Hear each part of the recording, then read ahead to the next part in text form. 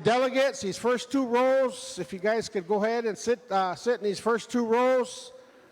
So if you're not a voting delegate, maybe if you could we're just trying to have some good structure here, so we could, when we count the votes, it could all be in a close area. So if you're not a voting delegate, kindly ask you in a kind, loving way, if you could kind of move to those third and fourth tables there. So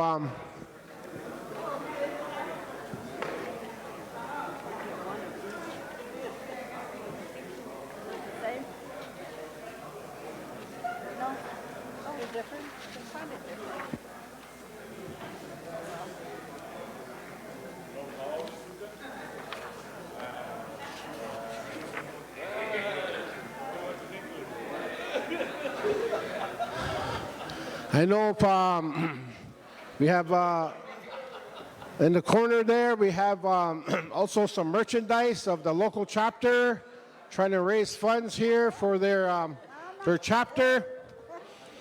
Also, we have some items here for advocating purposes. Oh, okay.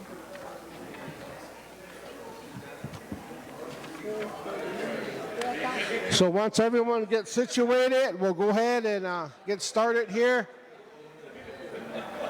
I know if any of the Snake family is around, if you could kind of make your way up this way, maybe you can let us know. We all know today, is a Reuben Snake Jr. Day. So we kind of want to kind of shine light on the family. We have a little presentation, a video that we want to share. So I just want to make that expression to the family, kind of a little heads up. I know it's a nice, beautiful day here today. I thank the members that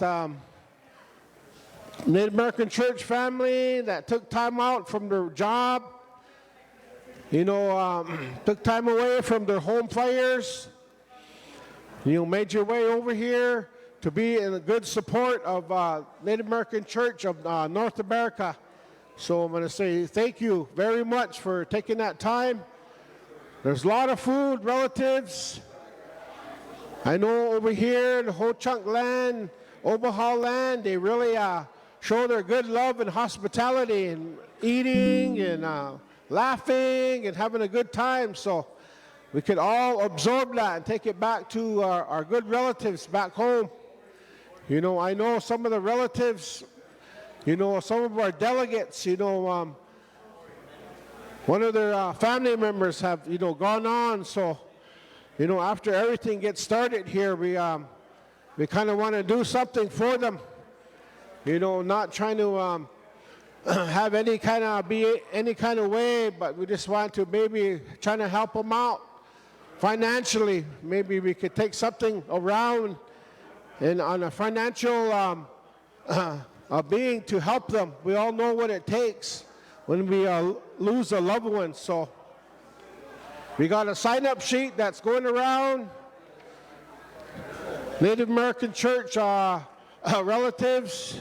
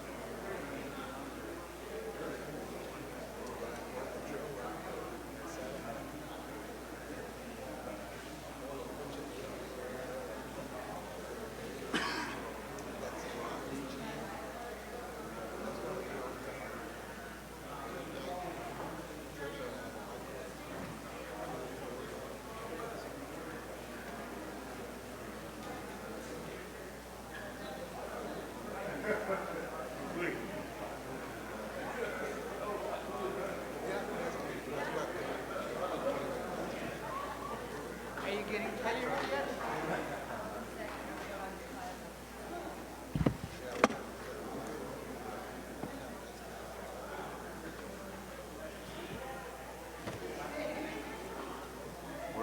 Dana at?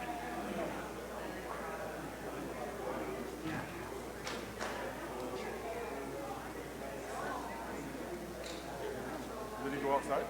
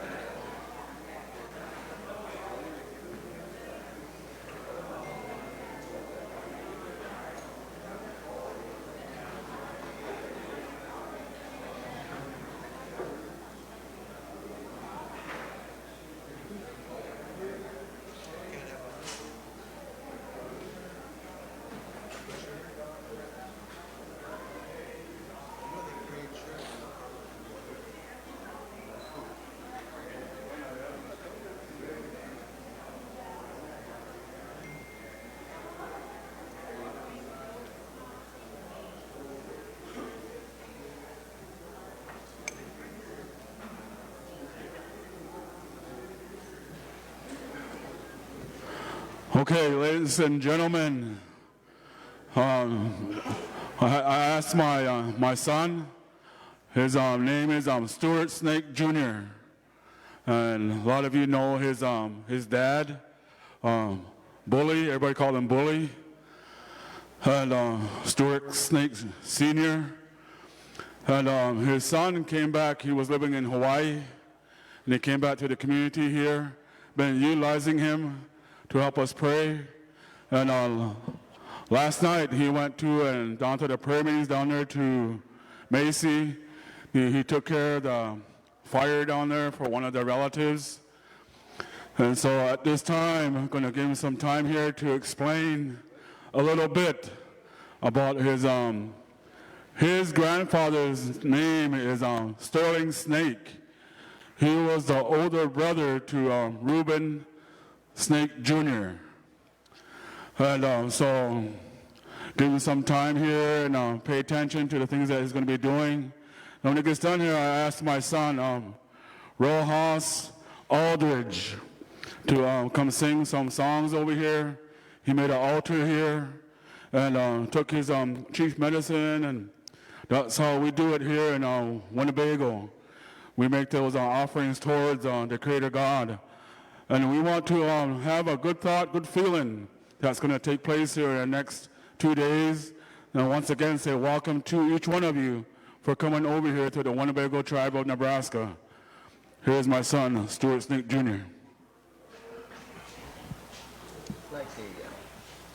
Hanipi, Hinikaragiwi, Hanichara Haipiwina. Say good morning to your relatives. Greet each and every one of you at this time, and it's good to see each and every one of you.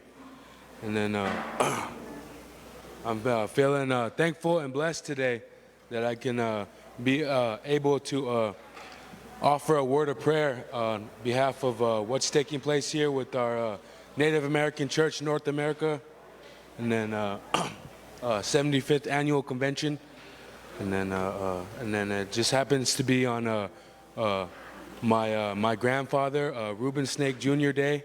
So then and then I was speaking to my Jaji, my dad over here, and then he was making mention some things to me.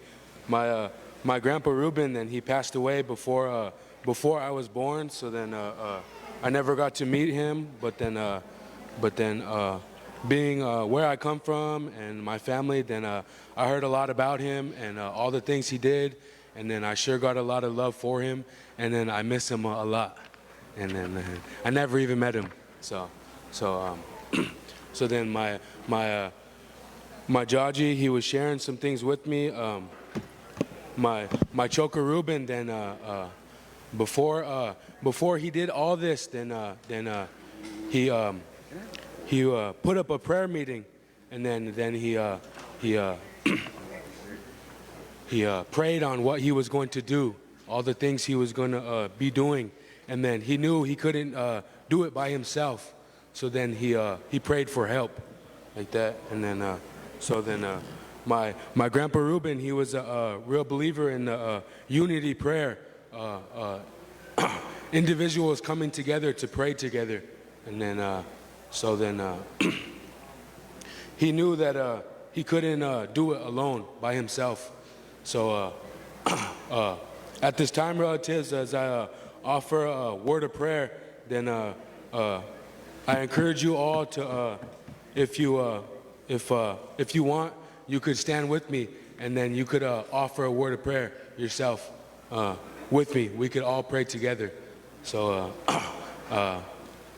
if you want to, because if we're going to accomplish anything, then we have to do it together. It's going to take each and every one of us.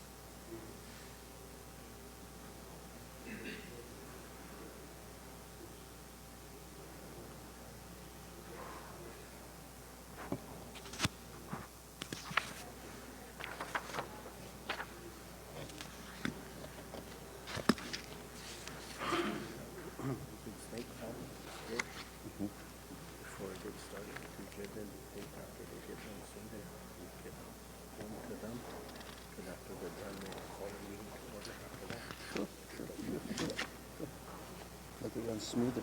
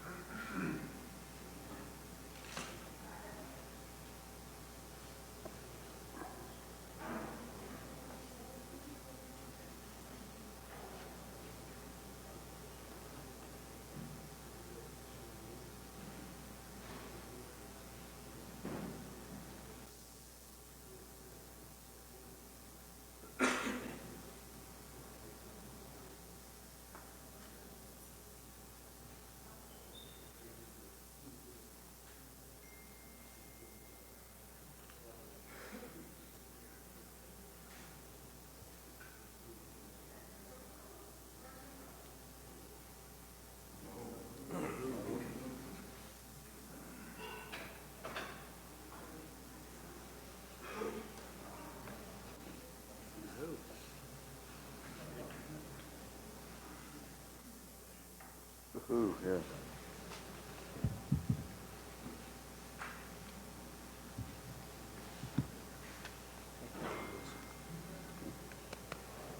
Yeah.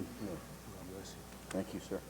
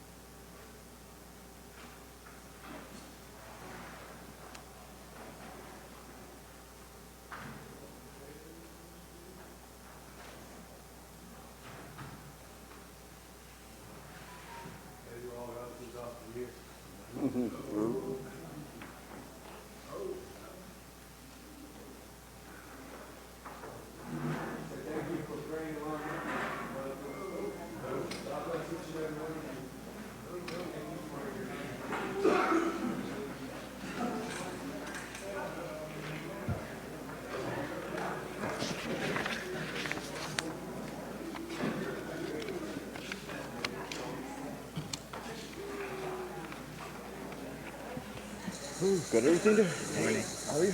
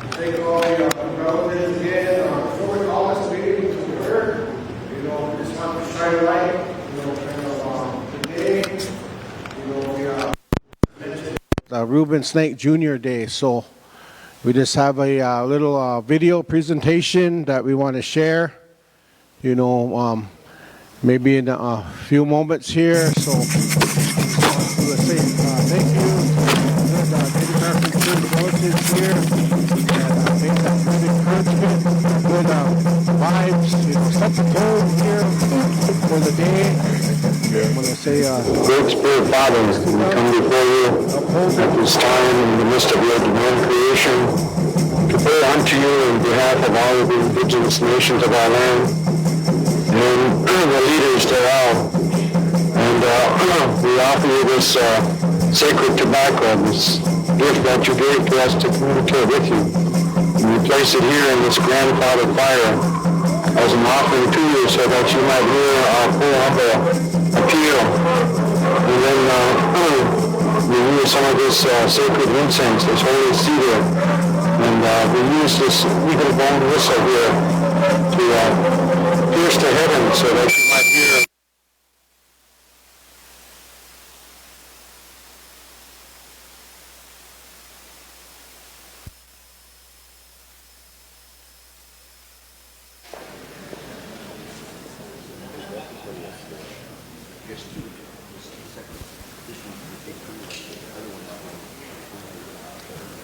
There's a lot of food too, so don't be shy. There's a lot of food.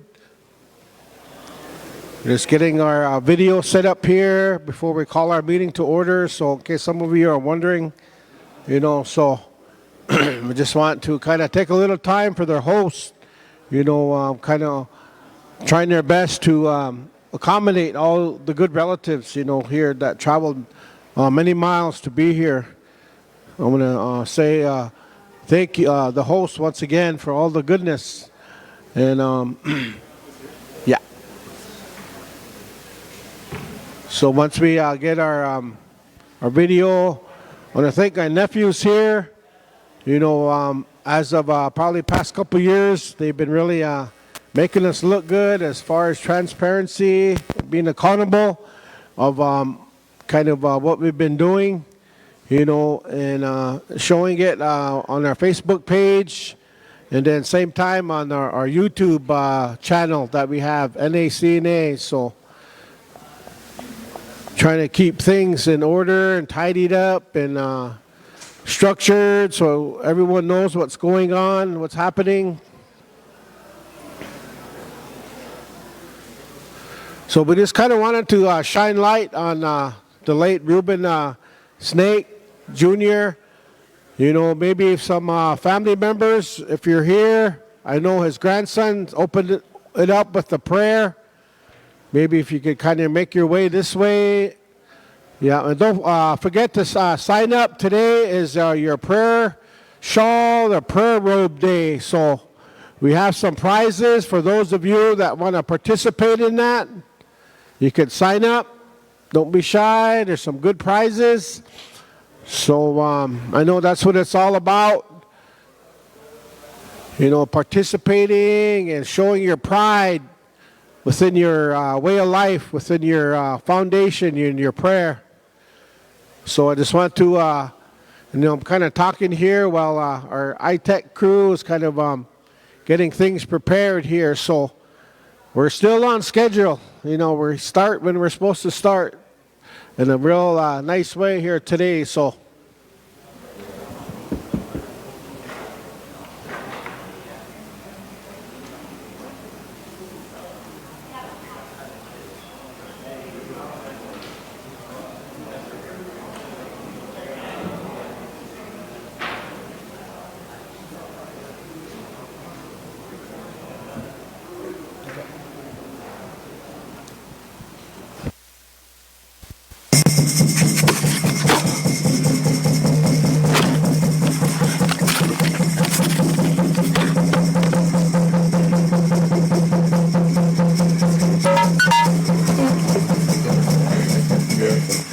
Great Spirit Father, we come before you at this time in the midst of your divine creation to pray unto you in behalf of all of the indigenous nations of our land and the leaders thereof. And we offer you this sacred tobacco and this gift that you gave to us to communicate with you. And you place it here in this grandfathered fire as an offering to you so that you might hear our poor humble appeal. And then we use some of this sacred incense, this holy cedar, and we use this eagle bone whistle here to pierce to heaven so that you might hear our words.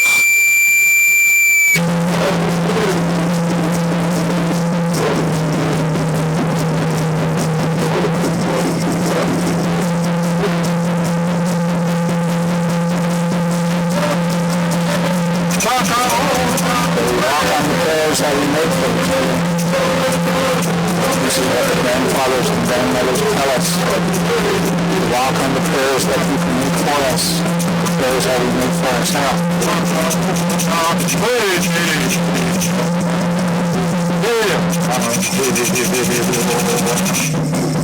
As I said, from infancy I've been using this divine medicine.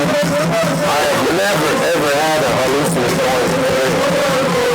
I have never used this medicine to try to attain a state of euphoria, which is just a blocking little thing. Never in my life, I have never known a Native American church person to be hallucinating or to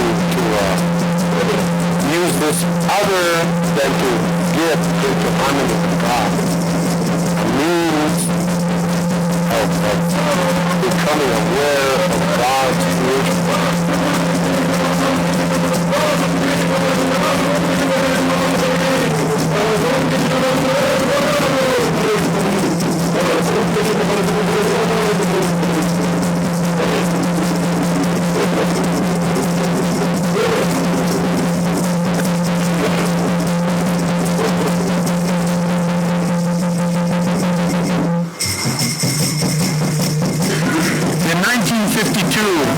President of these United States, Dwight D. Eisenhower, said these words: "Whatever America desires for the world must first come to pass in the heart of America." And today, our national leaders, our president, and members of his administration, Secretary of State, they travel to the four corners of the globe professing support of human rights in all the different nations of the world. They say, live up to your teachings and protect the human rights of people. And while they're doing that, here within this country,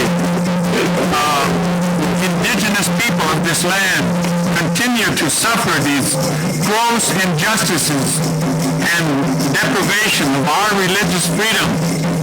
So, in closing, I want to say, Senator, quoting Edmund Burke, that the only thing necessary for evil to triumph is for good men not to triumph. In September of 1994, the United States Congress passed an amendment to the American Indian Religious Freedom Act.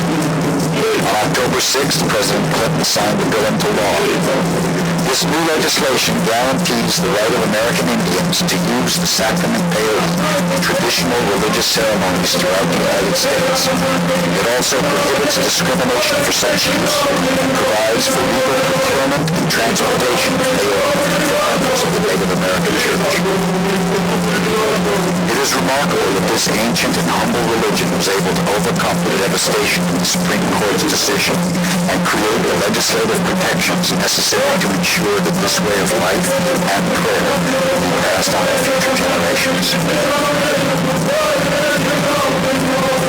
On June 28, 1993, 6 months after the completion of this program, the executive producer of the Balloting Road, Reuben Snake Jr., passed away. In spite of his ailing health, Reuben spent the final years of his life working to secure legislation to protect the Native American church way of life.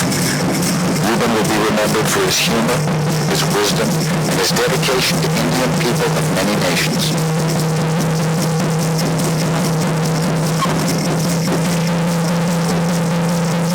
Our Holy Great Spirit, Father, in conclusion of our activities and our prayers here, we come to you in a word of thanks once again.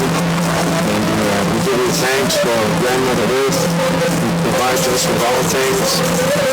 We give thanks to you for our grandfathers, acknowledge the four winds who give us the breath of life, and then we acknowledge this grandfather fire that makes life possible for us on this earth.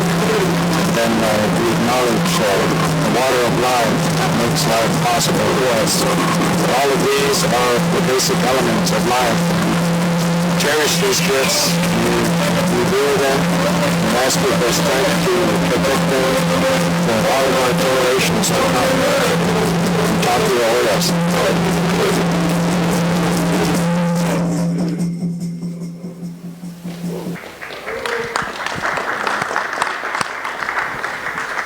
So how wonderful, that the organization kind of made a full circle. We come back to the prayer and the foundation of this wonderful gentleman that made a great impact. And then through all the goodness in his early life, his education, Reuben Snake Jr. was born January 12, 1937, of the Winnebago Indian Reservation. And his parents were Reuben Harold and Virginia Gray Hair Snake. So along the way, he attended the Haskell Indian Nations University. And then through that, he joined the United States Army in 1956 to 1958. Along the way, in August of 1970, he participated in the Native American. His job was at the Mount Rushmore area. In 1972, he became the national chairman of the American Indian Movement, a civil rights organization focused on Native Americans. So along the way, he worked as a leader during the trial of the broken treaties. He was a spiritual leader, roadman, a peyote leader with the Native American Church. Starting back in 1974 and 75, he was appointed chairman of the Winnebago tribe. And then from 1985 until 1987, Snake was the president of the National Congress of American Indians. While working on the National Congress of American Indians, Snake, he made buttons that read, "Your humble serpent." He later had the nickname, your humble serpent. So along the way, through all the goodness, he had a lot of responsibilities and duties. He fought the overturn of the Employment Division versus Smith 1990 Religious Freedom Act. He had organized a Religious Freedom Act project in order to lobby for the national legislation and passage of 1994 amendment of the American Indian Religious Freedom Act. I know yesterday, work session, our legal rep, he kind of shined light on all the individuals, that helped out within this project. I know there's a lot. We could go on and on, about all who had that good help, through this American Indian Religious Freedom Act. So I just want to, is there any Snake family here? Maybe if you could stand up. So just kind of wanted to shine light on them. Let's give them a round of applause. How wonderful that is. So, I just want to express that, how thankful we are for them.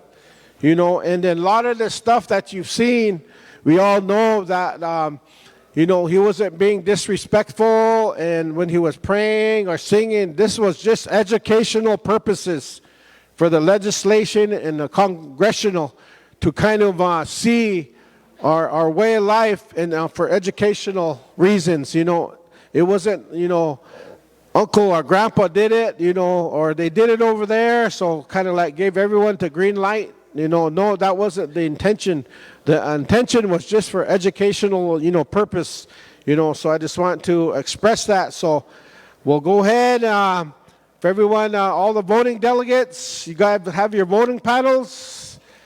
just kind of real quick, if you could kind of just want to express that, but we're going to go down, before we call this meeting to order. We already had the invocation. The colors were already posted. So after that, we'll go to our welcome address. So Darren, Mr. Morris, and Mr. Smith, if you could stand by, we'll kind of give a welcome address.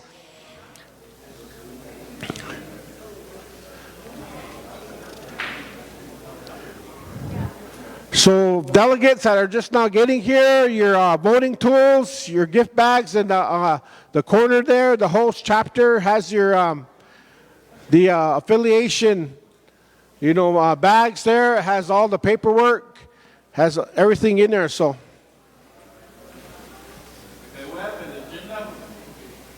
Yep, all the agendas right here.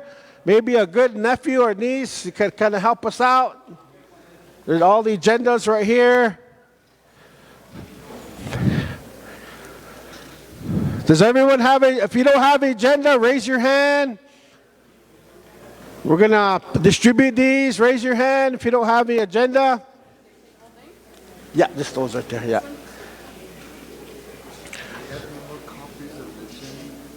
Yeah, just. So we have some relatives, nieces there passing these agendas out and more paperwork along the way. So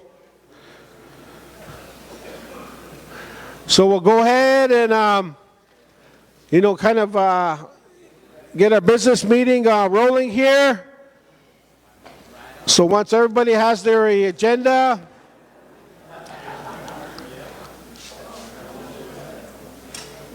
so it is 9:54. We'll call this meeting to order. 9:54. Yeah, okay. 9:54. We'll call this meeting to order. We had our invocation. B. Stuart Snake Jr. The color guard already posted the colors yesterday. They wanted to just leave the colors up. Yeah. They want to let them know that they can pick up the paddle, the voting paddles at the registration. Okay, all the voting paddles we got message are at the registration. So if you guys could get your voting paddle. So at this time, we'll go down to D, the welcome address, Mr. Morris. So Mr. Morris, you could, and Mr. Smith, you can stand by. So have your kind attention. And then after that, we'll go into our roll call. You got all sizes in that, huh? You got all sizes? Over here or there? Okay.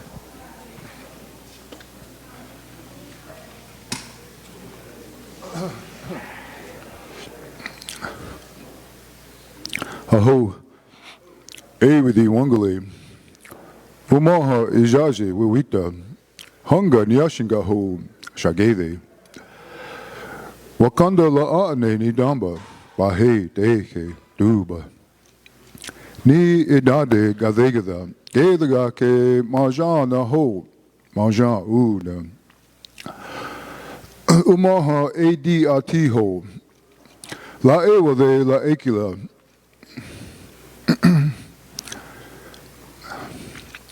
Say good morning to you, to each of you, with a warm handshake from my heart and my people. We thank you for coming. Thank you for coming to our homeland here. If you didn't know, we reside along the Missouri River. Umaha in the interpretation is going against the current. I want to give a little bit of history, but before I do, I want to say welcome, and I thank you. My people here, they believe when another tribe comes here to our homeland, and you speak your tongue, it's a blessing to all of us, to all of my people, from the youngest to the oldest, each and every one of them. I want to extend my welcome to you. We are trying our best to accommodate what the conference stands for. 75 years in existence on the national level. This 75 years has created a foundation for us, the indigenous people, and we thank you. That foundation, and you heard from this gentleman, Reuben Snake, my relative, Elmer Blackbird, along with a lot of other people that created this foundation for us so that we can have God in the center of our tribes, of our village. So I say thank you in recognizing that 75 years in existence. And then moving on to the American Indian Freedom Religious Act law. We thank those gentlemen for testifying and making this foundation of our, we call, way of life. Even though they have that religion in there, we still recognize it as a way of life. Kind of like an identity of each individual in each nation, each tribe. So I wanted to recognize those things. We've been trying to express it at home. Because of our ancestors and what they sacrificed for us, we have something of a strong foundation today. Today we're able to go inside the teepee. We're able to sit there and pray around grandfather fire. At home we call it Widiku Mali Duba, the road of life. We pray for it. We pray that our people receive a blessing in good health. Without good health, we can't do too many things. Without the spirituality of God within that teepee, the possibilities with God, we tell our people, is endless. It's limitless. Through God, it's everything is possible. So I wanted to express that on those two things right there.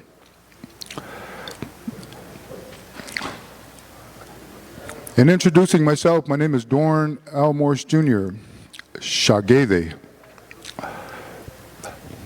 We come from the northeast corner of the Missouri River. We resided here since the creation time, the creation story that we have. Ni idade gavegada, gedaga ke majan naho, majan ud. My father, he opened his eyes, he was looking up, and it was blurry. There was a bird, it was circling. That water started to recede. That bird was able to land off in the distance. That man and that bird were standing there. That bird asked that man, "What are you?" That man referred back to Wakanda, God. "What am I?" Umaha Nyashinga Hanga Nyashinga Ho Bahe Duba. Wakanda, the creator of all things, told us to start our lives. That first man, that bird was an eagle. Just like how you have this bird on the stand over here, he's still with us. That's the connection that we have, those three things, that bird and that man and Wakanda. How my father said it with your thumb finger and your index finger. The indigenous people have that connection, the spirituality to God, like that, how he told me.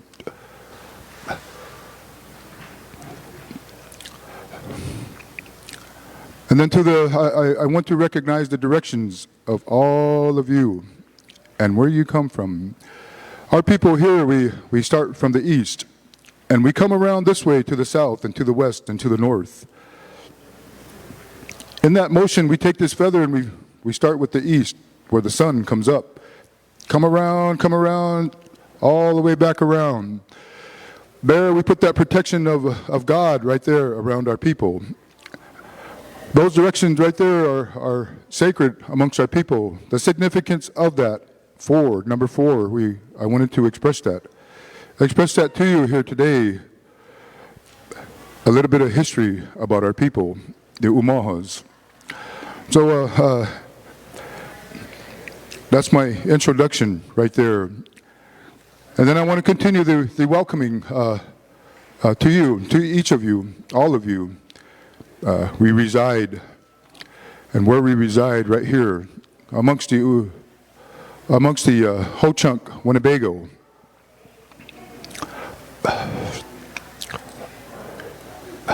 February 22nd, 2023, I have a grandfather, William St. Cyr.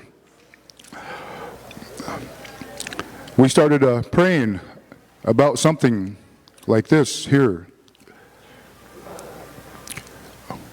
Today, I see it as a prayer in motion that all of you good people are here today.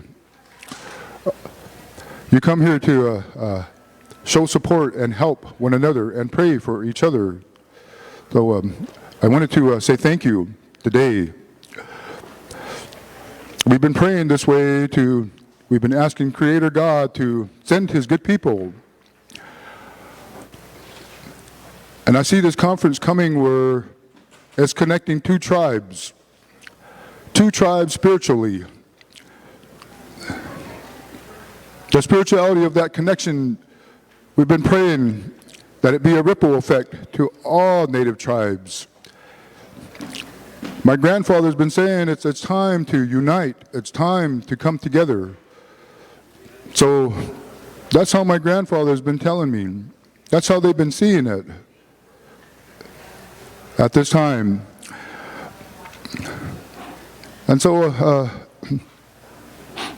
we're going to continue praying. We're going to continue uniting. We have issues. My grandfathers say that they're distractions of alcohol and drugs. Our children are being affected by it. So I'm thankful that the national level designated a day, the first day, which was Thursday, to focus on the kids, focus on our children, to focus on the goodness of what we want. We want a bright future. We want these children to be respectful.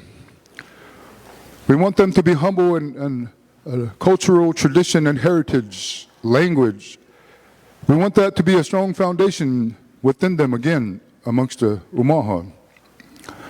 So this is what we see with this conference coming over here.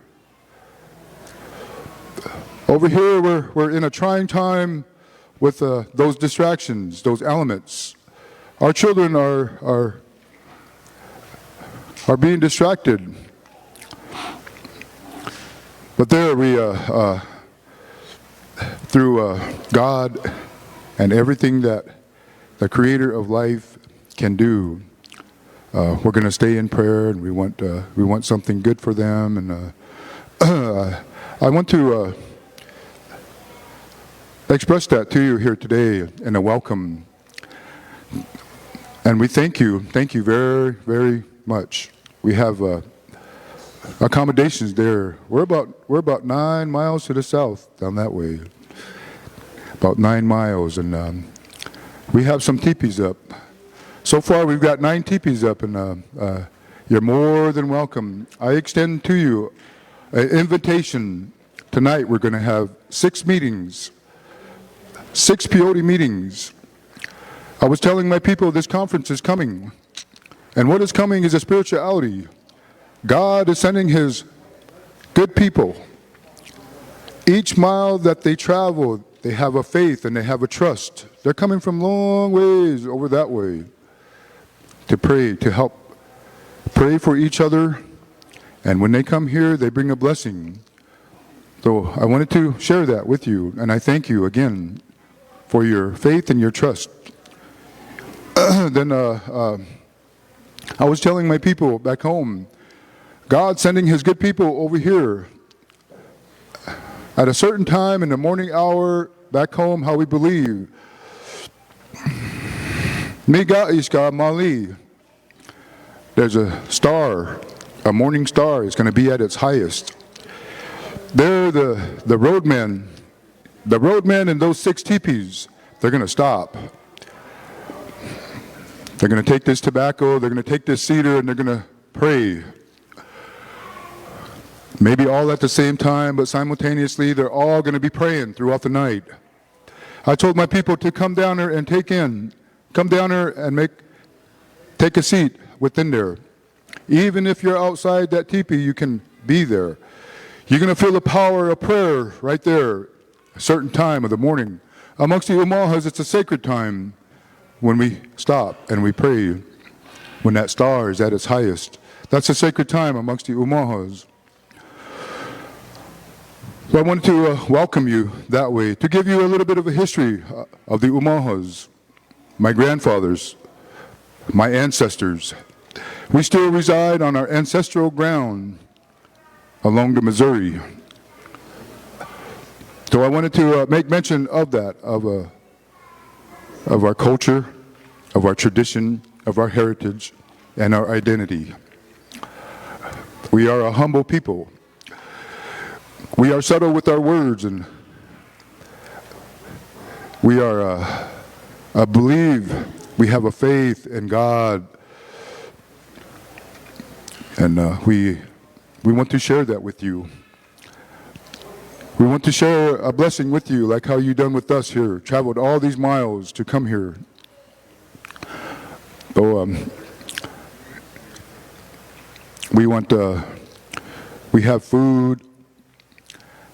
In our expedition back there in the regalia days of our ancestors, of our forefathers, in our expedition, my father, he would say, when you tell this story, tell it right. Don't be making it sound any other way. From the Dakotas, over there to the Rocky Mountains, down to the plains of the Oklahomas, back over to the Ohio River, back up to the Michigan waters. We occupied this land, how my father told me. So I wanted to share that with you there. The teachings my father shared with me. These teachings that I have will go on to my children. I got 1 girl and 8 boys. And going to try my best with them. But I wanted to give a little history on who we are and the identity of the Umaha. So I want to share that with you, then invite you down tonight. A few months ago, we heard the national level 75 years conference is coming here. It made us excited. It made us anxious.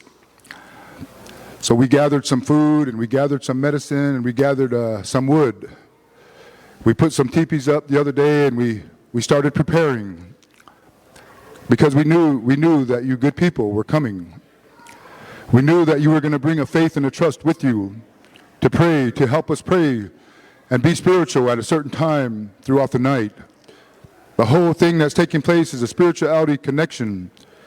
So I want to share that with you. So that's my invitation, that's my welcome, and I thank you, each of you.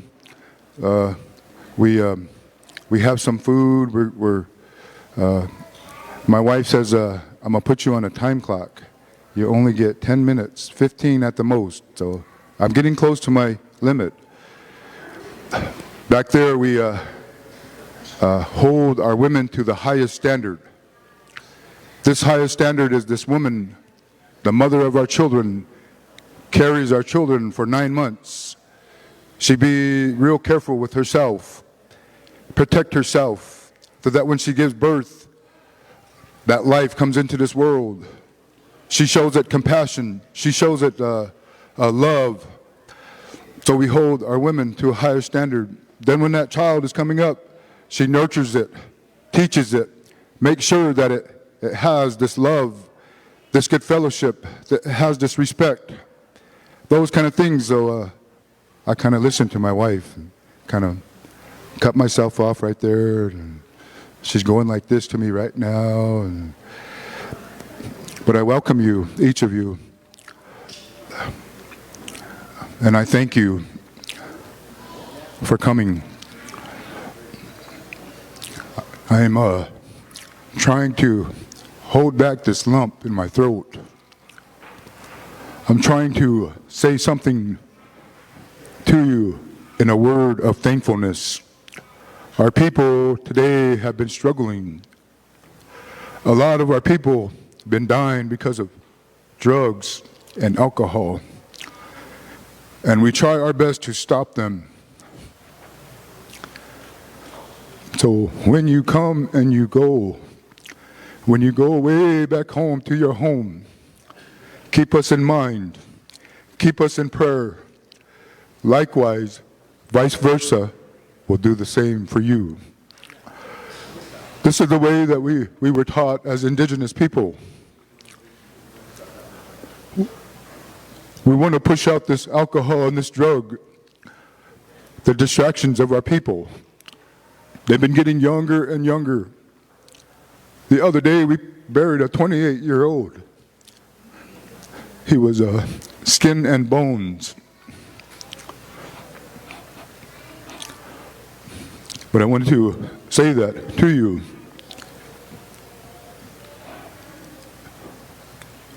We want a lasting effect of the 75 years in existence of the foundation of the Native American Church to be a stronger foundation. When you go home, we want a lasting effect. So we're focusing on the youth. Focusing on the youth so that they don't turn towards drugs, they don't turn towards alcohol, they turn towards God. Even in the good times, we want them to turn towards God. And but thank you for coming to our tribe, and I thank the Winnebago tribe and for asking us to co-host, and we're honored. It's a privilege to us to do the spiritual side. Like I said, we are a tribe that still resides on their ancestral grounds. So I wanted to say it that way. And I'm the chairperson of our local chapter, and I was kind of, my grandfathers, when they tell me, when you say something, don't be talking about yourself, talk about God. So I tried my best to do that with you and share an invitation to you and then share a welcome with you at the same time. I want to recognize something here today. I want to recognize all the way around, each and every one of you, the expression that you have. I see a faith and I see a trust in each of you. I could feel it right here today, the spirituality. Through your grandfathers and your grandmothers and your ancestors, you have that and you walk with that and you speak it. I can feel that. Today I wanted to recognize your expression. As indigenous people, we have a uniqueness about us. And just like I said earlier, with my thumb finger and my index finger, that's how my father told me. That's how close we are to God. So I wanted to say that to you. And then, as a chairperson, this job is not easy. Some people, at home, they come up to me and they said, you should do it this way, you should do it that way. I'll try my best. That's all I can do. I'm not no professional at anything, but I'll do my best. Then one more thing, if I could, I want to recognize one of our fellow councilmen that are here, showing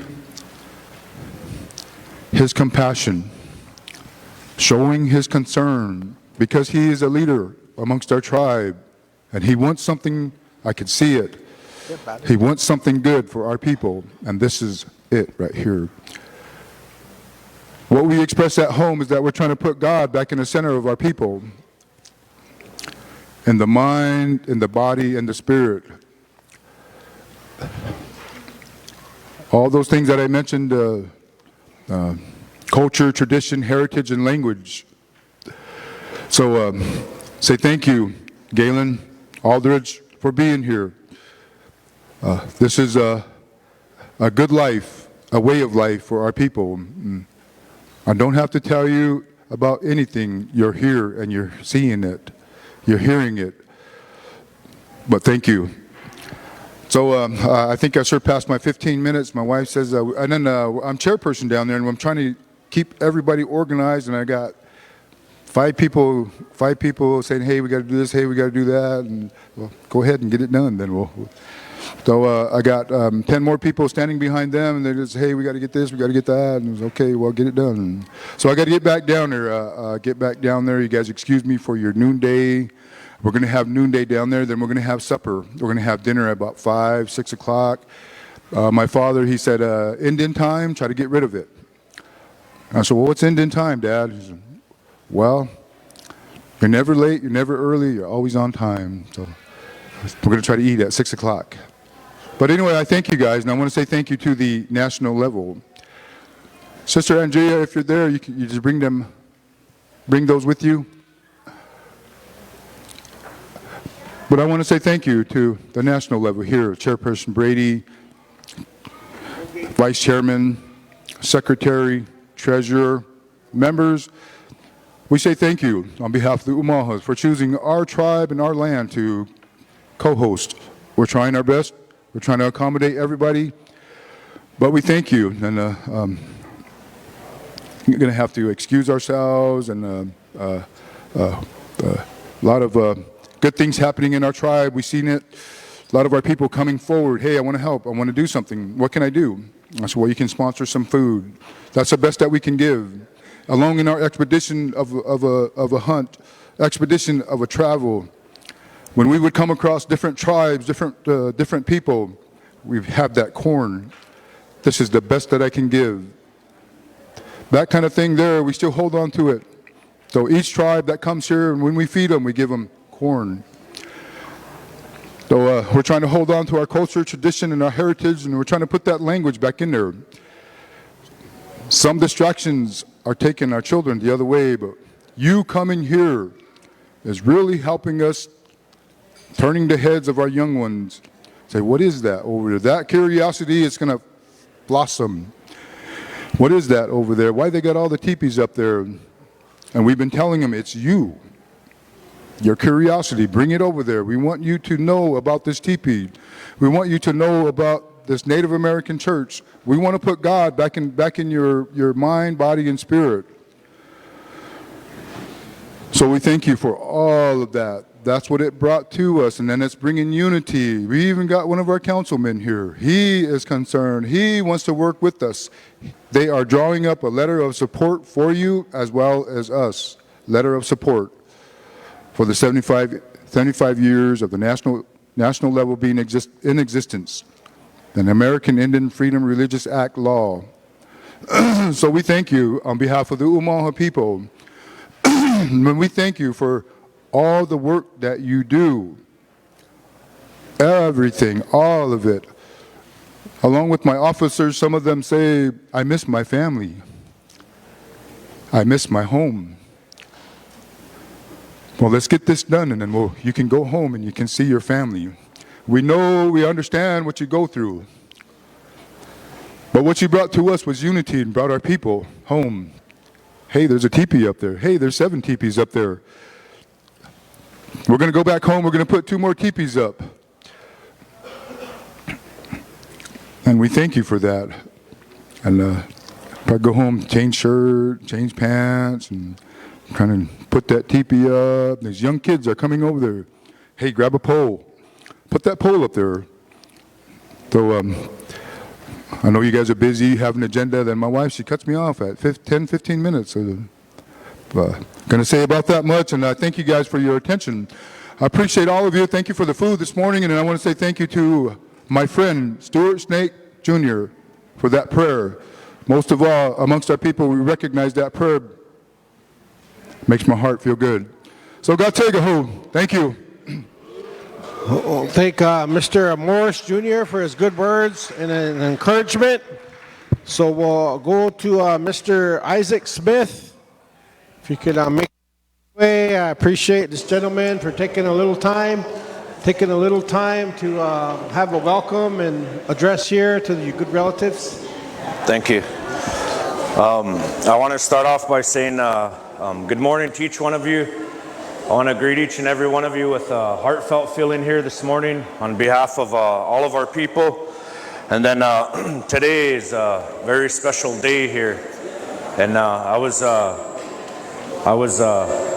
in my office, and I was looking at some documents, and this one came up, and it was a document of this day here, the resolution when this got passed for Reuben Snake Day. And so I wasn't even looking for it or anything, and it just kind of came up on a screen as I was going through different resolutions for the tribe, and then learned about all of this was going to transpire over here by us. And so I want to welcome each one of you guys for coming over here. And then today it's a real good day to be able to be amongst so many believers. And today in some of the different villages in Indian country, we have a struggle that some of our people don't believe. And it seems like those are the ones that we really have to try to pray for, and try to have to encourage to be a certain way and to walk a certain way on this road of life here. And so I wanted to welcome each and every one of you, and I'm glad that this many of you could show up. And when I was a young boy, there was a St. Augustine's church, and I got to sit in a meeting with Reuben Snake. And I was a little boy, and I was sitting in there, and in the St. Augustine's church, they brought the Native American church into the basement there, and it was kind of a big room like this. They brought it in there, and they brought everybody in there, and they was taking care of business. And I was a little young boy, little bitty guy, and kind of one of them naughty ones, make a bunch of noise and try to wiggle around and all that. And I was sitting in that meeting with my mom, and Reuben was running it. And I asked my mom, I said, what are those guys doing over there? As that staff and that drum was coming by. And then there was a relative over there that was praying, kind of had the cedar and the eagle feather, and they were praying. So I leaned over to my mom, and I said, Mom, what are those guys doing? And she said, shh, be quiet. She said, they're trying to balance out the world. She said, we're supposed to be all thinking one mind. She said, in harmony with everything here on creation. She said, so don't be bothering those guys when they're singing. And then she kind of left it at that. And then as that meeting went on throughout the night, then I was watching those men folks and different relatives that are taking some of that medicine. So I start counting the different spoonfuls and the different ways that they were taking that medicine. And one of the things was I seen some of the people that I always see around in the village, in the community. They're taking 3, 4, 5, and so as a little boy, monkey see, monkey do, and so I tried to do that. Try to take 4 big ones like that, and got them down, and grabbed a big cup full of tea and washed it down, and I was sitting there like that, and the medicine went down, and it kind of started working. And here pretty soon, I must kind of start getting sick, must much or something like that, or however, but so I started kind of moving around by my mom, and I was just trying to ask her for a cup. Give me something. I'm gotta get up or move around or something. And she said, sit still. And that staff and that drum were kind of probably about 3 people away, So everybody was kind of watching. So I kind of leaned behind my mom and kind of laid down like that. And was really fighting that in my stomach. My stomach was just going. And here she sat me up like that. And staff and a drum come by like that. And pretty soon went by, and they started singing again. And I kind of put my head up, and then Reuben was standing right in front of me. And he said, Chunchke, hey nephew, he said, what's wrong with you?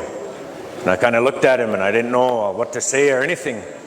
And I said, my stomach, it don't feel good. And he said, well, here, eat some of this. And he had chips. And so I thought there was something else, here's some more medicine, So I took a handful of those and slammed some tea down, and here pretty soon my stomach kind of got all right like that.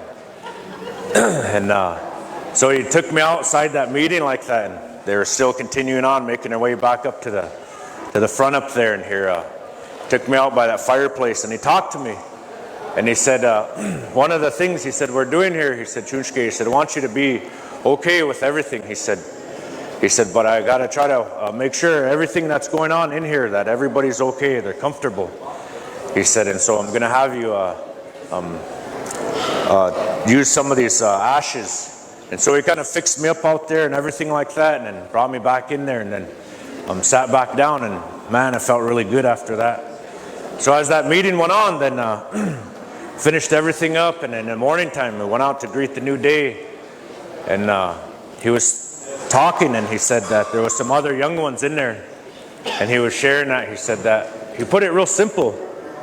He said that between that staff and that fireplace, he said, you don't walk in between there, between that eagle feather and that cedar, you don't walk in between there, and that medicine and that fireplace. So he kind of drew it out like that for a little person to understand. And he said, it's just this simple. He said, there's a kite string to all of those instruments, all those things that I use every day. He said, in here, he said, so you got to be mindful how you walk in here. And the reason why I'm sharing that today is because some of the young people, they need that encouragement and that understanding and that teaching of how to be and why to be that way. And so I wanted to share that on behalf of on Reuben Snake Day, and that's some of the stuff that I remember. And then the presentation that they shared here, I remember him like that, just like that. And how I always remembered him was he had real big glasses, and he was a real tall guy when I was little. He's a real big guy, you know, kind of, you see him walking towards your direction, you kind of think, oh, am I in trouble, or what's going on here, you know. But I wanted to say thank you to all of you for being able to make your way over here. And then the thought and the feeling that you have for each other, I want to encourage you to continue to be that way towards each other and towards your families. And most recently, one of my nephews got called home.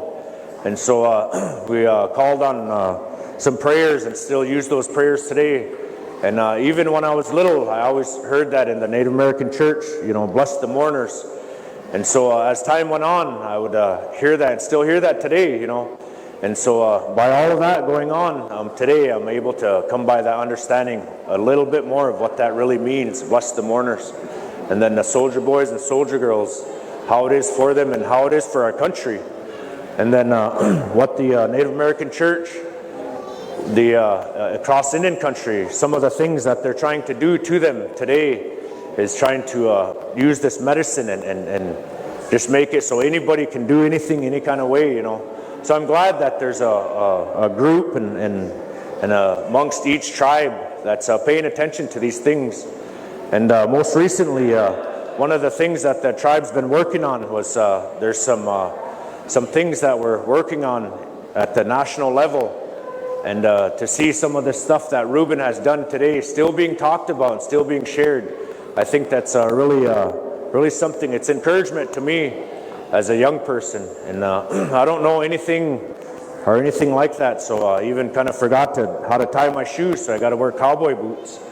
But I was thinking about all the work that goes on in Indian country today, how it is amongst our people. One of the neatest things, no matter what tribe you come from or what direction you come from, is that each one of us, when we're ready to do something and we're wanting to do something and we have that God-given thought, the first thing that we usually do is we start it with the word of prayer. And you heard his grandson, Stuart Snake Jr., he talked about that, about his choka, about his grandpa, that he would gather relatives here and he would pray about all of this before it even got to where it's at today. He would pray, gather the people. And so I really thought that it's really something today that we're still doing that and still continuing to do his work. And then I wanted to say thank you to you, Stuart, for your word of prayer and your thought and your feeling, and then still being able to represent the things that your family loves and carrying that on. And when you go into all these things like this and these words of prayer, some of them take a lot of energy, you know. And so I wanted to encourage you to be able to take care of yourself, your family, everything like that. And that's the part talking about that balance, that harmony in life. It's very easy to talk about, but it's real challenging sometimes to do if you don't include God in there, you know. So I want to say thank you to you for being that way and still being a good representative of your family. And then to each one of you sitting up here, I want to say thank you to you. Pinagigi Waniganapshana to you for doing all of the things that you guys do, God's work, you know. So with that, relatives, thank you for your kind attention. Thank Mr. Smith for his good encouragement, his good story, his good words here. I just wanted to shine light on some of the local representatives, you know, letting us all come over here and pray and come do our work session and our business meeting. So we'll go down to E. So also on your, if you, just for the record, on the agenda, that watermark draft, if you could kind of just let it be known that we're going to redo some copies too as well and take that draft watermark off there. So for the record, FYI, I know some of you caught that. Might have been smiling in a nice way. But nevertheless, I'm going to turn this time over. We'll go down to, we had another NCAI executive director.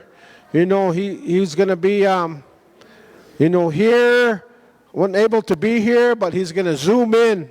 So with that being said, we'll go down to E, roll call. So if the delegates could go ahead and take their seat here. We'll have a roll call. So we're trying to have all the voting delegates kind of sit towards the front. There's the empty table here in the corner. If you could make your way this way, you know, so that way we could kind of distribute some of this paperwork that's going to be shared.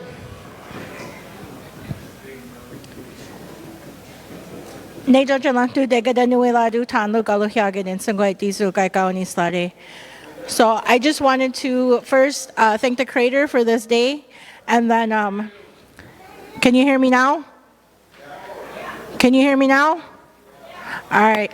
So I want to say Sagaliswa Gwake, greetings in my language, and then we're going to do a roll call here. So I'm going to list the chapters here, and then if you have, if I can have both the delegates raise your hand so that we could take a tally here of the number of delegates for each chapter. So we're going to start with Aguasasne Teepee Society. Aguasasne. Salt Lake.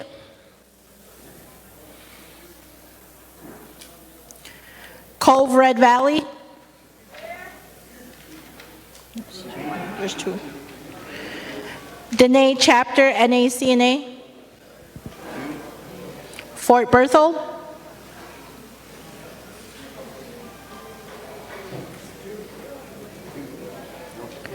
Lakeland Ceremonial Teepee.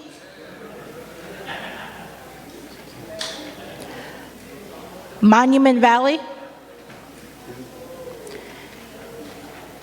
NAC of Omaha. Omaha, one. NAC State of New Mexico. NAC State of Wisconsin. From where? State of Wisconsin. Wisconsin, one. NAC Wisconsin Dells. Oneida, Wisconsin. Oneida? There's two. There's two. Ancient NAC of Pine Ridge.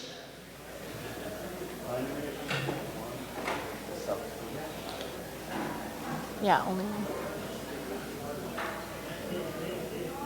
NAC of Shanto. Steamboat Canyon.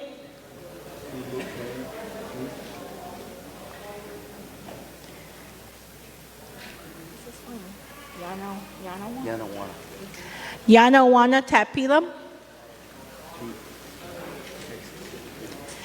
NAC of Wyoming. Stony Ceremonial Fireplace. Two. Stony.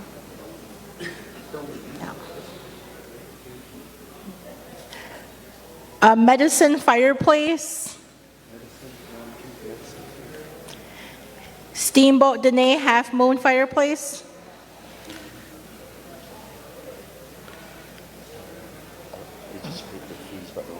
Oh, okay. Tuba City.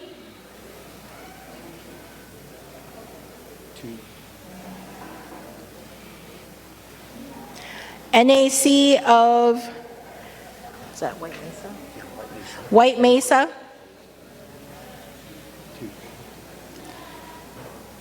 NAC Rocky Boy. Right here. And NAC Winnebago. 1, 2, Winnebago. From here. How many? Okay, 2. Okay, called officers. And then we have President Jon Brady, Vice President Joe Holgate, Treasurer Elroy Watson, and myself, the Secretary. Officers, let me count this here just a second. 2, 4, 6, 8, 10, 12, 15, 14, 15, 16, 18, 20, 21, 23, 25, 27, 29, 30, 31, 33, 35, 37, 39, 41, 41. Hang on. So there's 41 delegate present. We have currently 41 delegates here. Thank you.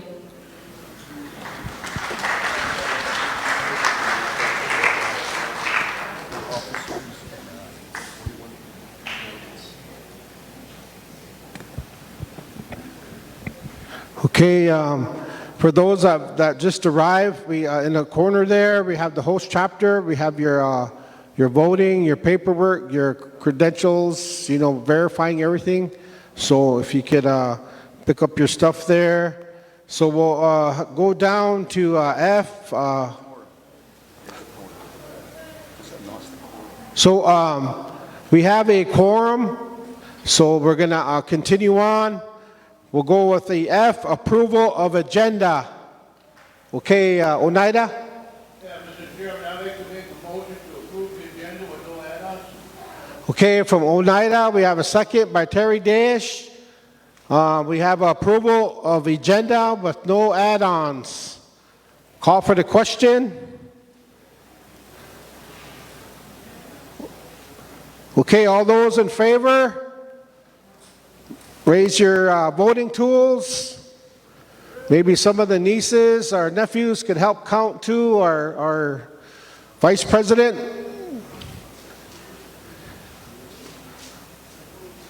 So raise your voting sticks. Approval of agenda with no additions.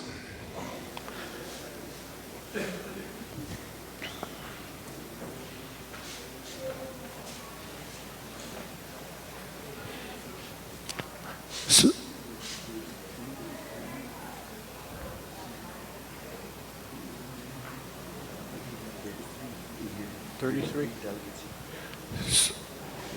so we have 33 and the officers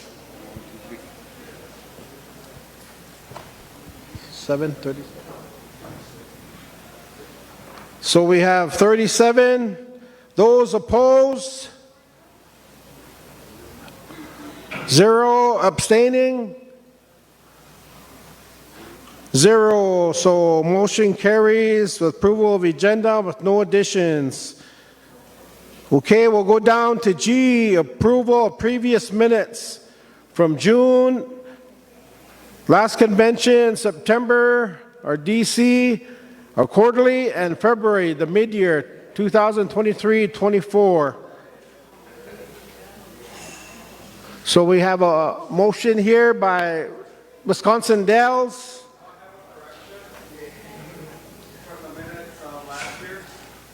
Okay. I don't have a motion. I'm just making a correction, if that's okay. So Wisconsin, he's not making a motion. He just wants to make a correction. So Just a minor correction under E from the minutes of last year from the annual. Roll call, it says NAC State of Wisconsin Dells, and I need it corrected to NAC of Wisconsin Dells.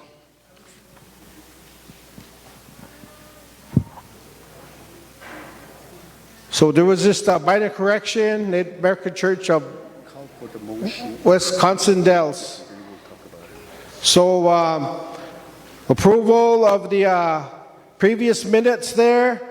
So we'll have a motion so we can kind of discuss what he just mentioned. So go ahead, Ms. Walker. I'd like to make a motion to accept it with correction. Okay, we have a motion by Ms. Walker to accept approval agenda with the correction. We need a second. Mr. Dayish, New Mexico. So any discussion? Basically, he just wanted that little minor correction. No discussion. So all those in favor? Raise your right hand. Raise your voting paddles, red and blue. Red and blue. I thank everyone for trying to do the best that we can here today as an organization. Trying our best to have some good business etiquette. Thank everyone that knows all the goodness of the organization here. So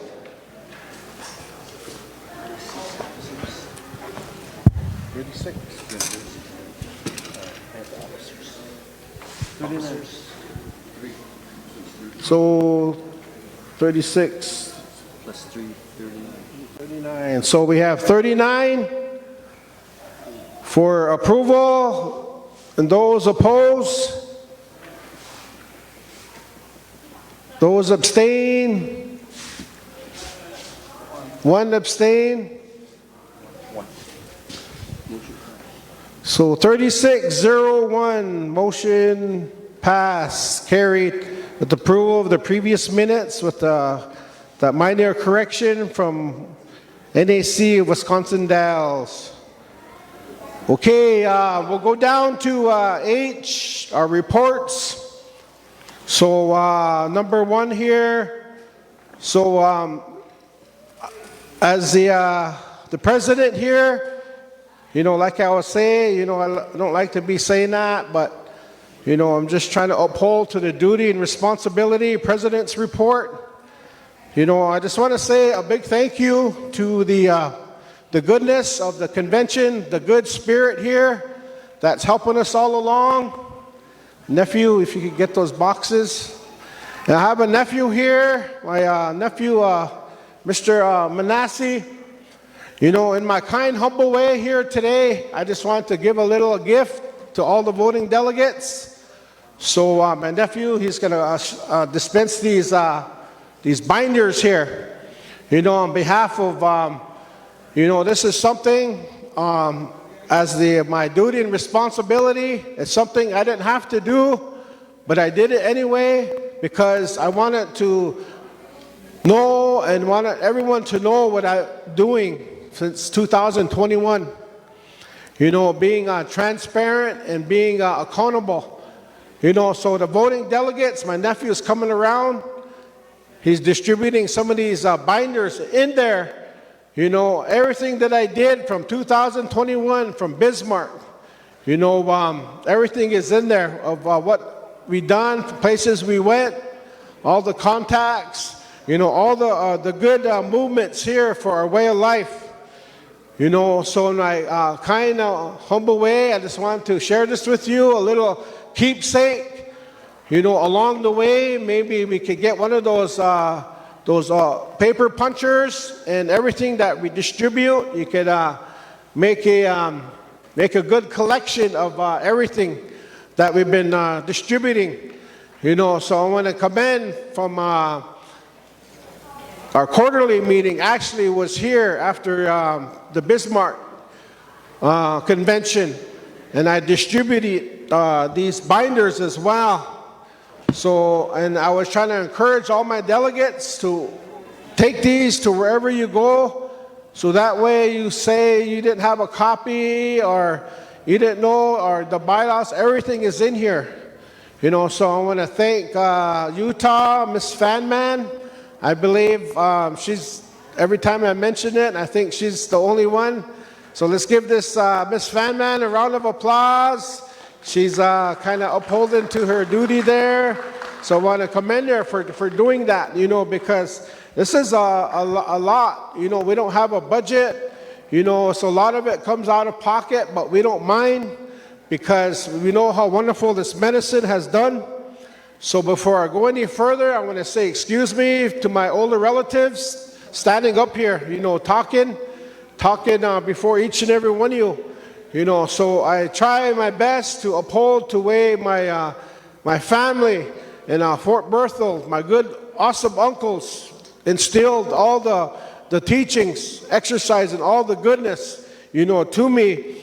And I try my best to uphold to them and be that good example and trying to do the best that I can, you know. So as the president here, you know, I tried my best. You know, maybe if I didn't do enough, delegates, church family, ask you to overlook it.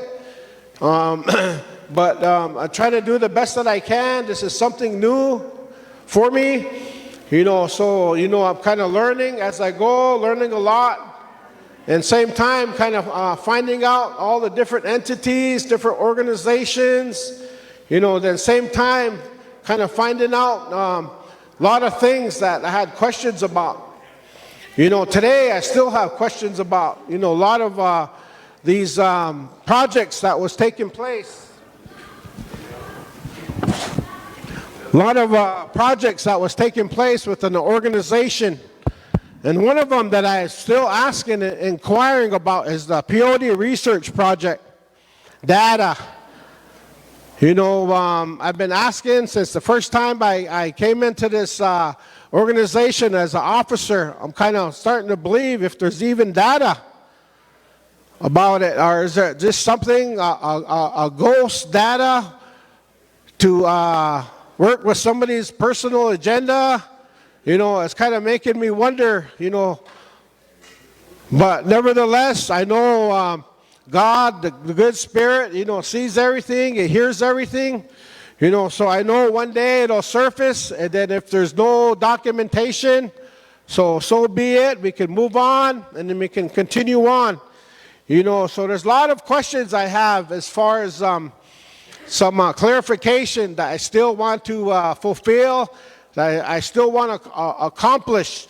You know, we could do all what we can as far as you know, officers, you know, delegates, or however it may be, you know. So I tried my best here, and I tried to take this around wherever I go. It has the NACNA flag in there. It has the United States flag. It has the Canadian flag in here. And it traveled, you know, throughout the north, the west, and east, and south. It traveled with me. You know, I didn't leave it home. You know, even though that, you know, just the kindness and just with all the good, the love, the prayers, you know, I wanted to take this. You know, I treated it like I treated my phone, kind of basically, you know, how we take care of our phones.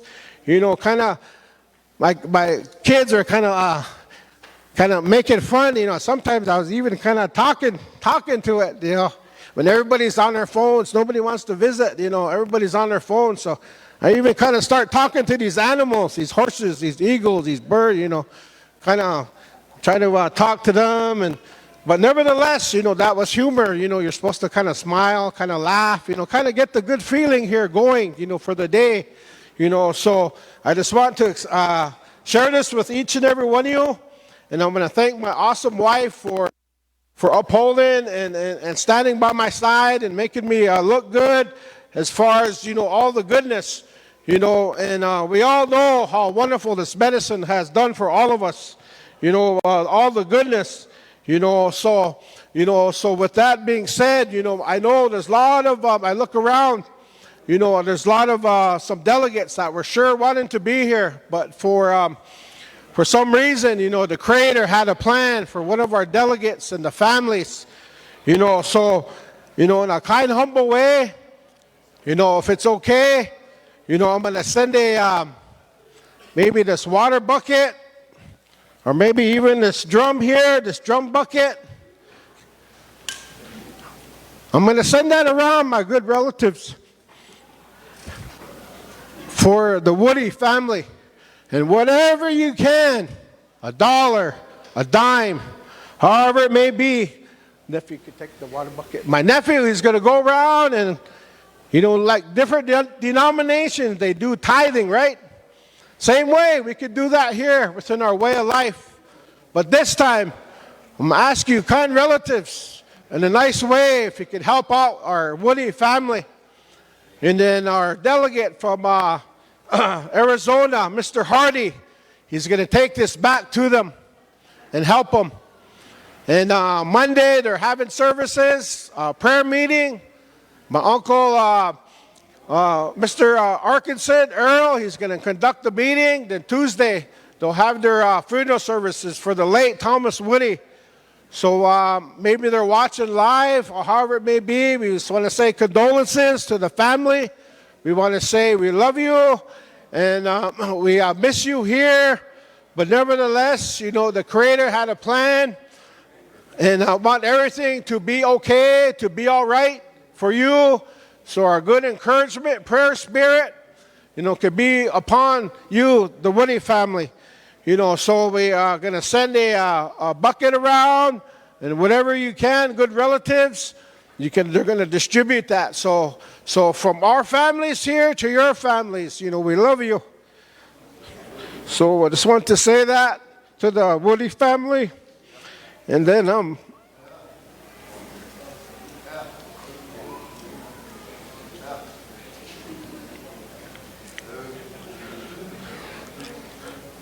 So I just wanted to say that, I could go on and on, all the places we went, all the places we did, but in these binders here, the voting delegates, you can see it all firsthand, all what took place, so we have a lot of more duties, we have a lot of more things that we want to do, that we want to accomplish, but as an organization, we need funding.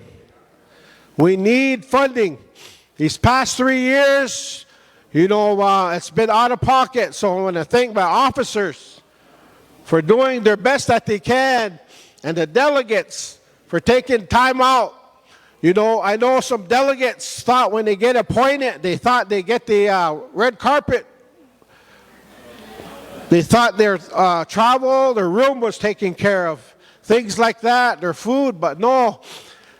I think this organization has to have a lot of commitment if you want to be an officer or be a delegate. Like I always say, we can make this organization good and awesome as we want it to be. So like I say, time and time again, I appreciate every one of you for, I'm pretty sure you're all on the same page. You know what's going on. All what we've been doing, it's been on Facebook Live. It's been on our YouTube channel, trying to be transparent, trying to know what's going on. And then over here, my nephew, we have some convention jackets, we have some convention T-shirts, we have some NAC towels, we have last year's convention T-shirts, and some other items, some stickers. So whatever y'all gonna help out with, that goes to our advocating costs, because DC, we all know, is expensive, things like that. So mark your calendar, September 18th to 19th, we're going to have a peyote summit in Washington, D.C., Capitol Hill. We're even going to set our teepee up. We're going to pray some more. It was really awesome for those that have attended these past 2 years on Capitol Hill. And then FYI, and National Congress American Indians wants the organization to come over to their conference. And of all places, your favorite place you want to always like to go, Las Vegas. So, FYI, we're going to be over there. Las Vegas, they want to have a summit. And over there, there's going to be a lot of dignitary that's going to be there. So I encourage everyone, you know, start planning and things like that. It's going to be end of October. End of October into Halloween. Halloween weekend. I know that's some of you guys' favorite time, but nevertheless, put a little pause there. So I just wanted to say that. I could go on and on. I know, but I know everybody's looking at their phones, so they must be kind of a little bored. So, but we'll carry on. So that's all I want to say, you know, here. So we'll go on down.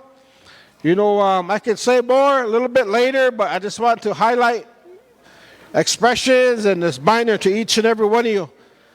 Aho, thank you. Okay, we'll go down to our Vice President's report. I know he's trying his best, you know, to be that good Vice President, so I want to say thank you to him.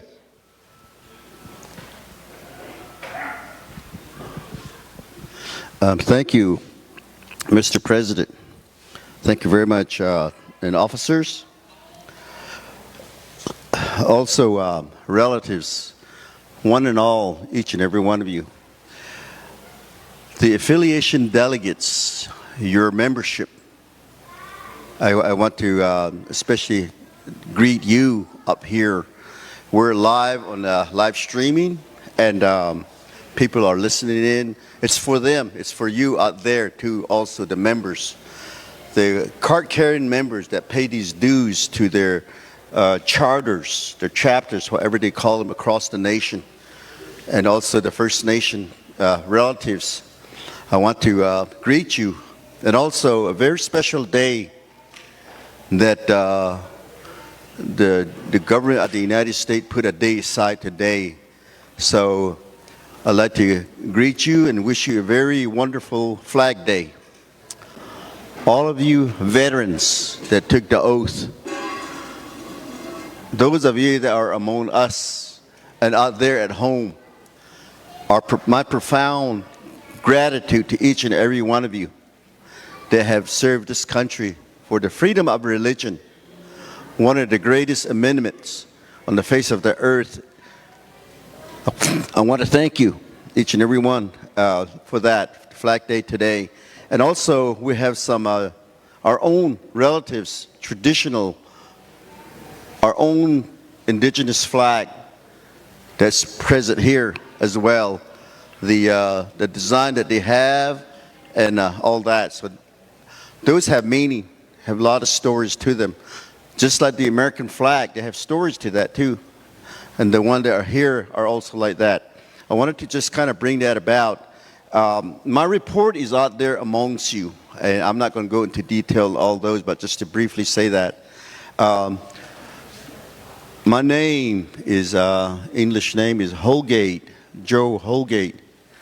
I have other names, but I won't share that with you, but that's what I'm known by. Look at the Nanshli, Tudich in Bashichin, Nasht Ejitapaha, Shache.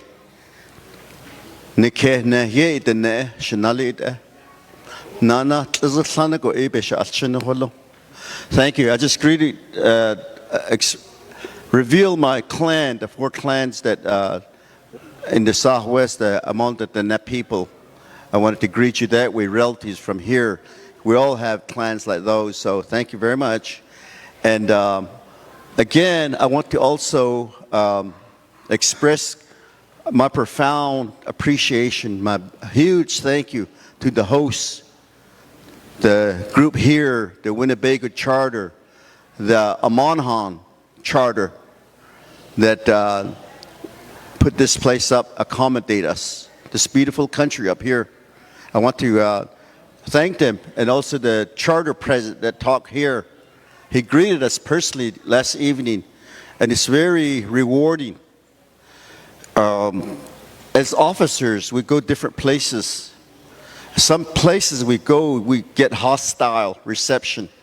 But when you get reception like this, It does the heart wonders. It really makes you to go the extra mile. And I want to do that. So having said that, I just want to thank each and every one of you. The youth, the young people that were in the roundtable discussion yesterday, I believe it's high time we really need to recognize them. Give them a seat up here where they can start doing this. College age youngsters especially. They're very articulate in the ways of today's multimedia. They can talk to any group of people in English, and they already understand it. Myself, I have very limited command of English.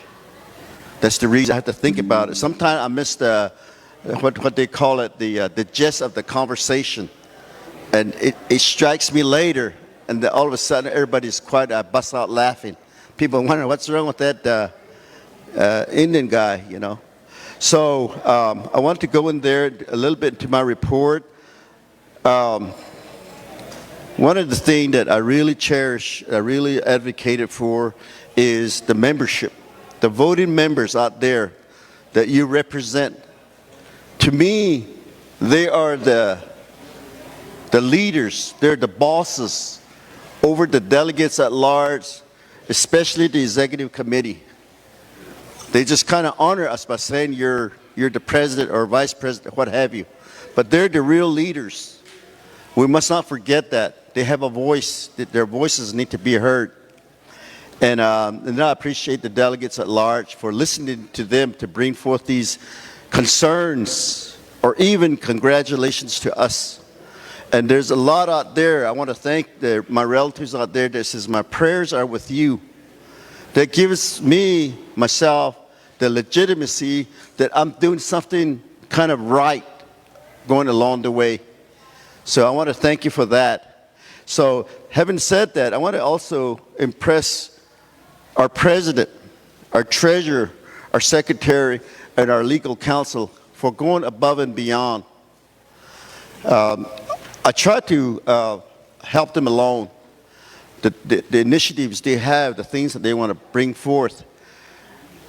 Lately has been the lobbying in the congressional level. It looks real nice and romantic, what have you, going to D.C. and stuff, but it's harsh out there. It's harsh. They have a barrier that's hard to get into the D.C. area, to these offices. They don't have a barricade, nor they don't have guards. They have money barrier. In other words, you got to have money. You have to have money to go in there. And if you look around, you look at me, pitiful me, I don't have that amount of money. I can't go there. So I have to rely on relatives, my own bank account to try to make our voices heard there. And these officers, the ones I named, the president, Mr. Jon Brady, and legislative chair, my nephew, Ryan Wilson, and then also our legal counsel. I call him my younger brother, Justin Jones. They go to great lengths to go over there. It's hard, it's vexing. I want to thank them because they began to see, they saw where we're going, we're headed in that direction. That's the reason. I want to profoundly thank them for their work. And I try to go along with them to make things a little simpler, try to interpret this or that.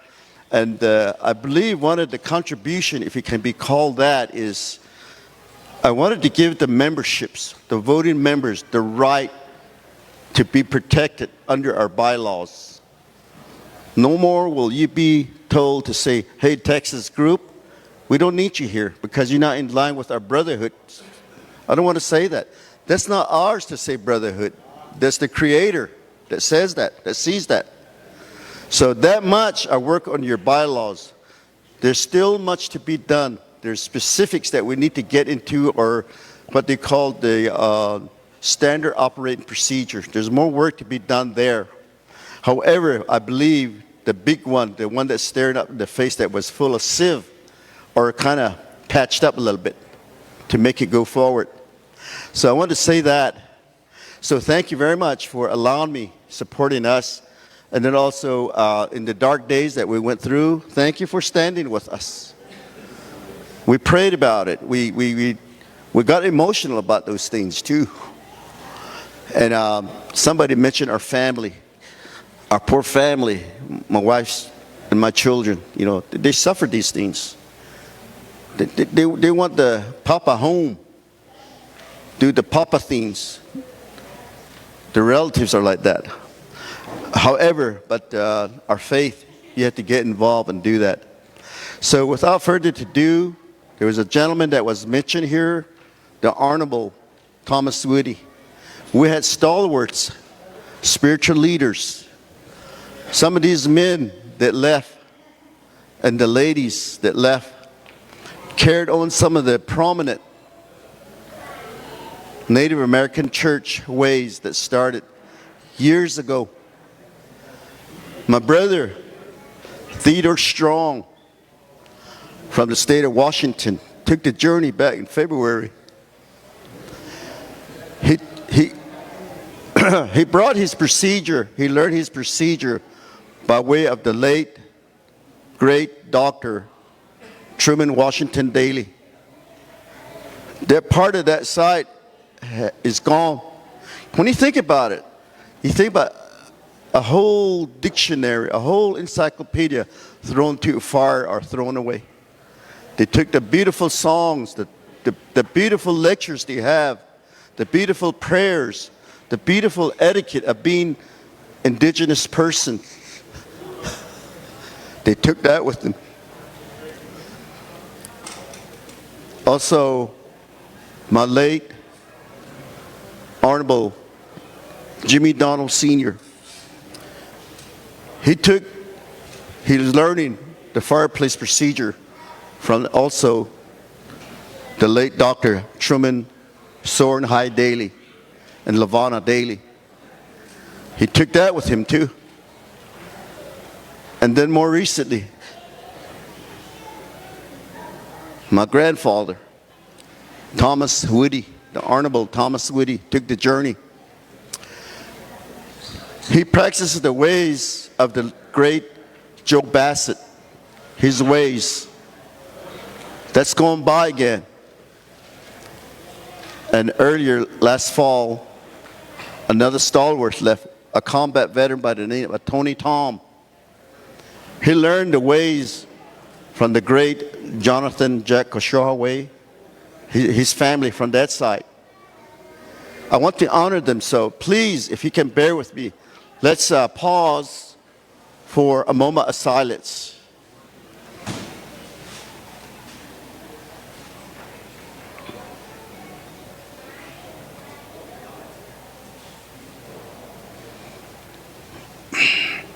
Thank you.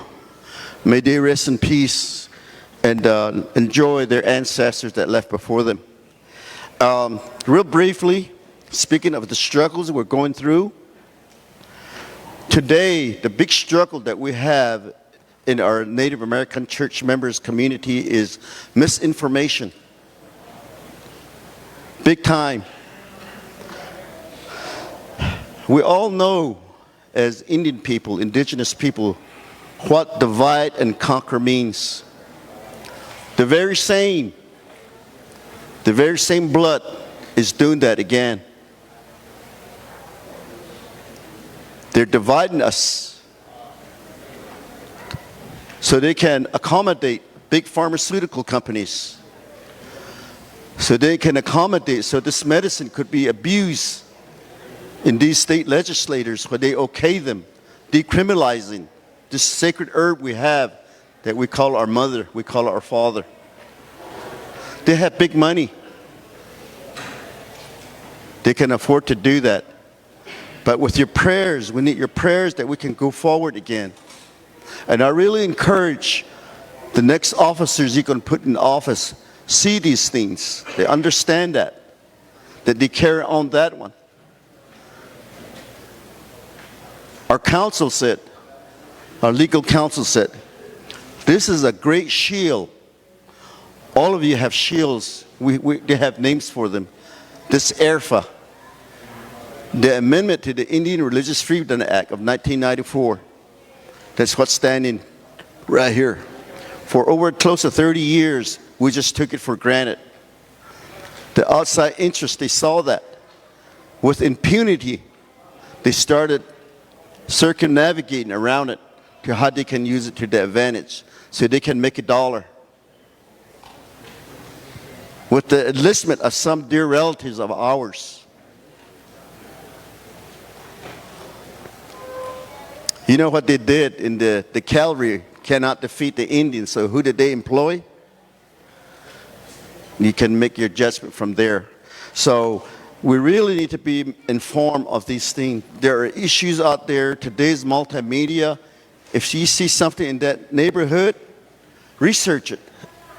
Read up on it. And that's one of the reasons that my relatives right here, my nephews, they brought their equipment for transparency. Whatever I put forth, whoever does not believe it can research it at their own leisure. And I'm very careful of what I put out there because of the vote that was, the confidence that was given to me in this administration. I cherish that. I want to safeguard it, keep it close to my heart, so we can continue to enjoy our way of life. Is it something more beautiful when you have young people sitting here using that holy instrument and hooting tunes? If it doesn't move you, I don't know what else will. It gets you emotional. It does me. And among our people, different areas, they have their favorite ones like that. So I just want to mention that. If you look at it, it's all spelled out in there. And the other thing that I really need to mention, impress upon, is involving our young people, like these gentlemen right here. College age, youngsters, grandchildren. Really encourage them because they know how a white man thinks. They know how a white man talks. They know the gist of what they're trying to do. And they know how to do this. We need individuals like that. So I don't go before Congress, representative, congressional leaders stammering, trying to think. Because over there in this congressional arena, you don't have time for stuttering. You don't have time for looking for your this or that. You wanted to have it right here. So we go in there and they say, you have 30 minutes. And they have a whole team of handlers of a congressman. They say, hurry up. We can't stand there and tell them who we are and what have you. We had to put it there in that 30 minutes. That type of fast thinking, high order thinking, high intellectual thinking is what we're really looking for. And our youngsters, they have them. I know that. I have grandchildren. I have daughters. I have children that think like that. And also, the other one I need to kind of enclose is our spiritual leaders. People that have leadership roles, whether they're local, maybe they're local, but local, at your own governmental structures in your tribal areas. In our area, it could be a chapter president, a councilman, and on and on. And then to the states, your county supervisors, your state legislators, your congressional leader from each state. Never mind if they're Democrat or Republicans, talk to a person as an individual and they'll help you. We need to learn that. We can't be getting on this blue wave or the red wave. We don't know about that. Only the white people, they know something, they do that. But with us, we want to talk to an individual. So we need to get involved in that. The biggest leaders are the roadmen, the medicine men. The reason I say that is they are your leaders that you rejoice with when your children, they graduate or when they do something good, or in times of suffering, grieving, you go to them and they help you. Them ones, I'm talking to each one of you to say, get involved, put issues out there.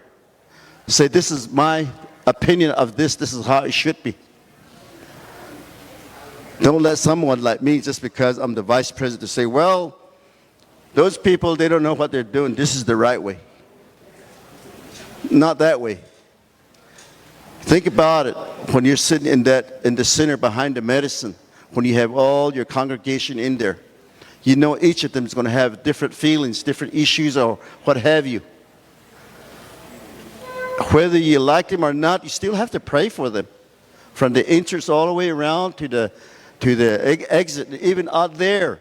At least that's how I was taught. That's what we need to do. Really get involved in these things. The medicine men, the leaders, the road men, the spiritual practitioners. A lot of them are just riding the fence. And you know that. Ask them about these things. When I go back, I have all these calls, emails, whatever it says. So what happened? What's the story?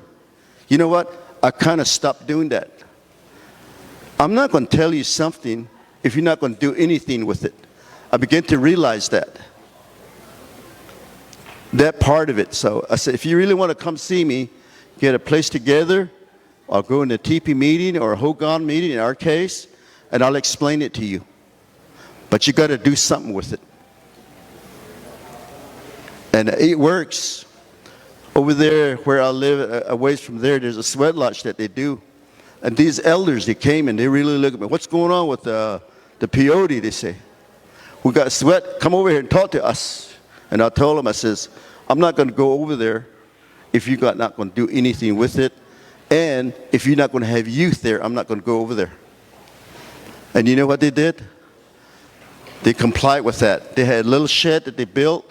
They had youngsters in there. And in there, that's what I told them. We went inside the sweat, and I told them, I'm just going to waste my breath on you guys. Do something with it when you get out of here. When you go run meetings and stuff like that, go tell them, this is what's going on. If you have questions, I'm available. And I wanted to do that. I want to thank you very much. Also, each of the meetings that I was assigned to help our president, I went to every one of those meetings. Quarterly, annual convention, mid-years, special meetings, educational forums, like we've been doing. Also, the congressional lobbying, what have you. I didn't miss any of those scheduled because you all had the confidence that I was going to be there. Oh yeah, I have excuses. My uncle used to say, the late Jimmy Donald, any excuse is good. He used to tell me that. Real sarcastic way. But again, I want to thank you. Really think about who your leader's going to be. Take part in it. Get your young people involved.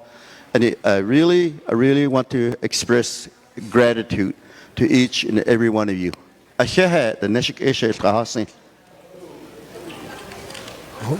Okay.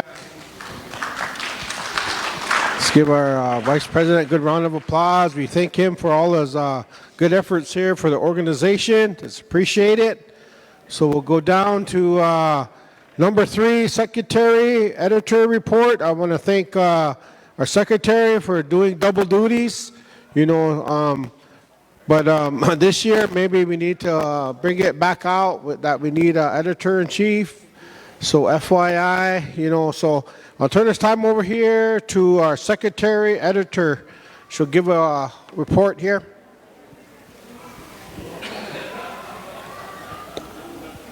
So again, Saguli Swagwake, thank you all for being here and making this convention what it is. And thank you for all your travels, all your sacrifices, everything that you had to do to be here.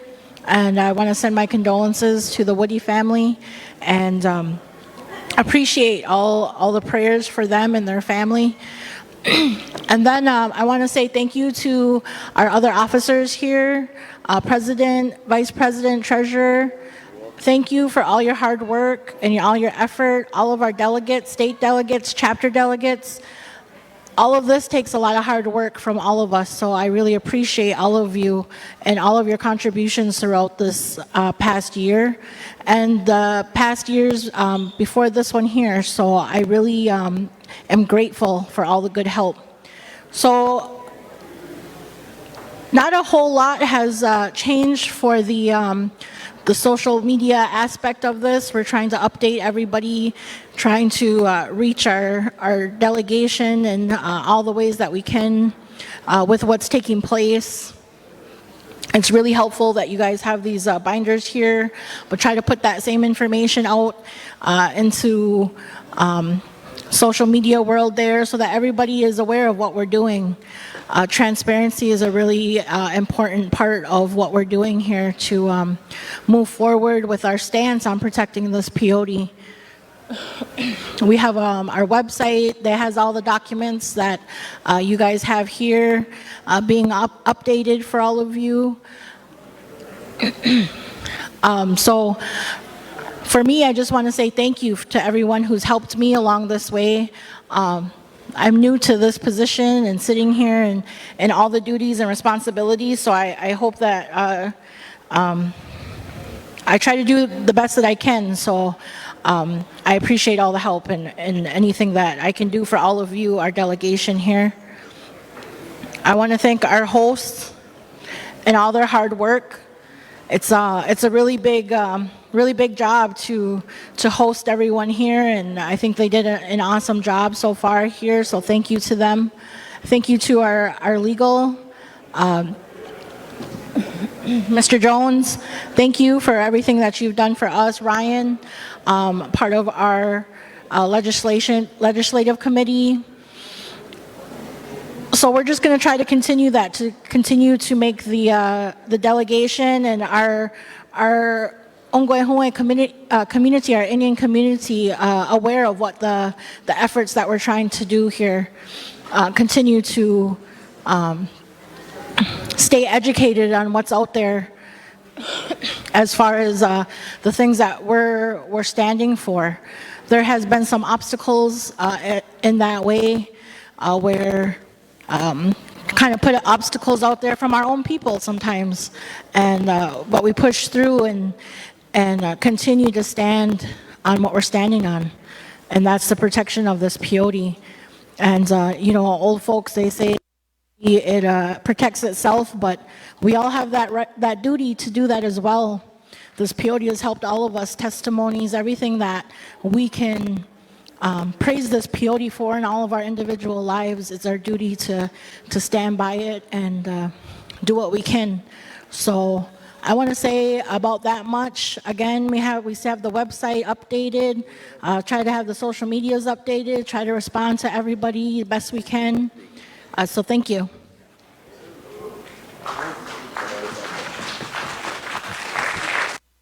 Our secretary / editor for her expression and a word of thanks. I want to say thank you to her, pulling double duties. You know, appreciate it very much for all what she's been doing here. So at this time, we'll go to number 4, Treasurer's Report. Mr. Elroy Watson.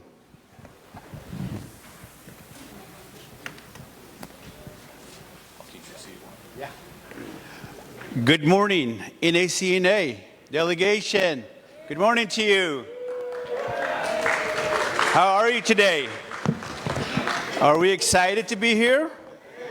Huh? Come on, let's show some excitement, guys. This is 75 years, right? Mr. Frank White, thank you. 75 years. Thank you very much. We have a lot of elders here. I want to thank you. I'm in that club too, so you can notice. I joined that club, and somebody was saying, and all the elders, and I was sitting there and saying, "Ooh, my mom's still here. I'm not an elder yet." So this is my new excuse. So welcome everyone. Thank you, Winnebago. Thank you, Omaha. My wife and I were having a debate. Is it Omaha or Omaha? So, but you know, a lot of respect, because we want to say it appropriately, you know. In the parts where we come from, and Mr. White attests to that, there's a lot of names in the Navajo reservation, like Shanto, where we come from. That's not the original name. Shanto is the original name. But because we have the They couldn't say Shanto, so they say Shanto. Okay? So in that way, I don't want to be that. That's why we're trying to learn the language, the way to respect our guests, our hosts. So that's very important to me because NAC belongs to who? Who does the NAC belong to? Who does it belong to? Our future, right? Future. We're going to take care for the future. And how are we going to do that? How are we going to take care of it? Donation. That's one. Number two, guys, we got to practice public law 131, 344. Why? Because they're not going to take that one away. They took away our water. They took away our land, right? We took away their mineral rights. They took everything from the land except the air and our language. Because our language is tied into that. Because when we make offerings, right? What do? We use our native tongue to speak to that medicine. A wonderful thing that happened, I don't know if you know Johnson Salvador, or Salvador Johnson, two first names, anyhow. So what he told us was very important to me.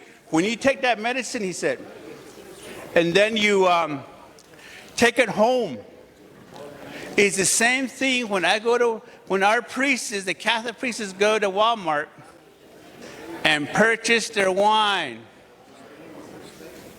And then the one step that they take, he said, they call it consecration. They consecrate it. So when we bring the medicine home from Texas, back to our homeland, what do? We always put that cedar down for the medicine, huh? We're going to have a ceremony. That's how it's consecrated. That's how it makes it our medicine. So we have to understand these things. We have to teach these things to one another.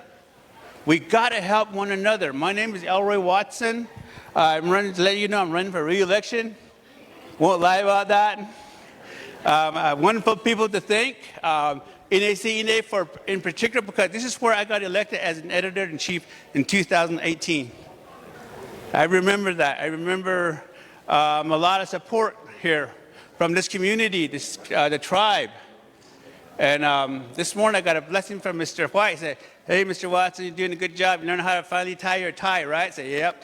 I got that dimple right here. So in these ways, as officers, as leaders to you, as your servants, what we to take care of ourselves, to what we say to you. Offering that handshake, offering that genuine empathy and authentic expression to one another, human to human. Because that is one of the hardest things to do. Because sometimes you don't get along with somebody, you kind of look that way, stick out your hand and say, Yate, you walk on by.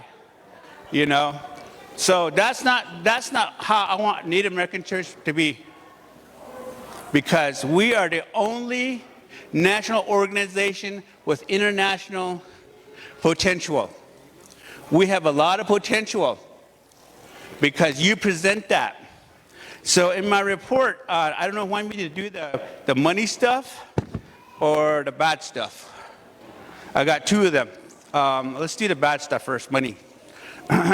So if you'll see your report, you'll see that we started with $21,627.68. And you'll see underneath the income how much we got from membership cards and affiliation fees. So that all comes out to $26,752.68. And then you have your expenditures. And you're probably wondering, how come it says $2,975? Well, guys, guess what? When we went to Gallup, guess who paid for all that Golden Corral? It didn't come free. It was probably the largest shindig we ever did. Because none of you, hardly a few of us, I saw you in Golden.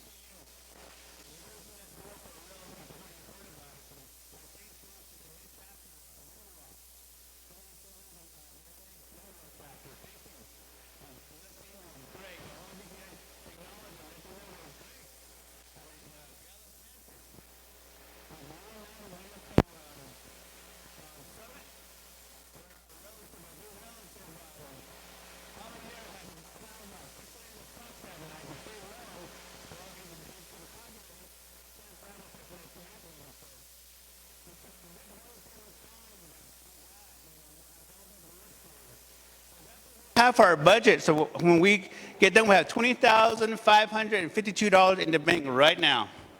Okay? So, moving along, this is the next page you'll see is the proposed budget. You'll see $700 for supplies, treasurer, secretary, and editor. There was none. One of the things that we do, I brought R2-D2. For those of you that are not Star Wars fan, R2-D2 is our printer. Okay? So you just could plug it in and mix that funny noise, and then it starts spitting out cards. So that's why his name is R2-D2. So we're here together.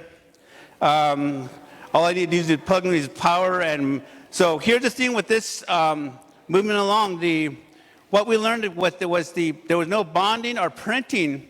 When I get a bill from the president, I usually pay for it, as well as the room meeting expenses. It has increased a little bit this year because one of the things I noticed when you go to Washington, D.C., first thing you get is you book your room and then they say $400 a room a night.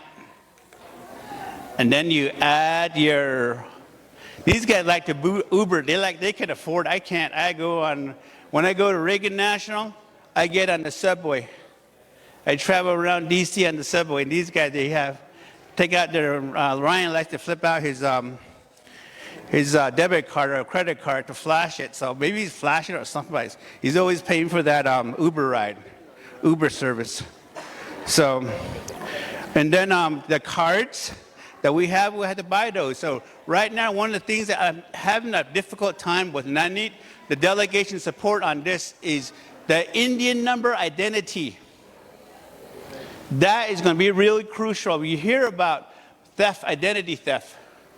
Because of our church, the way we're moving, there's a lot of influence from the outside that want to be Indians. You always hear about people forging passports. One of us might use our IDs to get PO'd. There's that potential.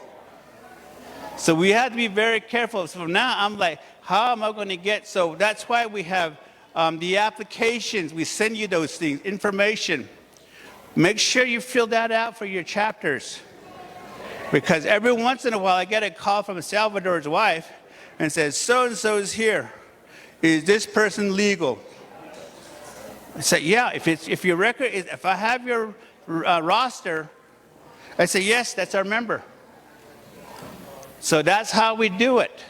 So that's why very crucial. I know as Indians, we don't believe in some of these formalities. But let me tell you, if you go walk in the Hoga on the ceremony, right? And then you turn around this way, what does everybody say? No, unturn, right? Well, this is the same thing. Okay, when we talk about these paperwork that we send to you, it's the same context. So please do not be offended by it. All right?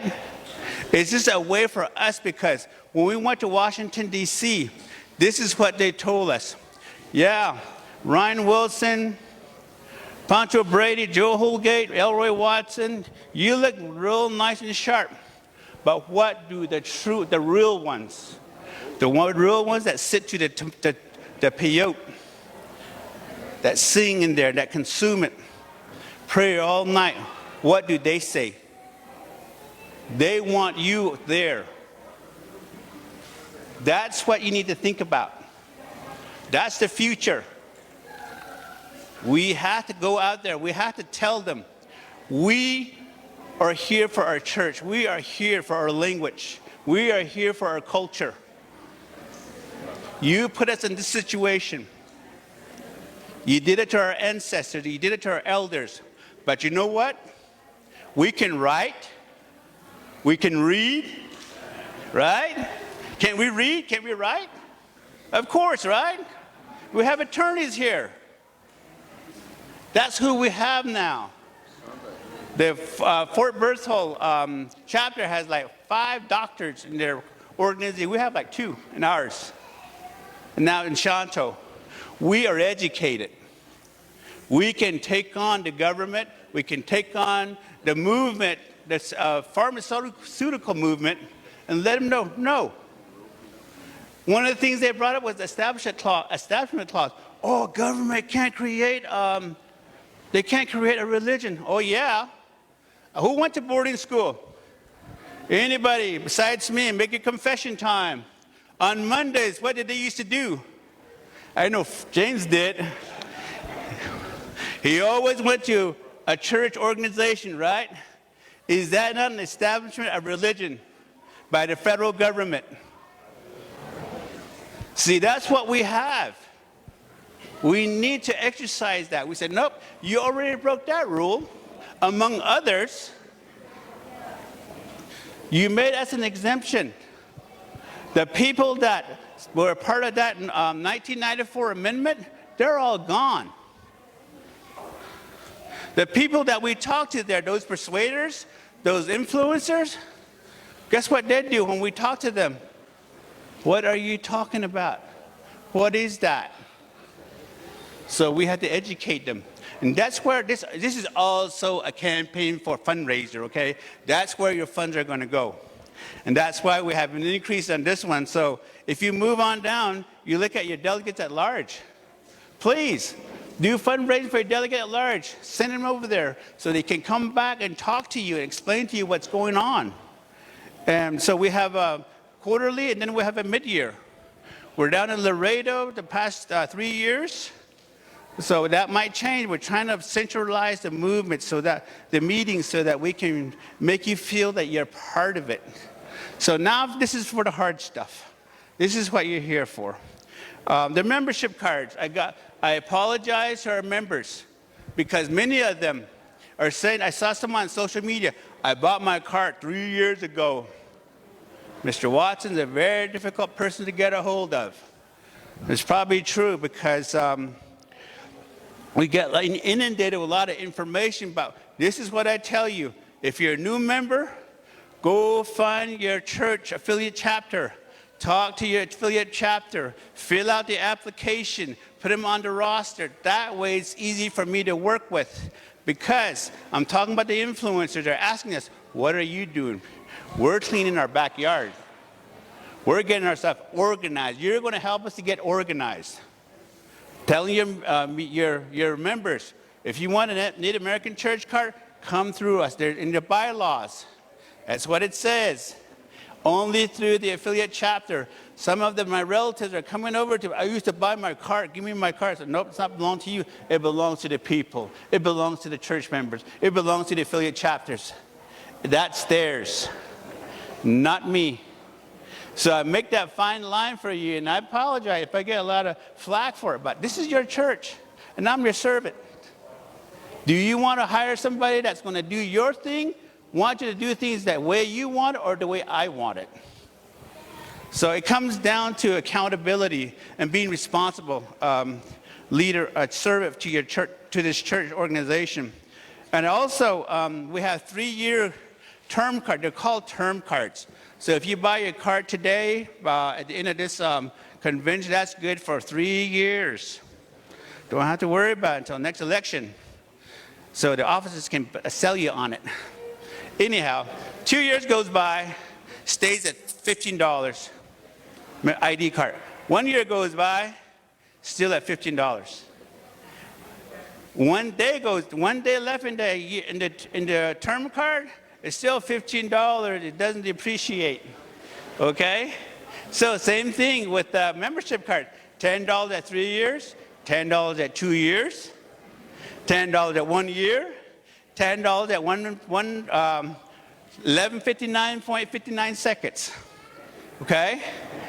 So please, I just want you to understand that. I want you to communicate this back to your organization. Say, hey, we are serious about this. We want to make sure that you're taken care of. The other thing I want you to understand is the psychedelic movement is not going away. They may have the money. My uncle mentioned that all you got to do is have money. Well, guess what? We got God, we got the medicine, we got the fireplace, we got the prayer on our side, right? Right? Yes? No? What is it? We have God on our side. We have the medicine on our side. We have our culture. We have our language on our side. That makes us sovereign. Am I the only one that's excited? I need to look at the video and see if I'm the only guy that's... So we paid for 2 scholarships. I thank you for the recipients, Ms. Ciccarello, and then 3. And also Ms. Morgan, or 2, thank you to you for allowing us to do that. So thank you very much. So we're really trying to help our young aspirees to pursue their college degrees. So I appreciate you. Only thing I want to say before we leave is know the difference between RIFA and ARFA. There's that 2 laws you need to know. One is 101, I think it was 103.313. That's the RIFA. That's the one that these non-Indians use to handle this peyote. We have to have an enrolled membership. We also have to have, I think I'm taking away Brian's thunder, so he's standing right behind me. But I'll end with that, so please read your materials, be educated, be informed, share the message, share the gospel. I want you to thank you for this is my end of my year-end report. God bless NAC, its affiliate chapters, membership, and the NAC community. And I want to have my brother help me sing a song. Okay, you ready? All right. This is composed by our president. NAC in a Nahawe. NAC in a Nahawe. NAC in a Nahawe. NAC in a Nahawe. NAC in a Nahawe. We are Nahene. NAC Nahawe. Hey Nahawe ne your way. God bless NAC in a Nahawe. God NAC Nahawe. We are Nahwe ne. NAC Nahawe. We are Nahwe ne your way. Thank you very much. I just want to thank Elroy for his good, awesome report. I appreciate his efforts. I know our number 5 here, we have a delegate's report, but at the same time, our legislative congressional wants to give his report, because along with his report, I know there's a gentleman that wants to come in on a Zoom. So same time, it's almost lunch, then same time a family wants to have a little gift giving. So, and then yesterday we said we're going to have a working lunch. So I know there's delegate reports. Can I raise your hand? Who has a delegate report? Raise your hand. I know we have 1, 2, New Mexico, Texas. So how would you guys want to do that? I know we finalized the agenda yesterday. Delegates.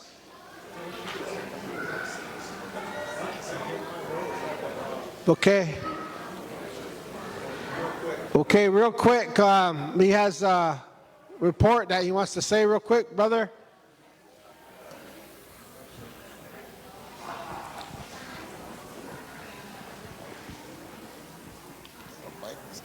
And after that, Mr. Dayish.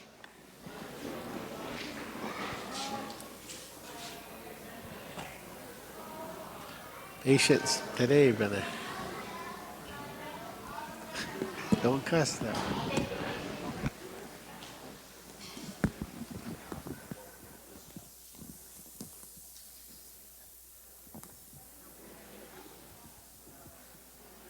Test, test.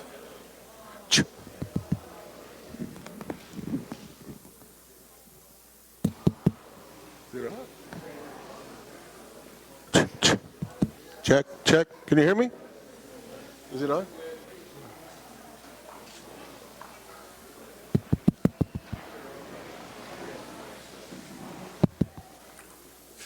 Check.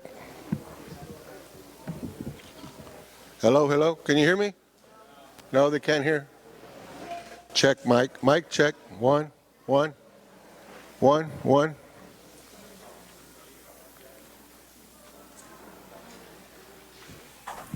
Test, 1.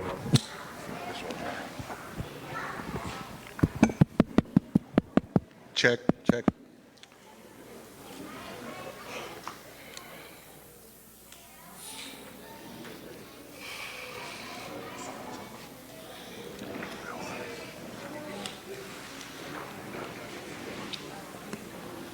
I thought I could use without my glasses, but seems like the Creator says I'm getting old.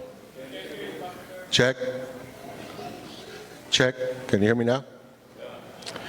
Mina. Buen dia. Good day. I wanted to acknowledge our host, the Umaha, and Winnebago. I think this is my third time to this beautiful country. Thank you so much. We're staying at the camp, at the Elkhorn camp, and I feel like I'm at the Hilton, you know. Very well, hospitality, beautiful. And acknowledge our Native American Church of North America Executive Board. Thank you so much for all the work you do all year. Appreciate that. Delegates and delegates at large. Can I have all the veterans, men and women, stand up, please? All the veterans, recognize you. Thank you so much for your service. And thank you. Like my brother said, we took an oath to protect this country, foreign and domestic. It's important.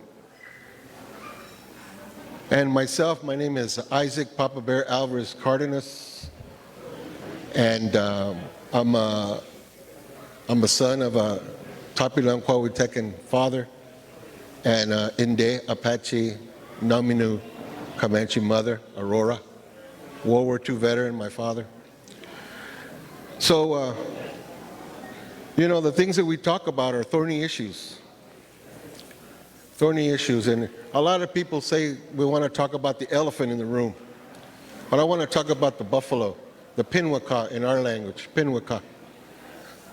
I hear many speeches and discussions, and we feel the same sentiment of everyone's concern. Could we keep it down a little bit back there? They want to keep it down, please. Like I said, I hear many speeches and discussions throughout the years, and our 20-some-odd years have been an affiliate with Native American Church of North America and have solidarity with them. We feel the same sentiment of everyone's concern on the issues of our holy medicine, our peyote, el peyotil, el paje, the aze, this communion that my brother was just talking about. When it becomes in that altar, it becomes sacred. We agree that we need to safeguard our lifeways, our traditional ceremonies, language, fireplaces. However, on that note, the rhetoric of inclusion can be risky. Exclusion, I mean. The rhetoric of exclusion can be risky. I apologize, I'm dyslexic, so it's really hard sometimes with the words, so. Exclusion can be risky, and many of these talks and discussions come from a place of fear, scarcity, rather than a place of love, faith, hope, charity, and abundance. The Tapilam Kwahuitecan Naciones are nations with thousands of years of connection with the medicine. It feels uncomfortable many times when we're thrown in with non-Indians that are exploiting the medicine. So, as a member of Tapilam Kwahuitecan Nation and the Yanawana Tapilam Native American Church of the Americas, and we have been in good standing of the NACNA for over 20 years. Some of you know my history. I've been called out many times. And when we first joined NACNA, everyone told us, you're going to join them? They're a tough bunch. But we feel that our sacrifice here for over 20-some-odd Father's Days to be here is so, so important. So as a member, you know, part of the work of the NACNA legislation issues to protect the flora and fauna that grows in our homeland of Texas for over thousands of years and ensure our connection for future generations. I was given a book one time 20 years ago by a Pueblo person at the Cultural Center, and they gave me this book called American Facts. American Facts of Life. So many of you know some of the answers to the questions. What's the Indian population? How many tribes exist? How many reservations are there? But inherently complex because they lie under historical distortion, political manipulation, and public perception. I have been asked all my years to be called, an Indian, American Indian, First Americans, the list goes on, is indigenous. I teach my grandchildren, when they ask you that question, you say, Tapila. And I test them, I say, are you Native American? They say, no, we're Tapila. Uh-oh, I lost my...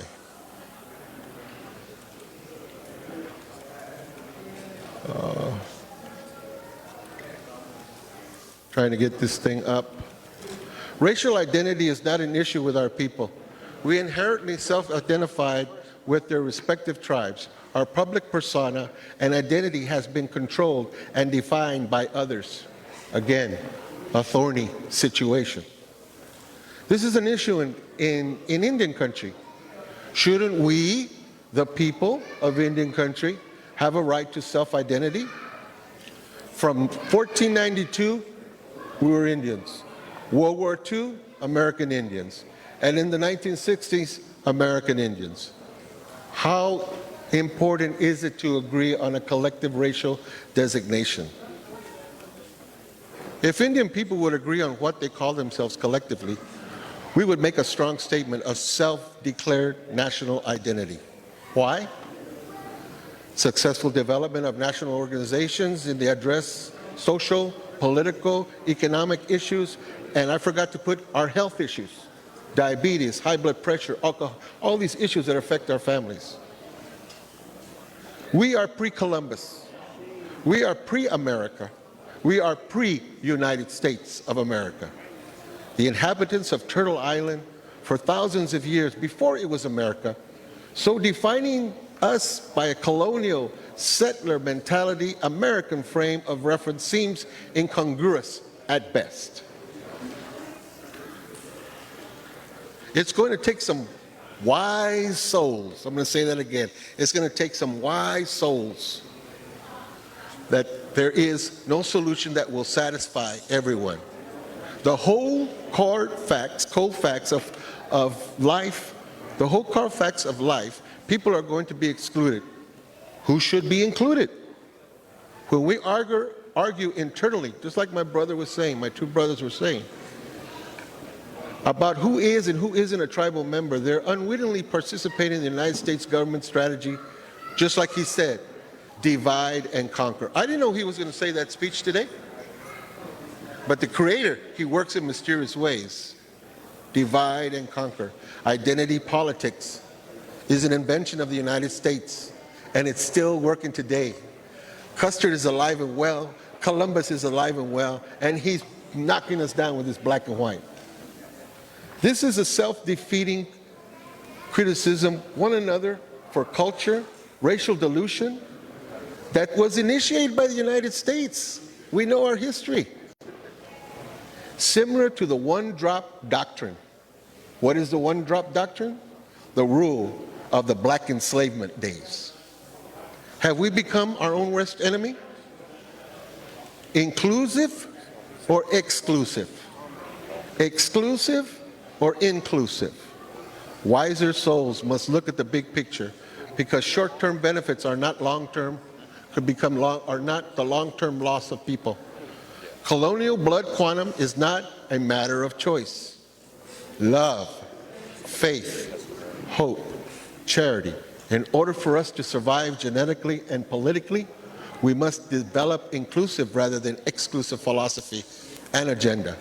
On the final note, on a humanitarian, just like my brother said, human to human, Reuben Snake.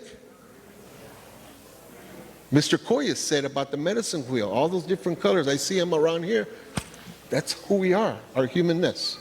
On a humanitarian and moral basis, no one has the right to deny a person the recognition and acknowledgement of their ancestral origins. Acknowledgement of related people doesn't necessarily mean tribal enrollment, although it could mean affiliation. I'm here for the long run. I have solidarity with the Native American Church of North America. I've seen people come and go. In Four Corners, we had over 56 enrolled churches. Now I see it coming back up because of the Creator. All your prayers down in our area, where we call Wanaka, Wapupaco, Yanawana, commonly known as San Antonio, down below where the gardens are, we never put up barriers for our people. We put gas in your car. We let you come and shower. We may drive you down to the gardens. We may give you some money and some gifts so we can help you out. We never put barriers. So we have to ask ourselves, how do these groups that are not natives get their medicine? They have to go. There's all different ways. But remember, faith, hope, love, and charity. Those are the things. Thank you, and I say, Tamok. And just real quick, introduce our next generation. Javier is our president, and this is our next generation of young people that are here. Because I know there's going to be a day I can't come up here no more. So thank you, and God bless. Thank Texas chapter delegates. We'll go to New Mexico, Mr. Dayish.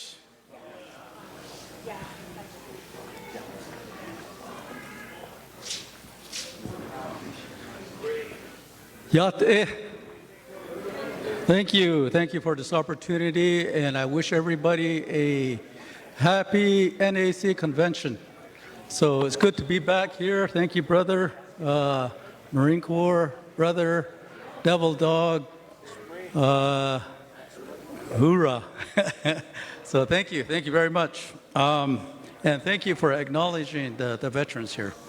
So my presentation is going to be very short. I know my brother Ryan wants to come up here and talk too, so I'll be out of his way here real shortly. But I do want to say again, yat-eh to all the chapters, affiliated chapters, the delegates. Thank you. This is your convention. Aro, the delegates at large, the folks, the delegate at large that kind of run the operation between conventions. Yat-eh, you know who you are. Isaac, Josh, Mr. RedCloud, Darrell. You know who you are. Thank you. We see each other here and there, and it's good to see you all again here. And then the executive officers, Pancho, my Uncle Joe, my brother Elroy, Sister Jessica. Thank you. Awesome job. Let's give them a round of applause. It's not an easy job. They've been there for us since 2021 up to today. So did a good job. 2022 in Fort Berthold, we did a field hearing, if you all remember that. So everything that we said there, the issues that we wanted to advocate for, today is still the same. So they're doing a good job. They're still advocating. When they go to D.C., that's what they say. Everything that was talked about in Fort Berthold in 2022 is what they're still talking about with some progress. It's slow, but hang in there. I know that at some point in time, everything that they're saying is going to start to penetrate. And that's what this is all about, is advocacy, so that we can at least maybe put a stop, plug that little hole in that dam about what's going on out there, so that maybe some of these bills that are coming up at the state level will be realized. And they're going to say, wait a minute, these representatives, these congressmen and women may say, hey, wait. State representatives may say, wait a minute. State senators may say, wait a minute. What you all are saying here, we're starting to hear that not everybody agrees. So let's talk and let's find out. Let's bring these people in, which is us. So that's the whole intent behind this advocacy, to stop. Maybe we can't put the toothpaste back in the tube. Maybe it's too late, but we can still stop it at this point.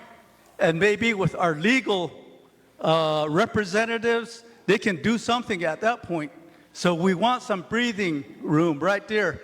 Ebony, yeah, they're talking about this, the advocacy. That's what's going on. I just wanted to share that. The reason I wanted to share it is I'm happy and for everything that's going on that they're doing. So with that, I also want to wish everybody an early happy Father's Day. Each and every one of you, our fathers here. When you go home, maybe you get a good blessing too. And find something good when you get home. Maybe a gift will be waiting for you on Father's Day. That's my wish to you. So I am the delegate at large for state of New Mexico, and I'm here as a delegate as well for Native American Church, state of New Mexico. So real briefly, I just want to go through some of the things that we done. I'm going to start with November 17, and I'll just stroll through it real quickly. And you can find this on their website, which is nacnewmexico.org. Under the events, the news, it's all there. So starting from November 17, 2023, we did a Veterans Day tribute and Marine Corps tradition observation, which was the cake cutting ceremony. A real good, awesome event, a lot of support, and we're planning to continue that program this year again. And we'll be sharing that on our website and distributing emails and through social media. So you're all invited. Moving on, the next month, December, NAC, State of New Mexico, represented at the 80th Annual NCAI Convention, and they participated in the Peyote Working Group in New Orleans, Louisiana. We also, back in February, participated in the USPTO Tribal Consultation on International Negotiations Involving Genetic Resources and Traditional Knowledge, which was very important because what we championed our position to be was that genetic resources and associated traditional knowledge are not free for use by anyone. When we say those words, we're talking about our ceremonies and what we do, the practices and the procedures that go along with that, the stories that were passed on, the ways that were passed on from our elders down to us, and that we're going to pass on to our children and our grandkids. So that's what we basically indicated, and we asked the United States not to support the opposite position. So I felt that that was a real good initiative that we've done. Also in April, NAC State of New Mexico was at the 23rd session of the United Nations Permanent Forum on Indigenous Issues in New York City. So if you want more information, again, go to nacnewmexico.org. It's all in there.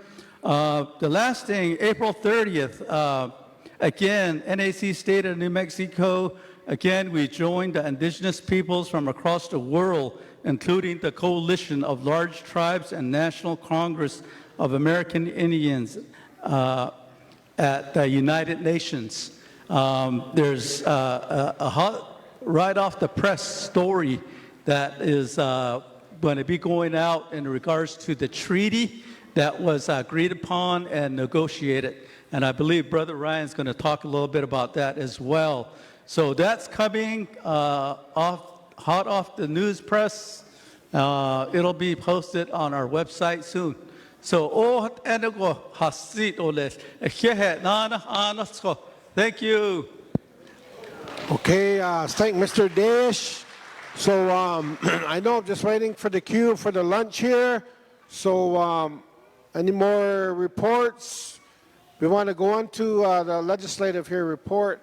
I know Oneida. Okay, he's gonna, Oneida has a report, but he wants to share later. So we'll go on down to number 6, our legislative congressional report. Mr. Ryan Wilson here, so have your kind attention. Also, if we can get the items on the the screen there. So I just want to say thank you to Mr. Wilson here for helping and showing his good expertise and his good willingness to put 110% into what we're all trying to do, you know, for this good medicine.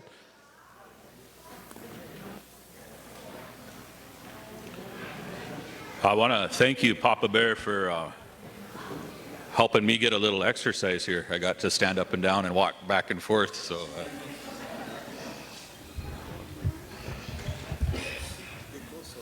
All right. I didn't know I had a roadie here too. Oh, yeah. So the good relatives know, and I want it to be known throughout Indian country as well. I'm always honored to be in their presence, and we walked Capitol Hill together, the halls of Congress, the tunnels in Congress, and I'll always do that with you guys. And I'm proud to be with you that way. And there's legitimate tribal nations that aren't recognized, and they're damaged very much by the wannabe tribes that have better lawyers, better lobbyists, a more aggressive approach to trying to get their federal recognition. That's not a fight that we've chosen to be in at NACNA. We love these people here. They're caretakers of this medicine for millennia, and we acknowledge that. I want that to be known. Give them a round of applause as well, you know.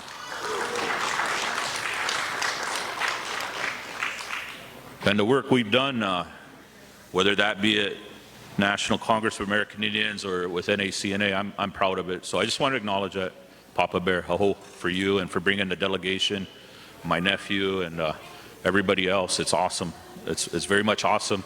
When we get the high sign, I'll take a little break and we'll do the prayer over the noon meal here, and then when you get seated again, I'll come back on here. But in the meantime, we want to make good use of our time.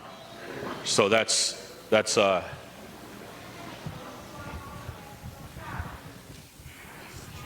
don't know if my sister Dodie is still here. Is she here? Oh, she's over there. I turned the daycare over to her. She's managing all the kids back there, and go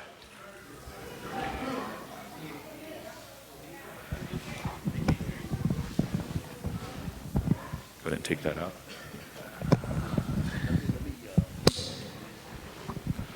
Okay. I seen my brother Charles Hensley come in too. I always say he's my role model, my inspiration, my mentor. So Charles, if you got any more kids, you can send them over to our daycare there too. And I had to try to keep up with him too. So my 4-year-old's here, and we're doing good over there. Then my sister Dodie, give a wave again. She drove all night to be here from Wind River, Wyoming. And brother, Elroy was talking about these religions and your denominations, and my sister, she's Catholic. Are there any Catholics here? It's okay, you could raise your hands. Of course, the Texans and all that, yeah. So when we were little kids, she always wanted a bicycle, and we were kind of humble people. We didn't have that money, and she prayed at church for it. She prayed over and over for that bicycle. She's Catholic. Finally, one day she realized, you know what, I'm going to take matters into my own hands, because Easter came, her birthday came, Christmas came, no bicycle. So she went out and stole the bicycle. Then she went to church and prayed for forgiveness. So you Catholics always got one over on us. You could always even things up, you know, and that's good. Oh, but I'm happy to be here. Hey, just try to use a little humor as we get going. And again, when we get the high sign, Pancho will get that prayer person ready, and I'll take a break. But in the meantime, I'll go ahead and start, and I'm going to give you an overview on what we've done the last year, and then I'll back up on what we've done the last 3 years, because all of our terms have come to an end here. And today, you'll make a decision how you want things to go forward. But in the meantime, we want to celebrate the good work that's been achieved over the last 3 years. And so I'm going to kind of do that in a quick overview. And then I want to remind you, it was you, the members, the delegates, that made 3 critical decisions back in Bismarck 3 years ago. Number 1, we voted as a team, delegates, to expand our legal team. That gave us the great Justin Jones. As our legal advisor, legal counsel for the Native American Church in North America. If you could give Justin a big round of applause as well for all the good work that he's done.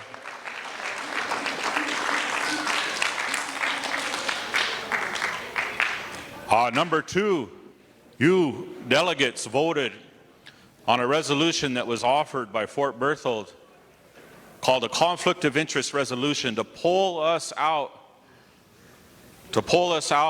of the chaos of the illegitimate establishment of National Council of Native American Churches and the IPCI, which allowed us to focus on NACNA and our loyalty to NACNA. All of them took an oath of office, all of them did, to protect the interests of NACNA.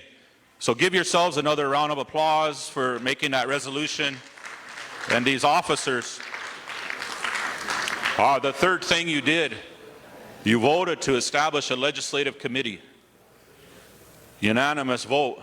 Also, the conflict of interest vote was like 35-3. So what has happened now with this legislative committee, we've worked for 3 years, nonstop. Like, kind of like 7-Eleven, you know, 365 days a year, around the clock. We take phone calls for you guys at all hours, and emails, text messages, you name it. We've done 20 trips around Indian country. We've had 5 trips to Washington, D.C. that we funded basically with our own out-of-pocket to have a presence on Capitol Hill on your behalf and on behalf of this medicine. And when you came to Fort Berthold 2 years ago, how many were at Fort Berthold 2 years ago for our convention there? So you saw our first ever congressional briefing. Does everybody remember that? And at that congressional briefing, we had awesome leaders throughout Indian country that came up there and voiced for 5 minutes each what the state of peyote was, what the state of our ceremony, our religion was. And we had over 70 congressional staff that were coming in on Zoom for that. And that was kind of the kickoff to our federal engagement on that. Fast forward, we've met with the White House twice in the White House, and we've had a good success there with what they call the Domestic Policy Council. We also put together, and I'm going to go over this a little bit more in depth, we put together, you see this resolution from National Congress of American Indians. This is to establish an executive order to further enhance the American Indian Religious Freedom Act, to further implement the American Indian Religious Freedom Act, to give it better execution, to give it better teeth. And we're going to go over that in a little bit as well. The other thing too, it took place 3 weeks ago. You can write this down. United States House of Representatives Subcommittee on Appropriations for Interior. The Interior Appropriations on the House of Representatives Subcommittee. Your leader over the last 3 years, Jon Brady, has testified there 3 times, and we just testified 3 weeks ago. I also testified on our behalf, but I was there under the label National Alliance to Save Native Languages. So I still do a lot of work with National Indian Education Association, and then my organization, the National Alliance to Save Native Languages. Incidentally, relatives, the Administration for Native Americans, anybody heard of that? That's where the language grants are. Check this out. They only received 1 complete proposal for immersion schools in this FY25 funding cycle. That's completely outrageous. Those of us that still have native languages should be clamoring to apply for those monies that were hard-fought monies. Millions of dollars are going to programs that don't work, that are going to tribes that don't have languages left anymore. So for those that still have that, you really need to do a better job. I'm just making that pitch here. But we went up on Capitol Hill and we testified. I always tell brother, be proud of your work. You should showcase your work. So maybe later today they'll show, or tomorrow they'll show the video of his testimony in front of that committee. What were we testifying about? It was a request for a demonstration project through the Department of Interior, Indian Affairs, for $5 million to work with private landowners on conservation easements to protect their peyote habitat in Texas. That's what he was testifying on. There's a lot of rumors out there. that NACNA goes up on Capitol Hill to ask for money for NACNA. That's completely misinformation. If you look at the testimonies, all you have to do is read it. All you have to do is look at our Facebook. All you have to do when we tell you to tune in when your president is providing this testimony is watch what he's doing, because they show it live. It's all right there on Zoom. A quick prayer, then we'll continue. Okay, we're going to have a quick prayer. Edward Brown. Edward Brown. Mr. Brown, if you could come forward. Edward Brown. All right, so we're asking that you give this gentleman your full attention. Here you go, Dave. Test.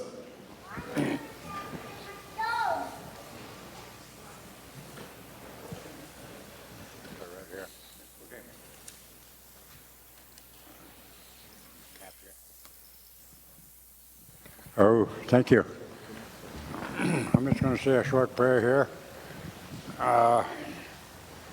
For those of you, that don't know me, my name is Edwin Brown.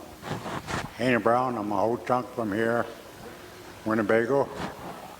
I just recently moved back over here, and we live here now. And I was asked to say a short grace, for this noon meal. A little closer? Okay, thank you. Oh. First of all, I want to say, young kitchen a hini karaki we know. Zige hachawe hapino.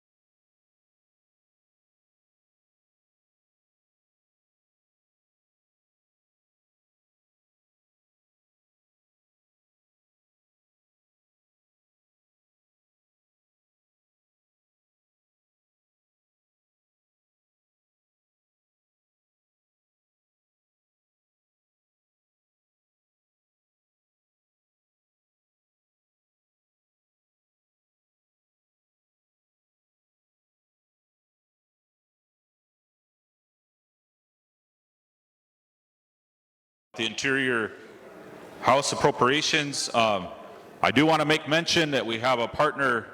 They're not an affiliate, but they're a partner with us, the Fort Hall Native American Church chapter. Their congressman is Mike Simpson. He's the chair and head of the House Interior Appropriations Committee. They too have helped us and supported our efforts here on these conservation programs too. Also, I made note, we had a press conference before it was announced officially, but if you look at the appropriations chairman in the whole United States House of Representatives, he's a tribal member of the Chickasaw tribe, and that's Representative Tom Cole. So Tom Cole is one of us, and Tom Cole is the chairman of the Appropriations Committee in the House of Representatives. We have never had a tribal member, an American Indian, Alaskan Native, anybody that's handled the entire federal budget. He's the decision maker. I'm going to get into these resolutions. I'm going to explain why we went to Oklahoma. Not only did we go to the Native American Church of Oklahoma, we've been to every conference that they've had since this executive board was elected. We've also gone during their quarterly, and we've sat up and prayed with them too. On top of that, recently, Justin Jones and myself attended the United Indian Nations of Oklahoma, 35 tribes in that organization. They also passed a resolution and offered a resolution to support our executive order. So who has not seen the proposed executive order that we've written? Everybody seen it? That kind of amazes me. If you haven't, we got the QR code here. Poncho's the QR guy. You can get that code from him and you can take a look at it and really look it over. Finally, relatives, I want to make note too, part of this strategy was to work with the United States Senate Committee on Indian Affairs. So the Committee on Indian Affairs handles the U.S. Senate and all the legislation, all the efforts that go through there. We've met with their Chief of Staff, Jennifer Romero. We've met with Brian Schatz, Senator out of Hawaii, the Chairman of the Senate Committee on Indian Affairs. And you are going to be seeing very soon a robust effort for them, not to specifically protect peyote, but to protect medicines, to protect Indian medicines, to create access wherever they may be. How can they partner with private landowners to create that access to and incentivize it? This is part of the work that we do. On top of that, we've met with dozens and dozens of other congressmen, other committees, and what we're trying to do, and we're being very effective in this, but what we're trying to do is create a political apparatus on Capitol Hill of people that are knowledgeable, that are cognizant, that understand this threat to peyote, that understand as well. Now listen very good to this. The 1978 American Indian Religious Freedom Act created a trust responsibility to preserve and protect American Indian religions. The policy declaration said that they have a trust responsibility to preserve and protect American Indian religions. All of the battles over ARFA have been about sacred sites. They've been about development. They've been about graveyard desecration. They've been about doing things like the snow machine over on one of the sacred mountains, the San Francisco Peaks. They've been about things like that. There's never been an effort around protecting medicines. And medicines aren't just peyote, they're not just cedar, they're not just sage or sweetgrass. They're also our roots. They're also combinations of different tribes that still have ways with different cedars and different combinations of medicine that come together that they use in ceremony. All of this is under threat. And if you think it's not, maybe you have a big patch of land somewhere that nobody's touching or bothering, but guess what? There's acid rain falling on it.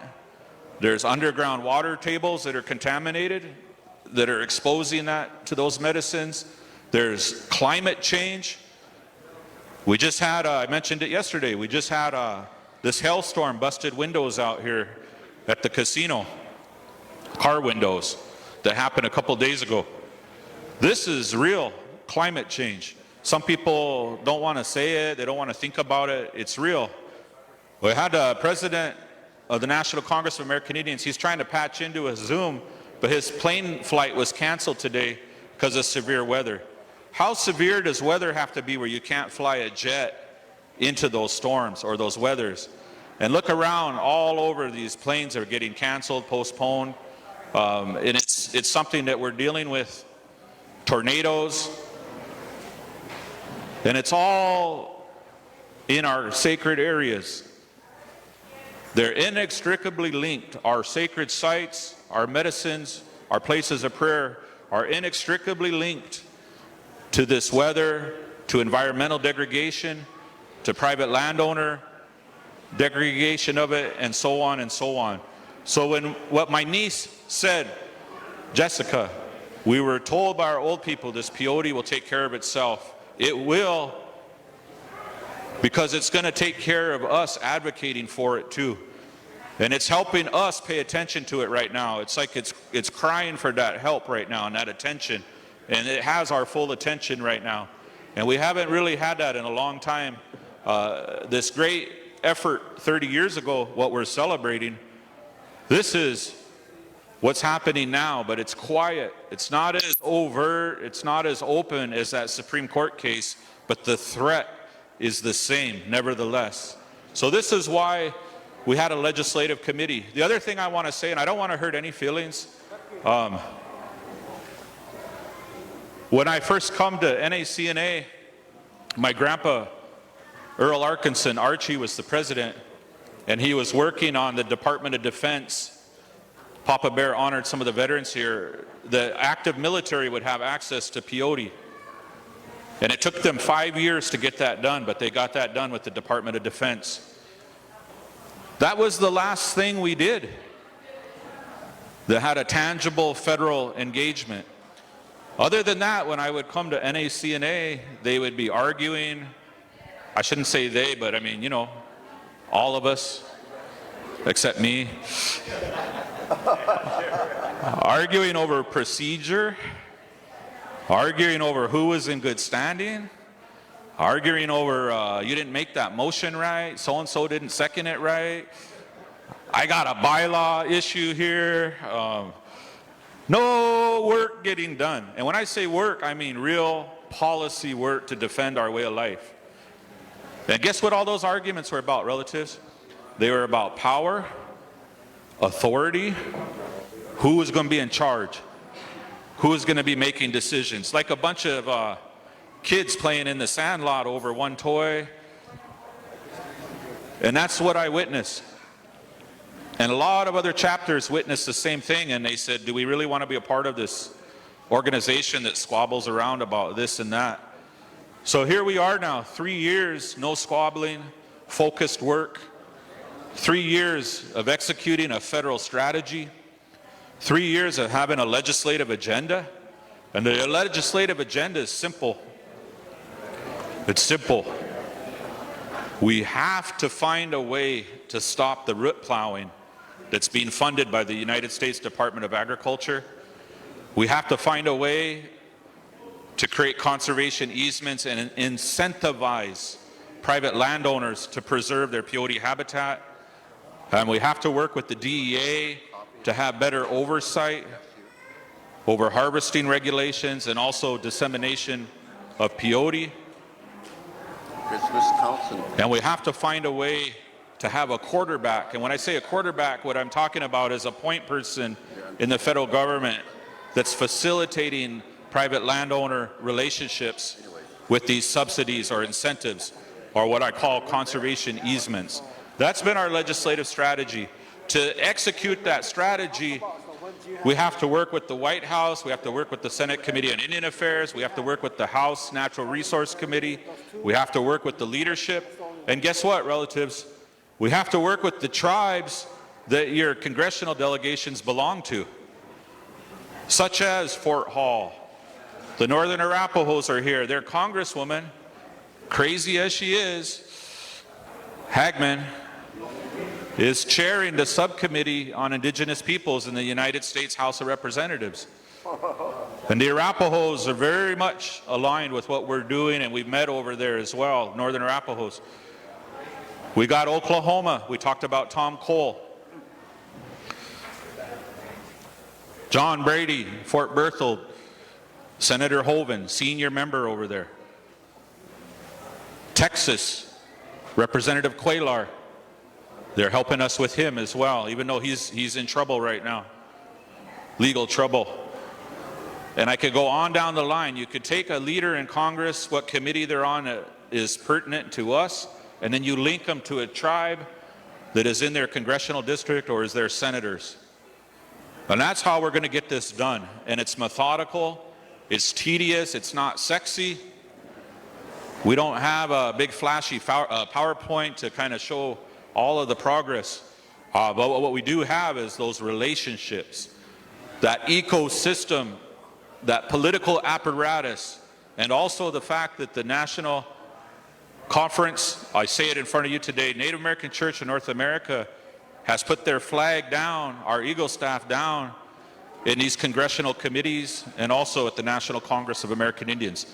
So this is queued up. We're going to go through these resolutions really fast as we're eating here, and then I'll move on to some other stuff. So the executive order proposal, it come about in a consultative process with tribal leaders and with all of you over the years. What you've been saying is important. And it creates a policy statement on free exercise, on access to ceremonies. It takes the ARFA and it enhances that policy statement from the White House, the President's office. It mobilizes executive agencies to coordinate. So what good does it do to have a program in the Department of Interior trying to help us, but over here the Department of Agriculture, USDA, is plowing up peyote land? And when I say that is they're paying, and this is what Salvador has explained to us too, what Jerry Patchen has explained to us too, they're paying private landowners for land conversion. Land conversion is you take wild thorn scrub land, wild land with naturally occurring peyote, and you plow it up under the auspices of soil conservation, and you get paid for that by the federal government. So we're trying to stop that. So when I say mobilization of executive agencies, it's designed to coordinate so that the federal government has a coherent strategy across all departments to protect Indian medicines, to protect our sacred lands, to protect peyote. And then it creates an interagency working group as a part of the White House Council on Native American Affairs, a subcommittee just for religious freedom issues, medicine issues on that subcommittee. And then it creates an office in the federal government that's established to just work on this issue. So if we have complaints, you have somewhere to call in Washington, D.C. We don't have that right now. Someone does a violation of the American Indian Religious Freedom Act, there's nobody to call in Washington, D.C. that's going to take your call and handle that issue. So this is what the executive order does. This first one here is from the National Congress of American Indians. We had to go through the peyote task force. That was created by a resolution I wrote in 2009. How many people have been here part of this since 2009? I know you guys have. You can raise your hands. They don't want to age themselves, you know, that's all right. So who was president then? Here's my little quiz. Who was president then? Earl. Yeah.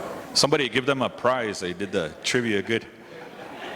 So worked with Grandpa. My dad wanted me to do this too. We wrote this resolution. It created a task force also to look into a refuge for peyote. We didn't establish the task force until Jon Brady was elected here in this executive committee. So the task force has been going 3 years now. This resolution is on behalf of the largest intertribal organization in America to endorse your work here. what we've done, what we started here, and to take ownership of it. So go ahead and slide down to the therefore be it resolved. I'm going to read it real quick. Okay, right there. NCI does hereby support and endorse the proposed executive order submitted by the NCI POD Working Group.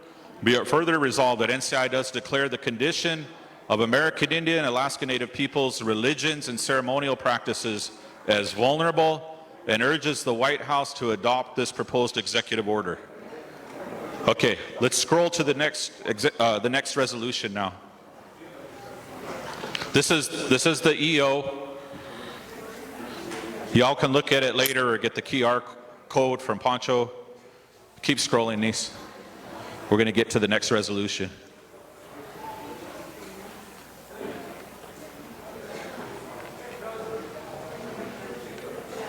Which one? I need all the resolutions in order. Don't matter what order, but just put them up. I'll go over them.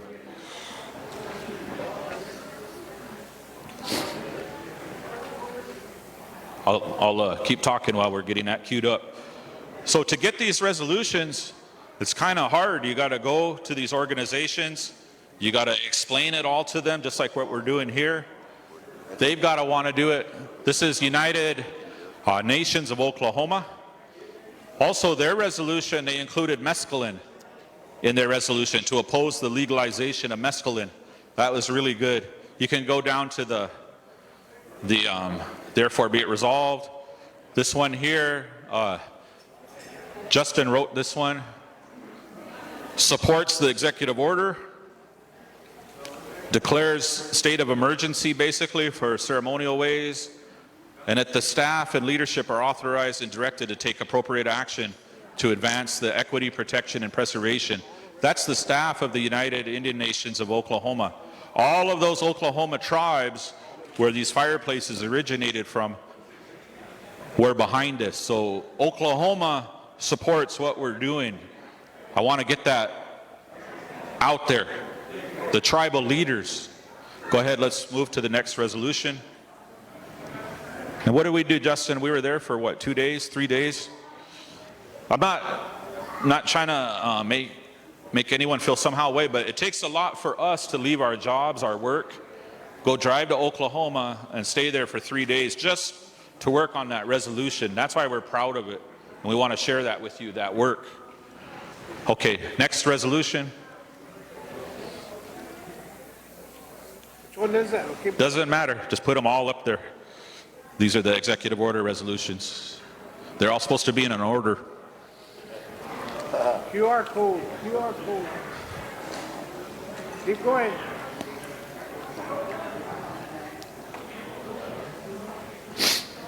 These are the resolutions, the intertribal resolutions to support the executive order.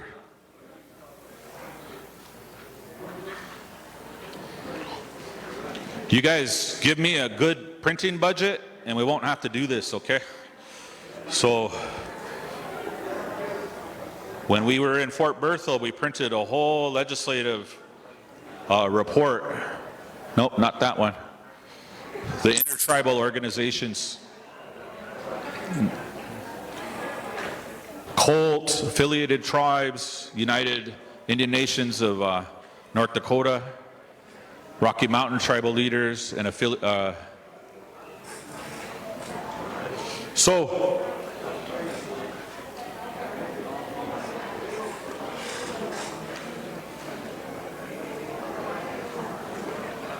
Should have them in their packets.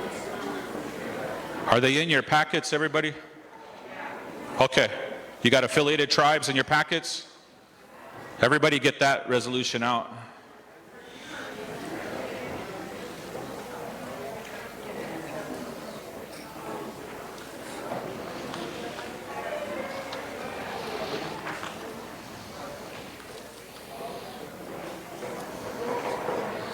Go ahead, pull that out.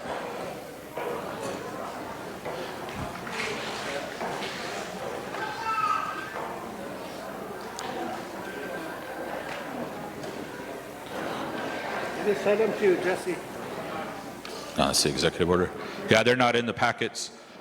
I'd like you to pull the affiliated tribes Northwest Indians resolution out that was emailed a couple days ago.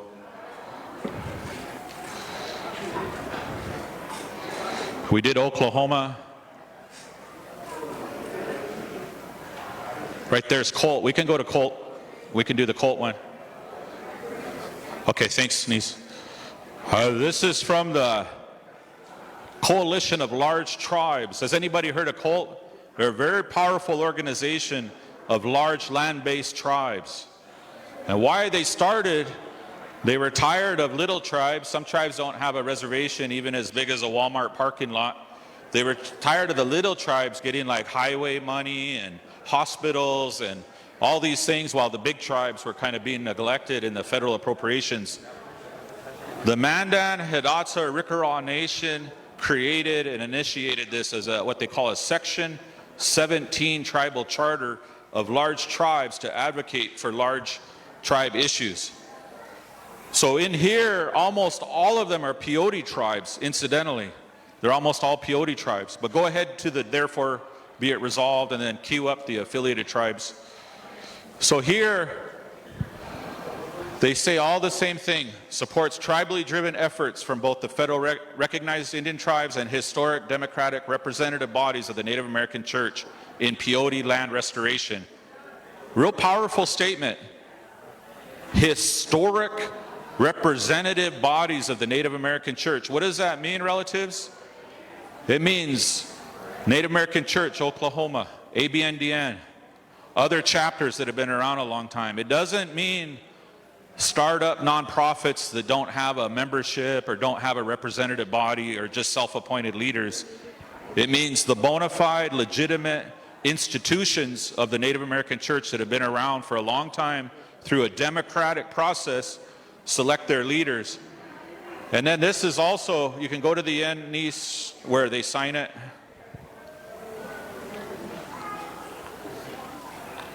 All the way to the end. You see Miss Curley, she's the secretary of the large tribes. She's also the speaker of the Navajo Nation delegates. And you see Mr. Weatherwax, the chairman, he's chairman of the Blackfeet tribe. This is one of the only intertribal organizations in the whole country that the Navajo Nation is a part of because they are a large tribe, the largest land base in the country and the largest tribe in the country. I don't mean to offend Cherokees or anything, but Navajo Nation is the largest tribe in the country. So their speaker is a senior member of this. She signed this too. That's as close as we're probably going to get to having governmental endorsement from the Navajo Nation, but it's really powerful right now. So this is the Colt resolution too. Let's move on to the next one. Whatever you got next.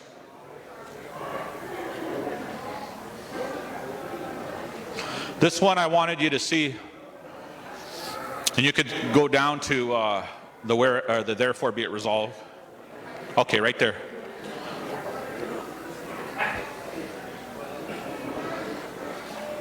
Let's move up a little bit. Okay, right there. This last whereas, right here.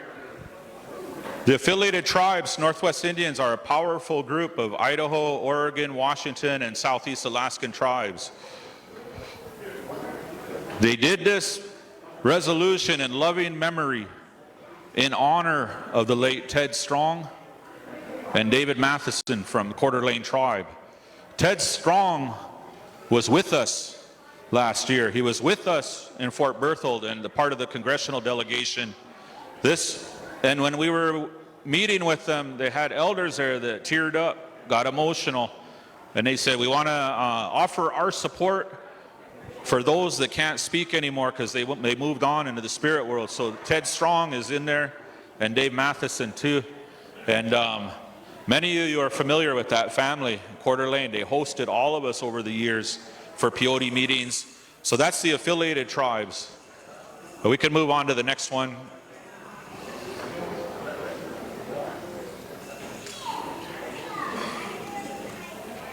Oh, is that Rocky Mountain?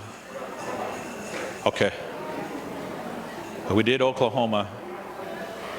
Yeah, here's the Rocky Mountain. Okay, they have a letter and they also have a resolution. Here's the letter. This is a whole letter supporting it. This is Wyoming, Montana, Utah, all peyote tribes. The Northern Ute, Southern Utes, and Ute Mountain Ute, Northern Arapaho, Shoshone, and then all the tribes in Montana, particularly Rocky Boy, Northern Cheyenne, and Crow. So I think, and then we have United Tribes in North Dakota. So I felt it was appropriate to show you guys what we've been doing just on this one issue.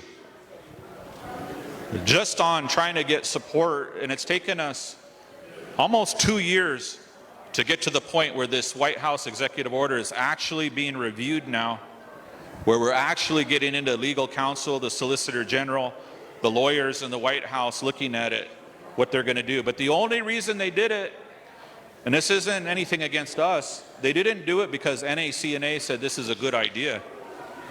They did it because the tribes of Indian country spoke up through their organizations to support what we are doing. So let us all give the tribes a big round of applause for partnering with us, supporting us, taking time for us, and not just signing off on something, but researching it, deliberating about it. And we have more coming too. Brother Charlie's working on Intertribal Council of Wisconsin and the Great Lakes Intertribal Council of Midwest Tribes. We have individual tribes. Ho-Chunk has written a resolution on this, the Oglala Sioux tribe, a lot of individual tribes as well. But these were kind of the coalition that we created. We're missing Arizona Intertribal Council, and we're missing the United South and Eastern Tribes as well. We're still working on that. They're not in opposition, it's just a matter of timing and getting over there. So that's the executive order. We have to create a foundation. It's just like building a house. You got to lay that concrete. You got to make sure that foundation's solid. Now when we go to Capitol Hill, we come with these resolutions.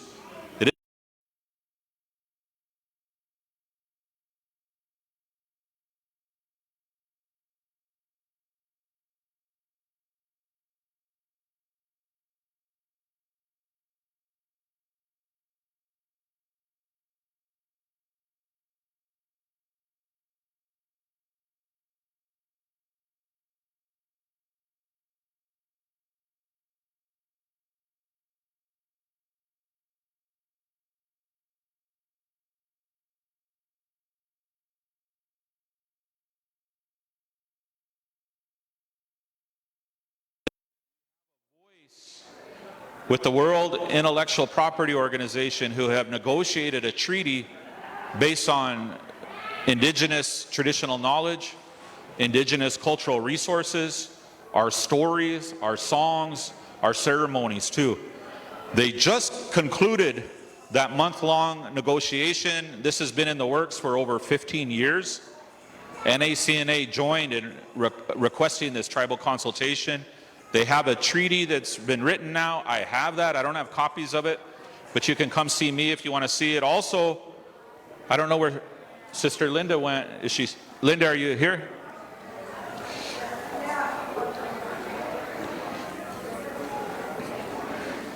Is she here? Okay. She participated at the United Nations on behalf of Indian country and Peyote country to help negotiate this as well. So give her a big round of applause too, relatives. One of our own sitting in one of the highest seats in the world to help express our voice that we don't want other countries taking this. Other countries have different laws than us. They get a hold of peyote, they can commercialize it, make medicine out of it, do whatever they want to do in their own way and commodify it. So this was really huge. And one of the primary things that came out in the treaty was a disclosure provision. A disclosure provision.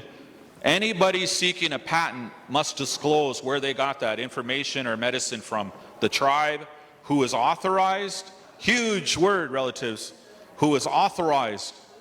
Authorized. And the point of our comments were that a lot of these people that are going out at psychedelic conferences now, sharing traditional knowledge, they've never been authorized by their tribes, their societies, their ceremonial circles, elders. They're just doing it on their own. And so this disclosure thing is really powerful in this treaty.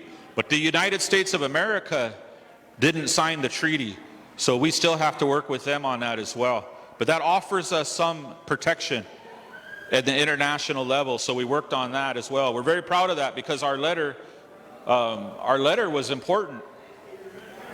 And it also got into the issue of Journey Collab trying to seek a patent on mescaline, synthetic mescaline. We oppose that.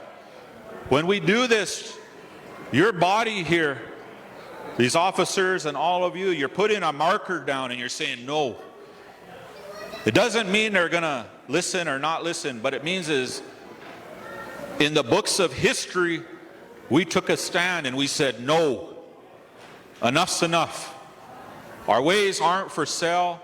They're not for a company to synthesize it and get rich off of that. And when they talk about, oh, we're going to share benefit, you guys all heard that term, shared benefit? There's our own people are saying, yes, let's do shared benefit. Give us some, help us out, and we'll partner with you. We're saying no, no. And they need to hear that because they never hear that word. They always think everything is for sale. They always think that you could buy a way of life. You could buy your way into this teepee. You could buy this medicine. And when you do it, they take it and run with it. So that's what that was about. We also didn't stop there. We worked on tribal consultation with the Department of Interior. We worked with tribal consultation on USDA. They just had that in NCI in Eastern Band Cherokee the other week. And we worked on tribal consultation with the Health and Human Services Department. And incidentally, mark your calendars. Mark your calendars because the Indian Health Service is going to have a summit on traditional healing. And this is very important that my brother Kenneth Begay is here. Other people are aware of this. Traditional healing, how are they going to work with Indian Health Service on that? How are they going to contract with medicine men, with spiritual ceremonial leaders? How are they going to offer that? And how do we as Indian country make sure that these are bona fide people that are contracting with IHS, that these aren't charlatans, that these aren't people just trying to make money, but that we're trying to offer our people alternative medicine as well, or a pathway back into our ceremonial way of life as well. So that's coming up too. Jon Brady will be there, God willing, and I'll be there as well. And then we've, in recognition of that, if we don't show up, who tells our story? If we don't show up, who is going to be there talking about that? And this is an effort by the federal government to try to do something good, something helpful. And what they've done since the Biden administration came into office, and I'll be voting for Joe Biden in November, and I hope you guys join me as well. But what he's done in office, we have a new initiative on tribal co-management of federal land. That includes the U.S. Forest Service and USDA and the National Park Service in Interior. They have a new thing came out that we helped with, best practices on tribal consultation with sacred sites. That just came out. They have the Presidential Memorandum on Traditional Ecological Knowledge. NACNA helped with that as well. And then the part 2 of the boarding school initiative is set to be released as well. And in there they talk about the destruction of ceremonies and religion.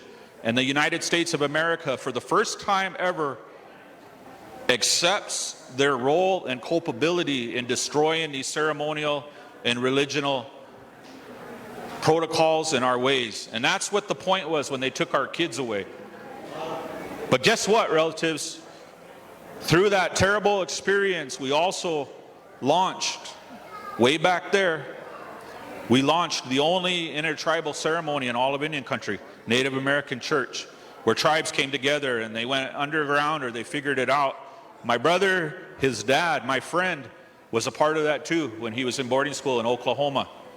He met other peyote people. All of these old guys did that. They met other peyote people.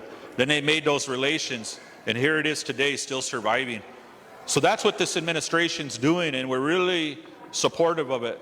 They also released a secretarial order in Interior on buffalo restoration and paid $20 million into this initiative for buffalo restoration.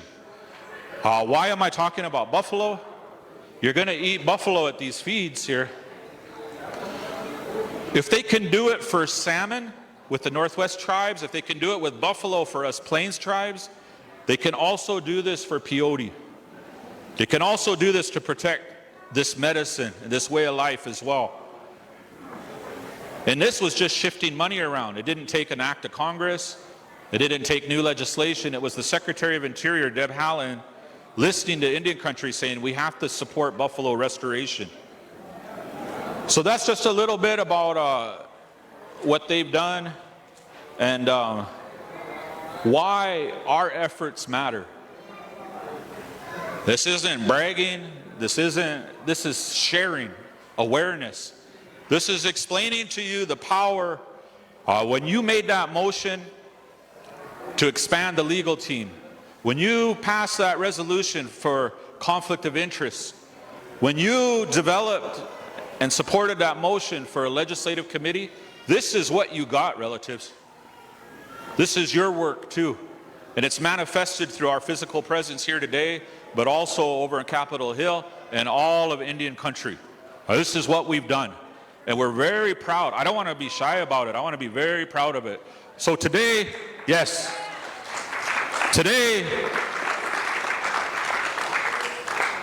let us rise up with a better sense, a greater sense of readiness. Let us stand shoulder to shoulder like we do. Let us love each other. Let us be good to each other, but let us do the hard work as well. There's going to be debate. There's going to be differences of opinion. Let's do it in a good way and move forward. And I'm offering a resolution here later today or tomorrow that's going to help clarify a historic wrong. It's going to help right a wrong. It's going to help us put history down and not let somebody else steal the truth. Steal the truth. It's going to help us correct that narrative in a good way. And I'm excited about that. And I'm going to offer that either later today or tomorrow. But I leave you with that. I'm supporting our leadership again. And I support each and every one of you. And you're always welcome to call me, text me, email me, and let us all stand together. We can do this. We can get this done. I love you. I'm happy I'm here. Aho. All right, let's give our legislative congressional a report, a good round of applause. I appreciate all his good efforts in helping the organization strategize, through all the good efforts. I know it might sound like a lot, some of the words, all these kind of things, but nevertheless, we all know it's just a common sense leadership. We're trying to do the best that we can. So we'll go down to number 7, our scholarship committee. Scholarship committee. So have your kind intention. If you could kind of keep it down a little bit, that'd be really nice.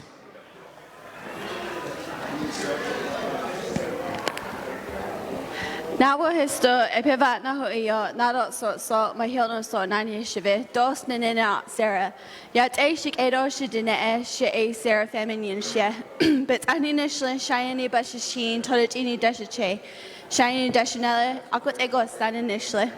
Good afternoon, ladies and gentlemen, the executive board, the hosting tribe. Thank you once again for hosting this wonderful convention here. My name is Sarah Feynman. I am the delegate at large for the state of Utah. I am part of the Monument Valley Native American Church of North America. When Pancho was first elected at Bismarck, it came to the conclusion that the scholarship committee lay dormant for all these years since about the last time the convention was at Crow Agency. And as a past recipient, I wasn't paid out my scholarship fund. So with that being said, with personal experience, I pushed for the scholarship committee to come back. Because with the days for college students, the times scholarship monies do really help these students with their funding, whether it be books, tuition, housing, or going towards their personal use, such as car, gas, utilities. I would like to appreciate everybody who voted to bring the scholarship back. Also to all the donators that helped with the scholarship as well. In bringing it back, it's been a learning experience for me. I would also like to announce the winners that have been awarded the scholarship, which was Miss Alana Johnson for fall 2022, Miss Yolanda Ciccarello of spring 2023, and Octavia Morgan for fall 2023. And there's also one more that will be announced in the next following days for the spring 2024.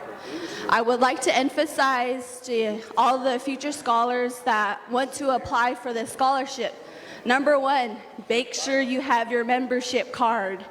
I will ask for it. I will ask for a screenshot of it that it is signed. That is one problem that I do have with our college students, that they will last minute try to ask me who to ask to get your card from. I will respectively tell you, go to your local chapter and then apply for a card, and Mr. Elroy Watson will guide you from there. Another thing is, as chapters, please, please, please encourage your college students to apply for the scholarship. It is $500. The time that I've sat in the chair as the chairwoman, I've only got maybe 5 applicants. That was the most. And this last time around, I only got 2. It's $500. It's a very minimal tax for the scholarship. Number one, having your membership card. Number 2, filling out the application, which is more or less of an informational sheet. And number 3 is a minimum of 500-word essay. That's like a page and a half. Number 1 question that I looked for that I added in was, what do you do for your local Native American church chapter? Because you as a delegates want us youth to come here. And yesterday we had a small little table there. And we got to hear from our youth, actually understand what they feel about this medicine. And you know, us, we're encouraging them to go to school. And what are they doing for our churches? Miss Octavia Morgan, she sits as like a stand-in secretary for our church whenever the rest of us are busy talking amongst ourselves. Miss Yolanda Ciccarello over there, she helped organize the convention for last year. So I greatly appreciate their community services to their church. And I would just like to thank you guys all. As you know, that this is election year, and my place will probably be handed down to the next person. But I really appreciate you guys all for reviving this church. And I just like to say thank you, and happy Father's Day to all you fathers. And I just like to say thank you for bringing this scholarship back for our students. Thank you. I just want to say thank you to our scholarship committee chair, Ms. Sarah Fanman. You know, so I know the host, if you can make your way this way, Winnebago Church Chapter.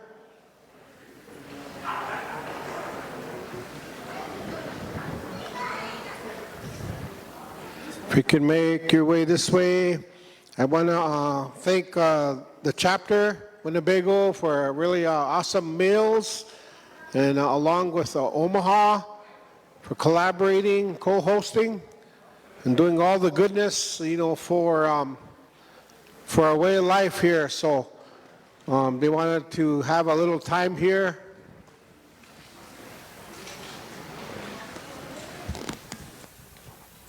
Test. Okay, I'd like to have your attention for a little bit. We want to recognize this, the National Native American Church officers for everything that you've been hearing, what they've been doing for our way of life, the protection of the medicine, the holy medicine, Manka. That's what we call it here in Winnebago. And they've been going around and taking it out of their own pockets and going and advocating on our behalf. That takes a lot of effort. And sometimes they even, I see some posts and they get called down, all those things, you know. I see that. And I know that affects them, but they keep on going because they have a belief. They have a belief in this medicine to protect it and the things that we want for this medicine for generations to come. And on our behalf, we want to say thank you to you, brother. My brother Poncho, Joe, Elroy, brother Justin, Jessica, for all the things that you guys have done on our behalf. We got some gifts here, and we want to continue on too for all this, everything that's been done. Then even my brother over there, Ryan, I say thank you to you for all what you guys have done for the Native American Church, North America. Thank you very much. And allowing us to host along with the Omaha tribe. Thank you. We try to do the best. Make sure you're accommodated, each one of you. Enjoy seeing each one of you. Some of you I've seen first time. Introduce myself to you. My name's Matthew Cleveland Jr. And my father, Matthew Cleveland Sr., is a Ho-Chunk. My mother, his name is Violet Lastly Cleveland.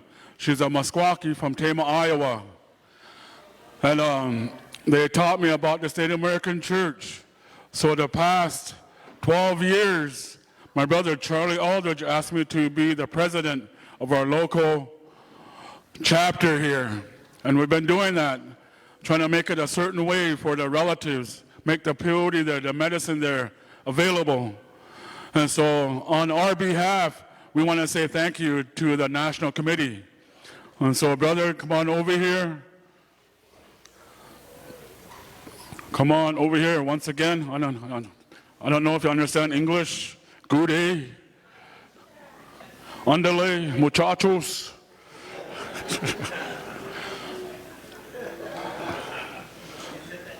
I know, I got happy. They're going to give this to you. Going to put it on your left shoulder. Yeah. Shake hands. Give him a round of applause. Our president. Done an awesome job, brother. Enjoyed it. And Joe Holgate.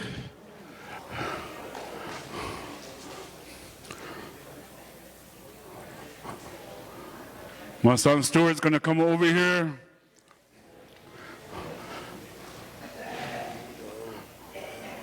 And say thank you to you, Joe, for all the efforts. Yep. Thank you. Yeah, that came from Frank White guy. He's the only white guy in Winnebago to go to meeting. Then Elroy Watson.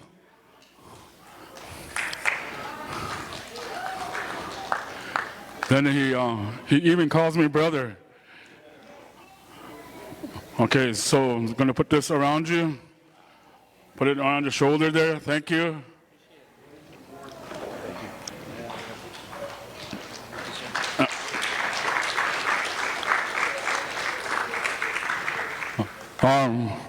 My brother Ryan Wilson.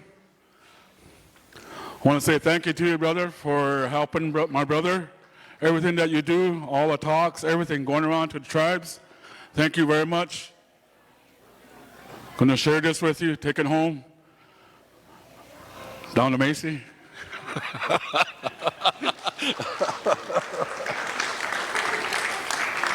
Justin Jones.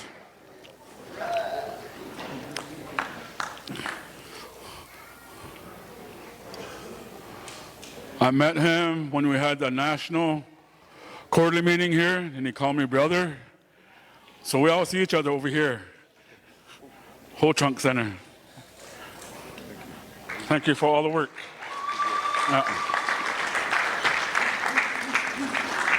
Jessica, Paulus, Williams. I have a brother, his name is Buddy. That's my brother. And so the girls are going to come on and put that around your shoulders, say thank you to you.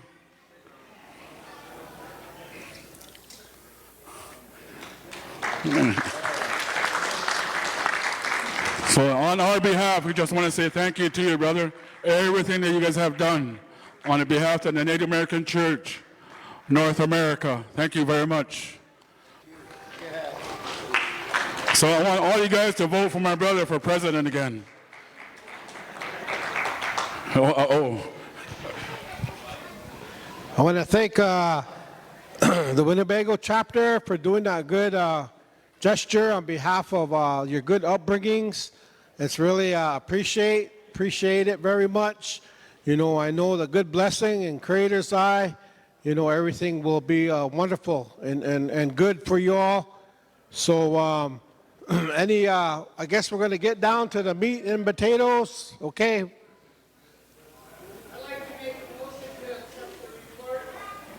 Okay, we have a motion to accept the reports. We have a second by Mr. Hardy.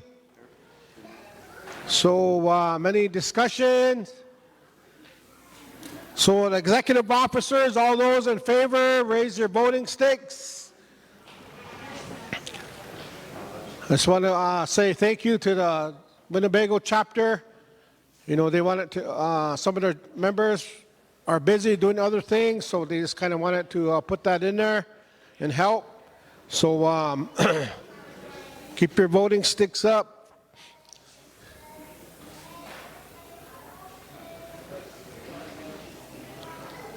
Maybe future days we'll have some electronic ones. We'll have a board. You guys will have your little instrument. Go ahead. Officers. Officers, yep.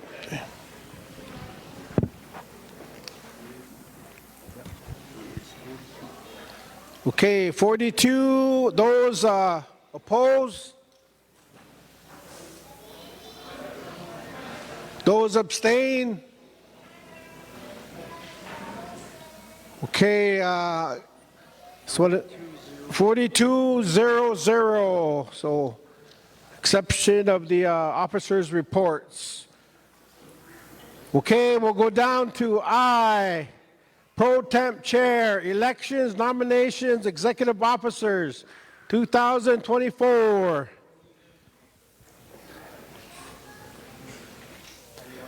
So how would you want to take care of this? We have our legal here. He could maybe be a pro temp or... Okay, we have a motion here, Mr. Steamboat Chapter.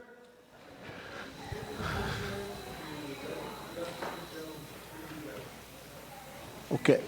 We have a motion by Steamboat Chapter, our legal counsel, Mr. Justin Jones, to be the pro temp chair. Do I have a second? Second by New Mexico. So any discussion?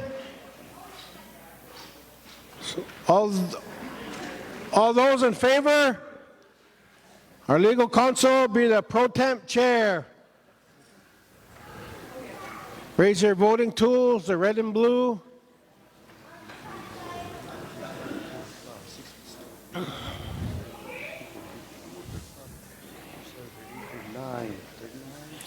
$39. Officers are 42. Oppose?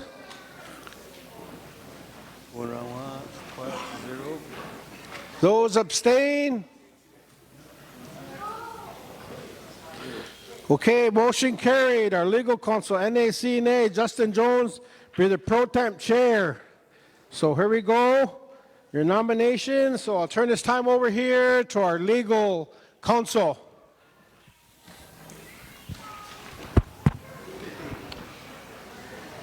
Good afternoon, my relatives.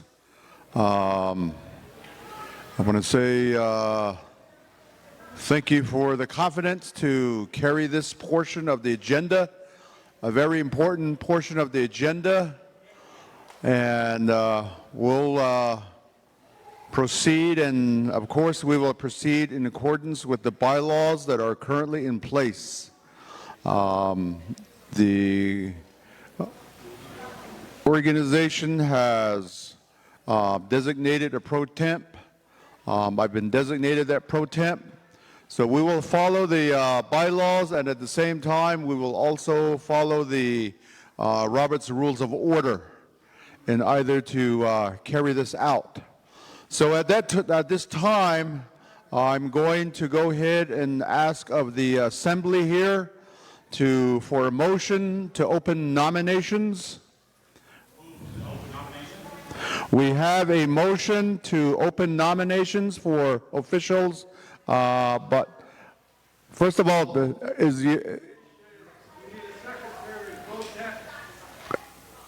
we have a secretary pro temp that needs to record all proceedings.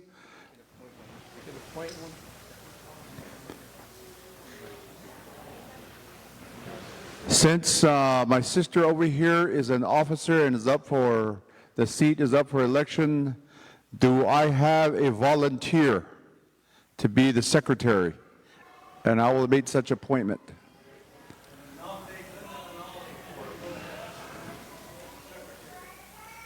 I believe I can just make the appointment. Okay, Shade, come on up.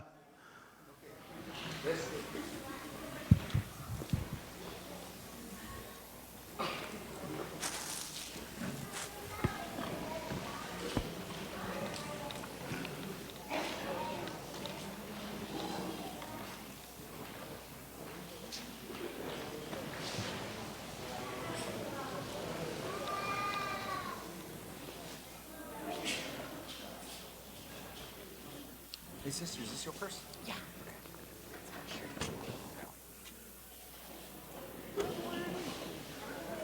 Shut up.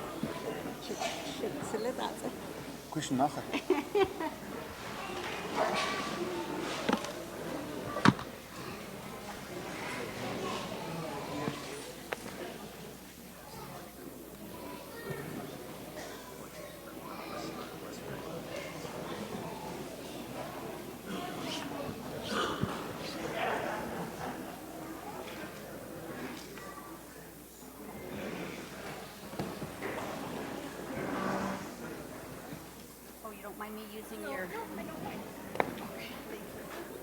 Who's serving as your delegate?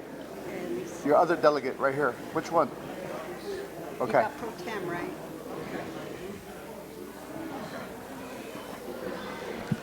Pete? Yeah.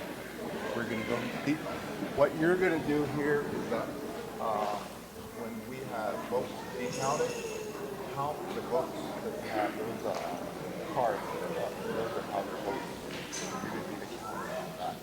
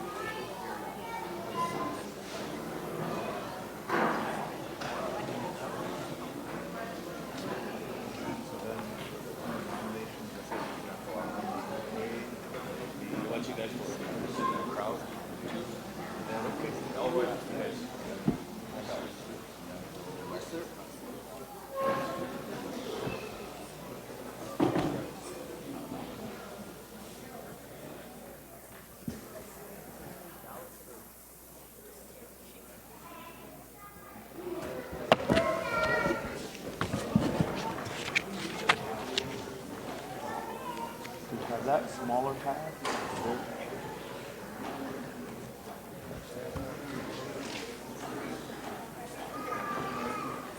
Oh, okay. Let's see if I can find another pad.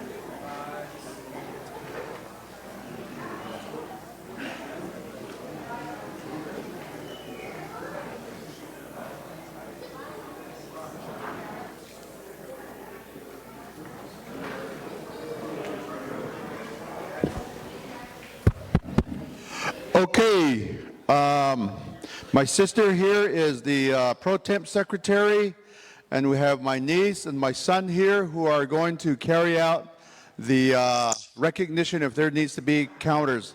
So by a show of, before we open the nominations formally, let's take a ballot count.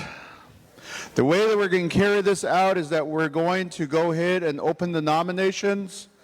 And then after we open the nominations, you're going to make your nominations. There's going to be a motion. There's going to be a second on the opening of the nominations. We're going to get the nominations going. And then there has to be a closure to the nominations for that particular seat. After that is done, we're going to go ahead and distribute the ballots here. And you're going to go ahead and write their name down, and then we're going to go ahead and count them over here, and then we're going to and record it over here. Then we'll go down the line for those offices. Now, the reason why I want to take an inventory of the ballots that are there, we're going to have to see how many voting delegates are out there, so that will equal to the number of ballots that are going to be distributed, and then the number of ballots that are going to be coming back in. So we're going to go ahead and count those. So by virtue of your voting cards, let's take a number of the voters that are here.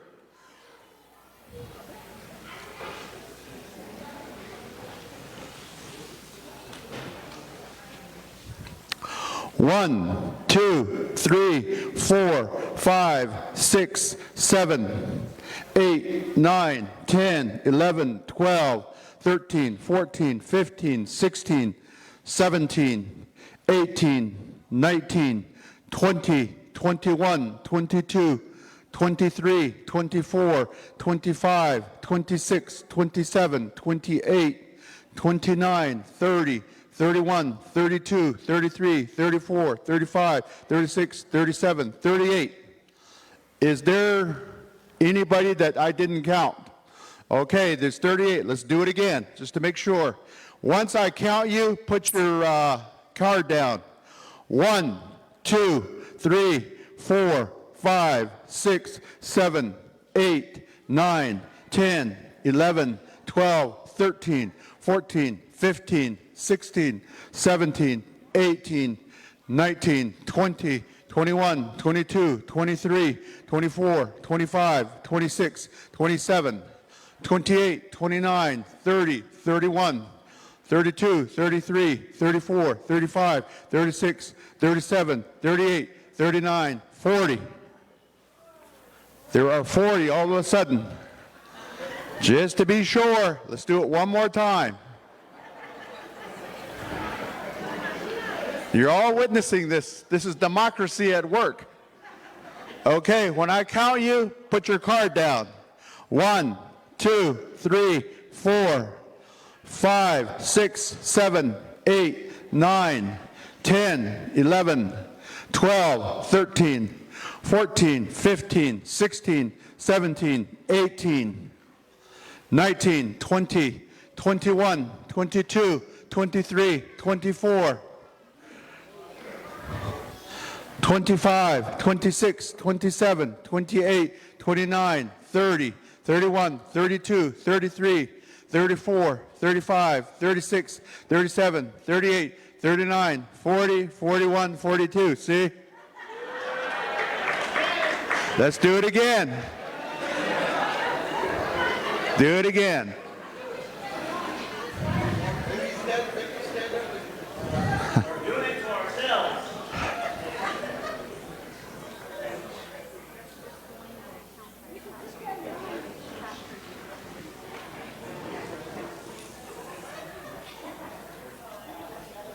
Okay. All right. I still have faith in all of you. Again, Everybody that has a card, it's here, right? None of this late business. Raise your cards. When I count you, put them down. 1, 2, 3, 4, 5, 6, 7, 8, 9, 10, 11, 12, 13, 14, 15, 16, 17, 18, 19, 20, 21, 22, 23, 24, 25, 26, 27, 28, 29, 30, 31, 32, 33, 34, 35, 36, 37, 38, 39, 40, 41.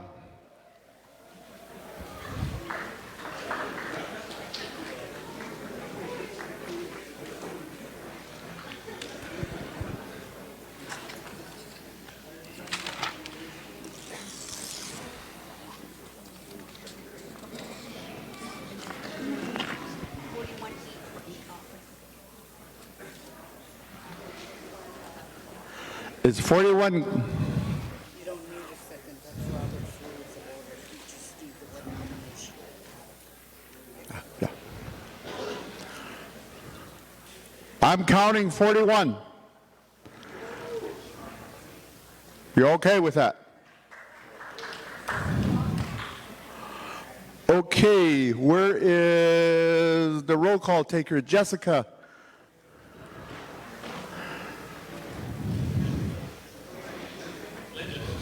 Let me see your roll call sheet.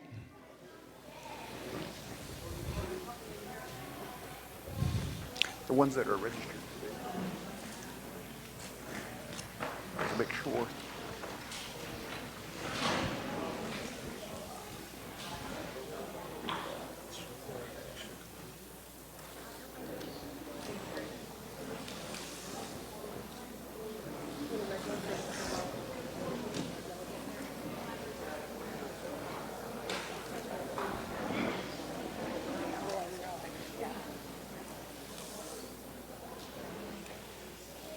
Go ahead and call them out.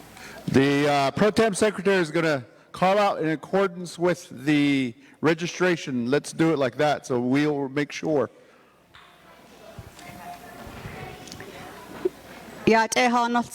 How's my sound? Okay. I'm just going to go down the list. I'm going to name the chapter, and I'm going to name the registered delegates. So if you would please raise your hand at the time that you are called. Are you going to count? Yeah. Okay, great. Thank you. And President Pro Tem will be making a note so that we have a dual record. Ashimpito Salt Lake, Thomasina Yanito, Lorenzo Bigay, Cove, Red Valley, Geneva Chavez, Rosemarie Chavez, Danette Chapter NACNA, Alfred Jones, Arthur Hardy, Fort Berthold, Milton Beston, Ryan Wilson, Lakeland Ceremonial Teepee, Ron Lehman. Mr. Lehman, you just have one convention delegate, is that correct? 2. Donna Scanny. Monument Valley NAC, Sarah Fanman. Lorraine Fanman. NAC of Omaha, Nathaniel Primo. Andrea Cook. NAC State of New Mexico, Terry Dayish. Lethan Dayish. NAC State of Wisconsin, Rose Walker. Ms. Walker, can you please confirm you just have one delegate? Thank you. NAC Wisconsin Dells, Travis Cloud. Taylor Lightfeather. Oneida, Wisconsin, Kenny Doxator. Did he read? Kenny, thank you. Dale Palace. Ancient NAC of Pine Ridge, South Dakota, Darrell RedCloud. Mr. RedCloud, can you confirm you just have one convention delegate? Thank you. NAC of Shanto, Christy Nolson. Tyrell Nolson. Steamboat Canyon, Roland Kelwood. Violet Sosi. Yanaguana Tapalam, NAC of the Americas, Isaac Cardenas. Javier Cervantes. NAC of Wyoming for Arapahoes / other tribes, Thomas Goggles. Mr. Goggles, can you confirm you just have one delegate? I don't have another name registered, sir.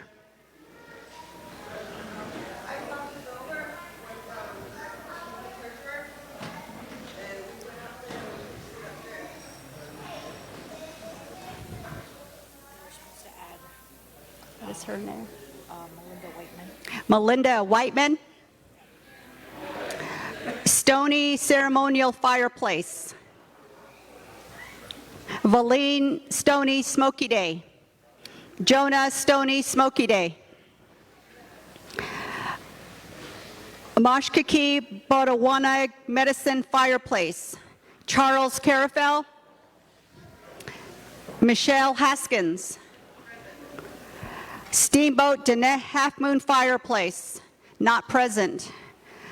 NACNA Tonastiza Chapter Tuba City. Johnson Tochene. Sarah Tochene. NAC of White Mesa Natural Art of North America Incorporated. I do not have them registered as delegates. NAC Rocky Boy, Joshua Seaton. Adonia Spenson. And the last chapter is NAC Winnebago, Dallas Crossbear. Mr. Crossbear, can you confirm you only have one voting delegate? May I have your name, sir? Okay, Mr. Fred White, thank you.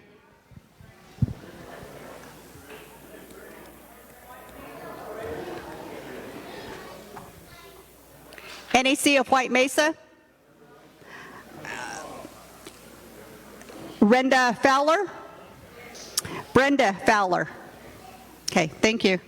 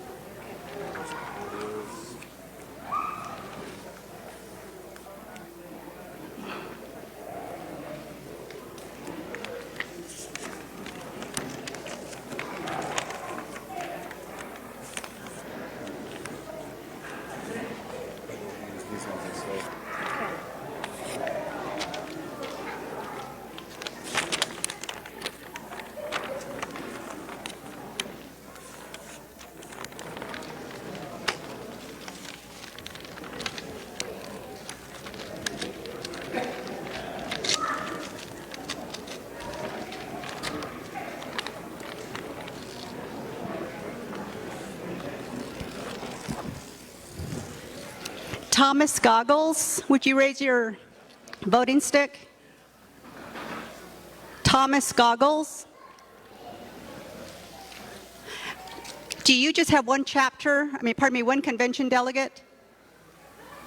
Two, thank you. Oh, could I get the other name, please? Thank you.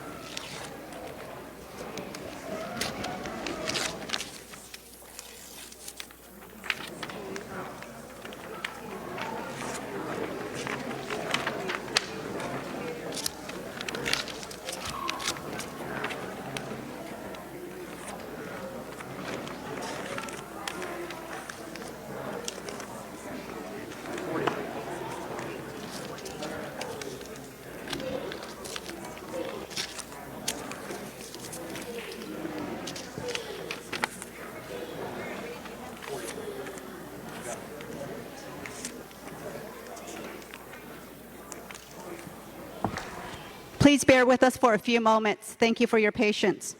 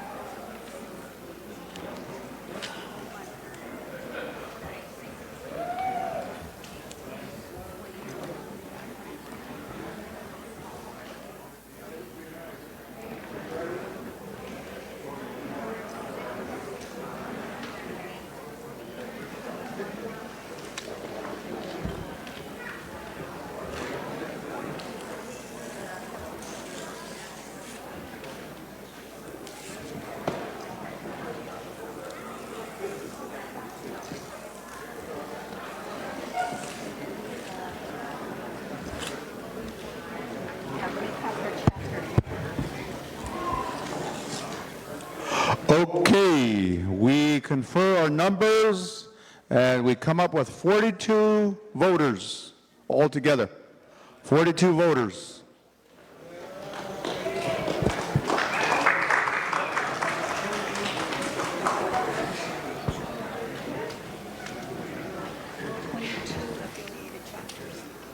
And there are 22 affiliated chapters.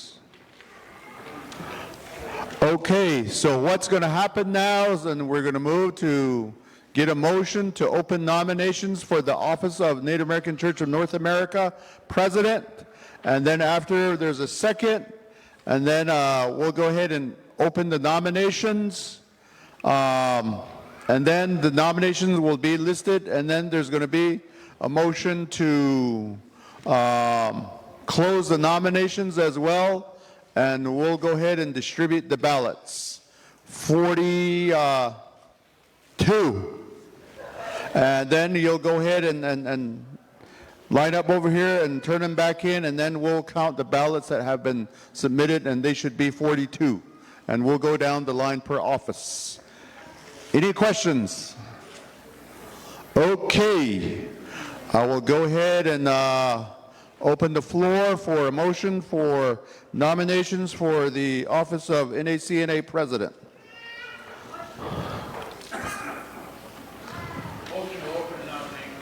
There is a motion that has been offered to open the nomination for the office of the President from Oneida. Your name? Darrell Paulus has motion to open the nominations. Do I hear a second? Mr. Dayish from New Mexico is the second to open the nominations.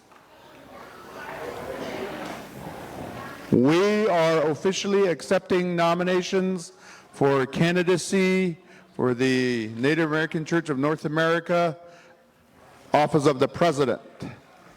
We have a card here. Mr. Wilson.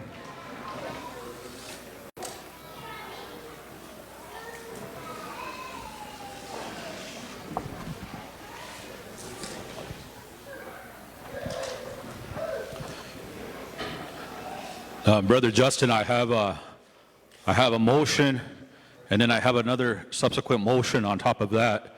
But I move relatives, as I did 3 years ago, to nominate Jon Brady, President, Native American Church of North America, for an additional 3 years. Motion is so noted. Do I hear a second? Name and chapter.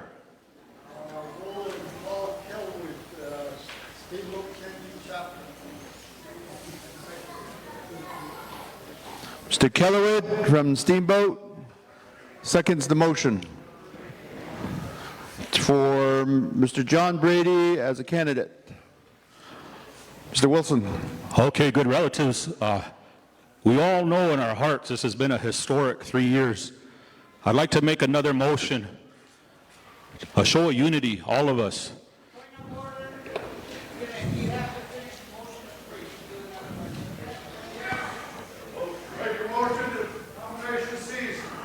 Okay, we have two different things going here. Mr. Wilson, let's go ahead and complete this nomination part of the motion first before we have another motion to do that. Now, if there's a motion on the floor to cease debate or cease the motion on that, then we'll go ahead and entertain that. I think that's where we're going to do this. We already... So that's a clarification on the motions. So we have a motion on the floor and we have a second for a nomination. So unless there's going to be another motion to have another candidate to be nominated, then that would be in order. I'm trying to understand Rose's motion. I don't want to be out of order. I'll just say it fast. If you don't let me combine that, I want to ask that we nominate Jon Brady by acclamation, all of us together in unity. That's my motion.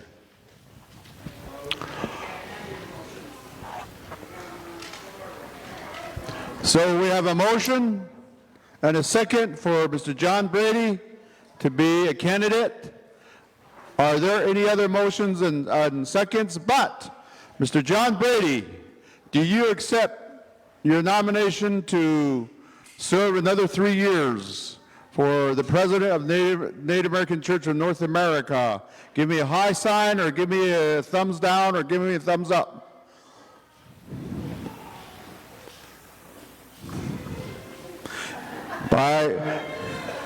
By Indian Sign Language, wholeheartedly, yes. He accepts the nomination. Okay, nominations are still open at this time. But unless there's a nomination on the floor again, I do have a motion over there from Winnebago to cease nomination at this time. We have a motion on the table. Do I hear a second? We have a second over there. Name and chapter.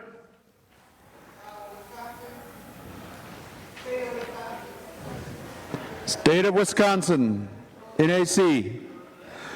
There's a motion and a second to cease nomination here at this time. Now, we'll go ahead and entertain a call of the question on this one. Question. I either have a question or we're going to go ahead and open up for debate here this time. There's a motion and a second to cease nomination.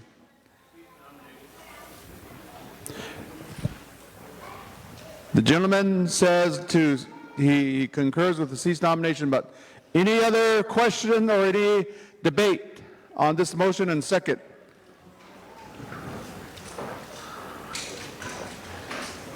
Let's call for the question then. All in favor of ceasing nominations for the President of the Native American Church of North America, please show your numbers. Okay, counters.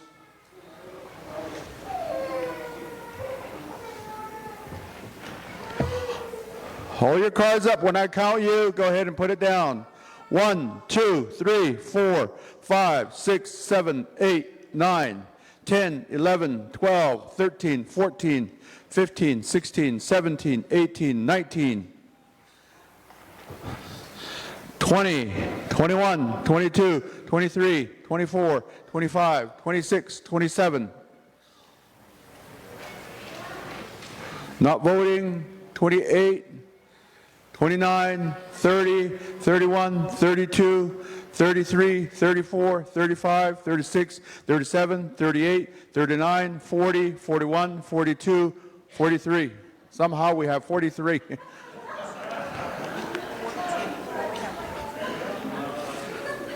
We only have 42 that was officially, so let's count it again. So, any opposing? Any abstentions? But since I've been designated the pro temp here, it doesn't make any sense if we're going to be counting 43 votes in favor when we only counted 42. So let's do it again. You're either going to have 42 votes or you're going to have less than 42 votes. It can't be over. Then they're going to be stuffing ballots. 1, 2, 3, 4, 5, 6, 7, 8, 9, 10, 11, 12, 13, 14, 15, 16, 17, 18, 19, 20, 21, 22, 23, 24, 25, 26, 27, 28, 29, 30, 31, 32, 33, 34, 35, 36, 37, 38, 39, 40, 41, 42. We're on target.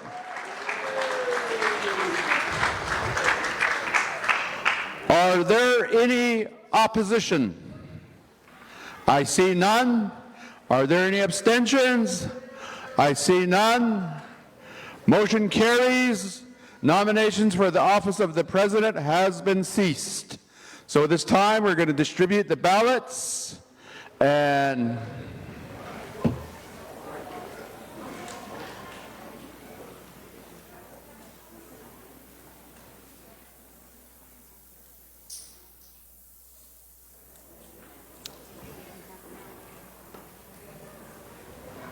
we have a situation where we only have one candidate. So I think that there was a motion that was made earlier, and because there are no others, I believe that even if Mr. Brady just gets one vote, he's still a vote in favor. So this vote is not whether you want him or not. It's supposed to be between one or more candidates. So if there's only one candidate, I believe at this time we can entertain a motion for a proclamation and a second, and we'll take another count. I'm going to open the floor for a motion for a proclamation, and I will be looking for a second.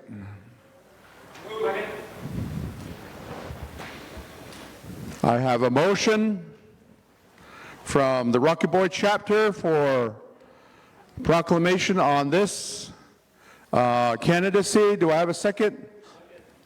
Mr. Art Hardy from Navajo, Tibbet City. Any questions, any concerns, any debate on the motion and the second that's on the floor?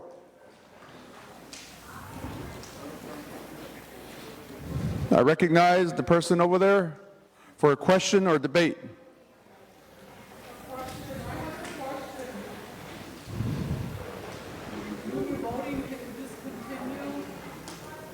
Continue by voting delegate by delegate when your votes come in, like you did the first time over here when you started in on your ballot.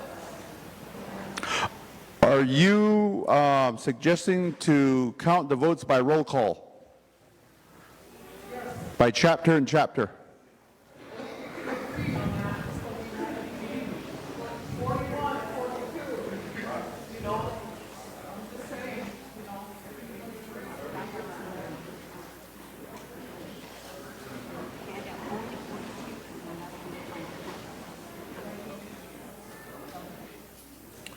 For the purpose of the office of the president, since we only have one candidate that was nominated, let's go ahead and move for proceeding with a roll call vote after we call for the question, but we're still in the question and debate mode.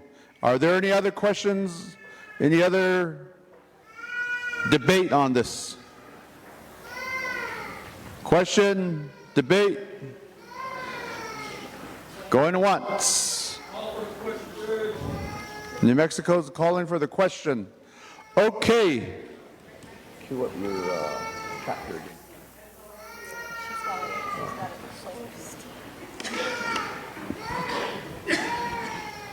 Jessica Palace, I'm sorry to bother you, but could I please have you unlock your computer so we have access to the list of chapters? Thank you very much. Just cue up the chapter.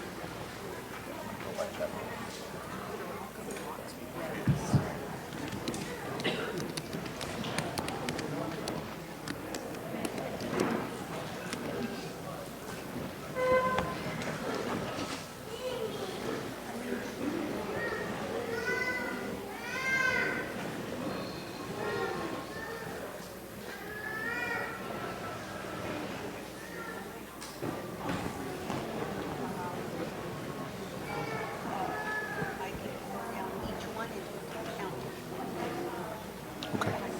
Yeah. Just tell me what the name is.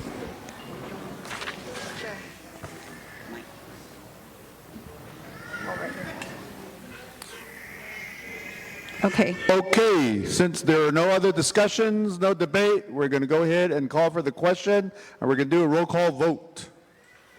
Ashimpito, Salt Lake City. Thomasina Yanito.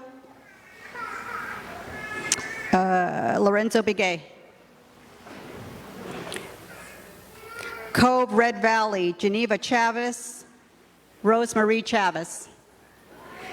As you're putting up your sticks, you're voting for the president position, just so you're aware of what you're raising your voting stick for.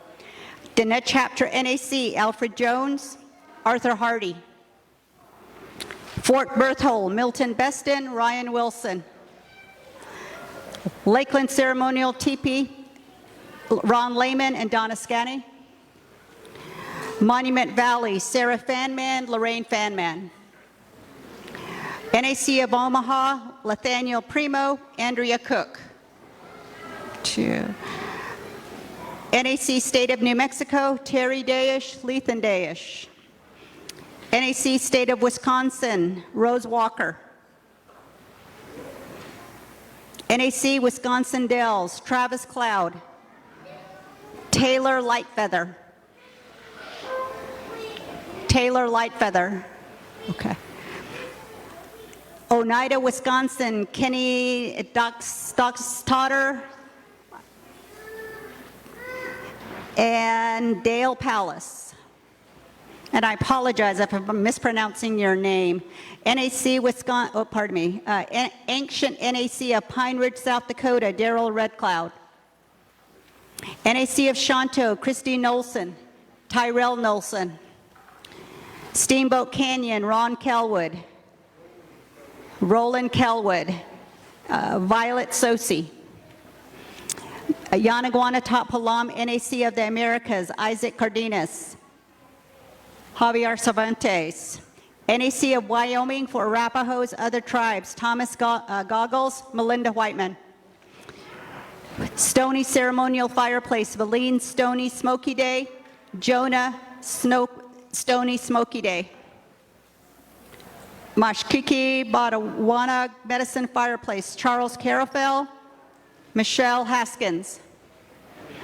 NAC Twananestiza Chapter, Johnson Tochotny and Sarah Tochotny. Okay. NAC of White Mesa Natural Arch of North America, Brenda Fowler. NAC Rocky Boy, Joshua Seaton, Adonius Benson. NAC Winnebago, Dallas Crossbear, Fred White. That completes the count.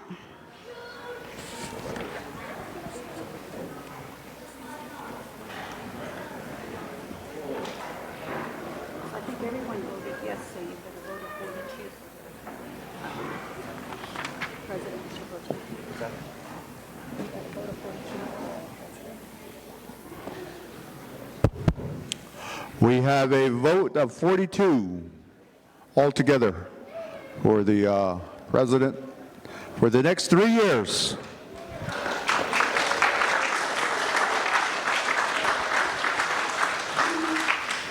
It was a landslide. Okay, Assembly, we are entertaining a motion for nomination for the Vice President position for the Native American Church of North America. Do I hear a motion? We have a motion from Papa Bear.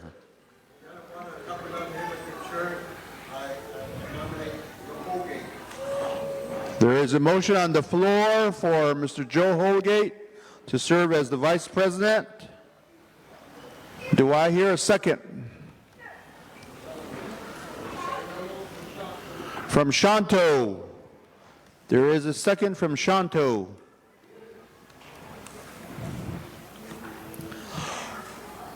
Mr. Holgate, do you accept this nomination to serve as the Native American Church of North America Vice President for another term? He gives us the high sign. He accepts this nomination.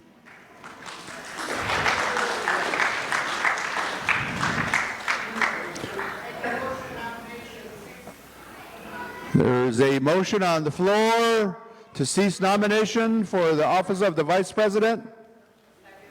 There's a second.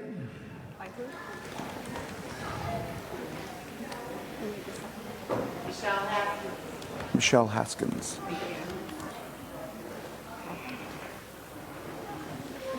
We have a second to cease nomination for the office of Vice President.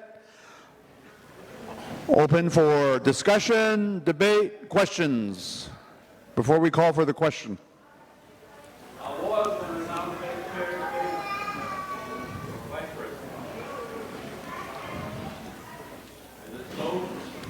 Not yet. There's a motion and a second for closure right now.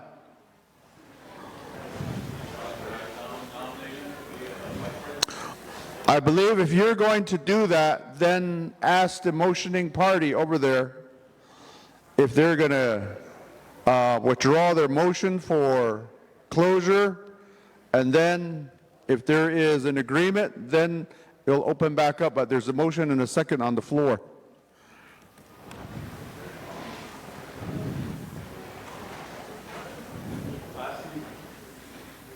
I ask permission from the motion maker if we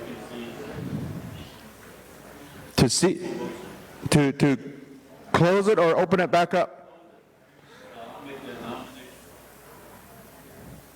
Or open it back up, either way. Okay. Main motion carrier, there's a request to withdraw your motion for closure as he wants to make a nomination for candidacy. Okay. Pro Temp Chair recognizes the request, and the request has been made, and the main motion carrier affirms the request. So at this time, the main motion for closure of nomination is hereby vacated. Now back to the nominating process again. Do I hear a motion for another nominee? Mr. Hardy. Mr. Hardy nominates Mr. Dayish for the office of the Vice President. Do I hear a second?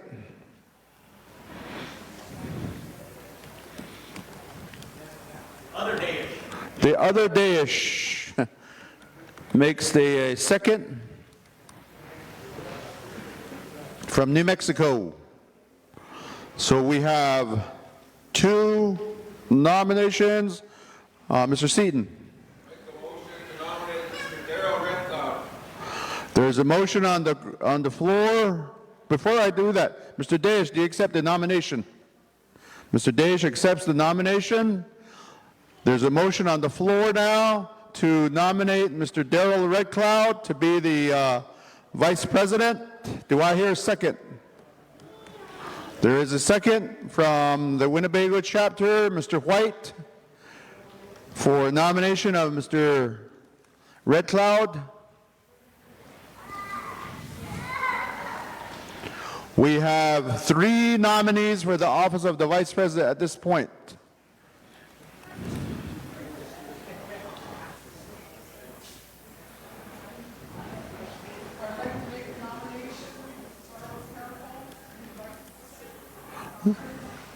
There is a motion on the floor for nominating Mr. Charles Careful from Wisconsin.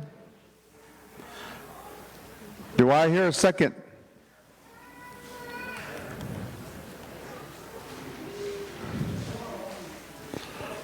There's a second from Omaha chapter.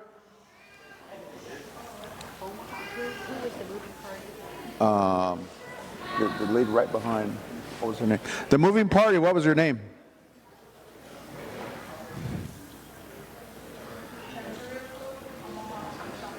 Andrea Cook from Omaha chapter. Mr. Charles, do you accept the nomination? Mr. Charles declines. So that motion or that nomination is going to be voided. Mr. RedCloud, I didn't ask you whether you decline or you accept the nomination. Mr. RedCloud accepts the nomination.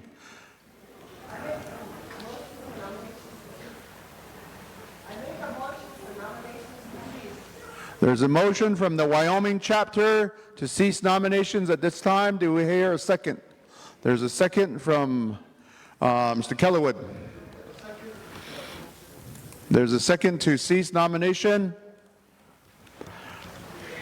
We have a motion, we have a second. Any questions, any debate, any comments? Going once? Call for the question. There's a request for calling for the question.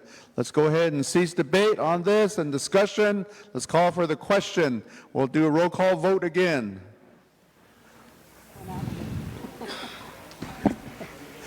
Jessica, need your password again.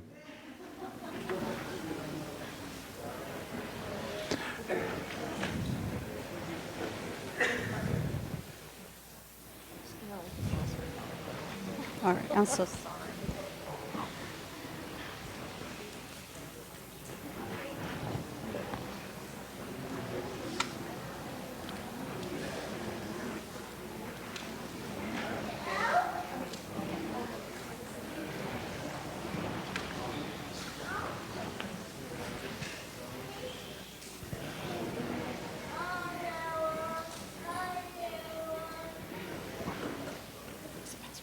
Okay, we're going to go to another roll call vote.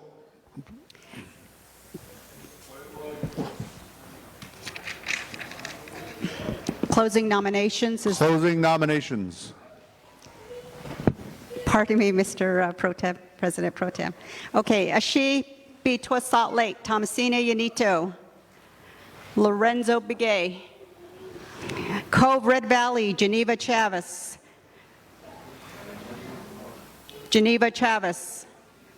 Rosemary Chavez, Danette Chapter NACNA, Alfred Jones, Arthur Hardy, Fort Berthold, Milton Beston, Ryan Wilson.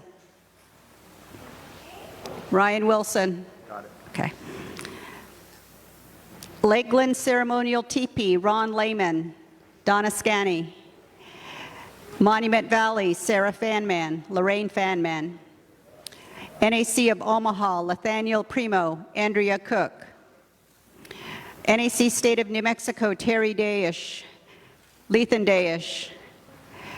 NAC State of Wisconsin, Rose Walker. NAC Wisconsin Dells, Travis Cloud, Taylor Lightfeather. Oneida, Wisconsin, Kenny Dockstader, Dale Palace. Dockstader, thank you. Ancient NAC of Pine Ridge, Darrell RedCloud. NAC of Shanto, Christine Nolson, Tyrell Nolson. Steamboat Canyon, Roland Kelwood, Violet Sosi. Yanagana Top Palam, NAC of the Americas, Isaac Cardenas, Javier Cervantes. NAC of Wyoming for Arapahoe's Other Tribes, Thomas Goggles, Melinda Whiteman. Stony Ceremonial Fireplace of Aline Stony Smoky Day, Jonah Stony Smoky Day. Mashkiki Budawanig Medicine Fireplace, Charles Careful. Michelle Haskins. NACNA Twananes Diza Chapter, Johnson Tochotny, Sarah Tochotny. Okay. NAC of White Mesa Natural Arch of North American Incorporated, Brenda Fowler. NAC Rocky Boy, Josh Seaton, Adonis Benson. NAC Winnebago, Dallas Crossbar, Fred White. Dallas.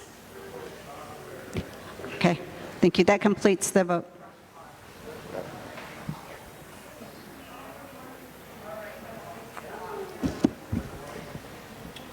We have 42 voted in the affirmative to cease nomination. So now what we will do is we have 42 ballots here.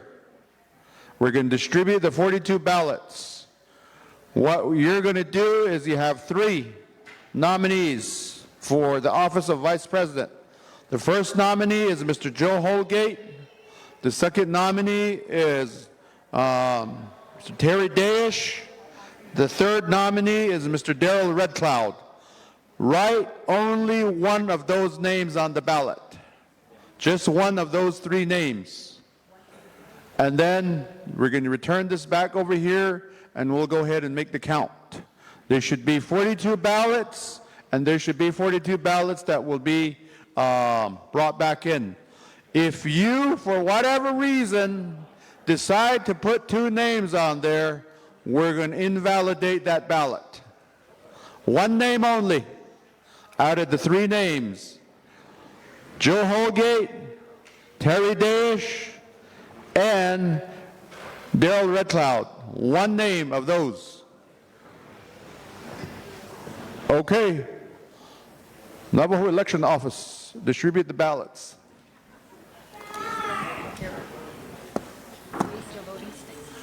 Raise your voting sticks and the NACNA Election Administration is going to give you your ballots.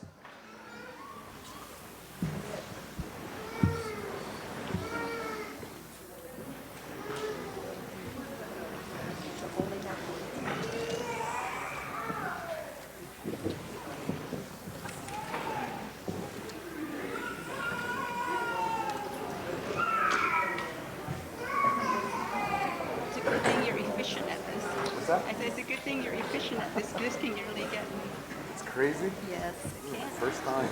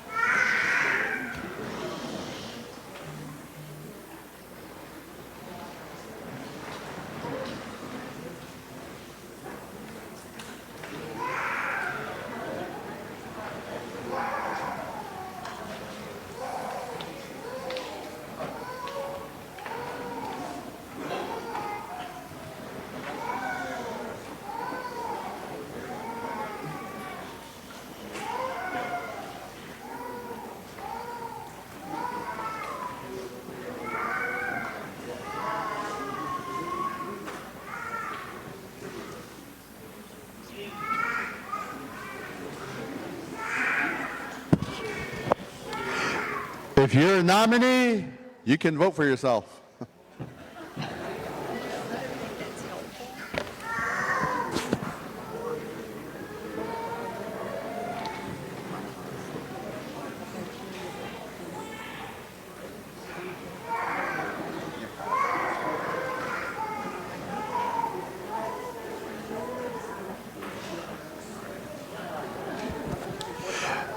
Hang on to your ballots, and you will drop it in this box here in a little bit.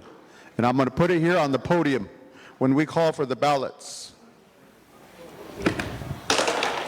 Like a magician, there's nothing in here. There's no secret cameras or anything. No rabbits.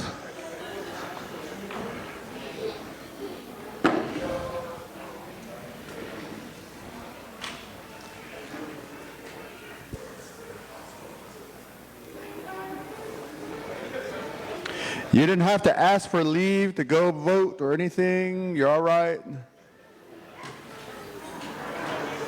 Not yet, not yet, not yet, not yet, not yet. I'm actually timing this to make sure that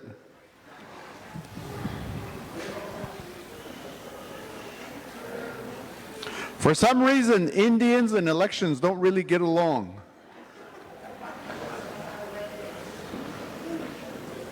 I think tribes, if you look at their tribal codes and their tribal laws, the thickest part of their codes and tribal laws is the election ordinances. But still yet.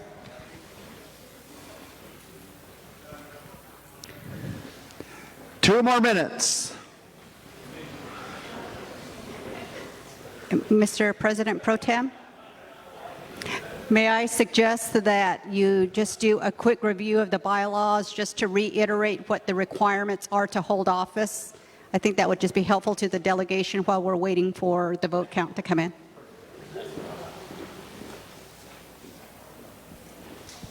One more minute.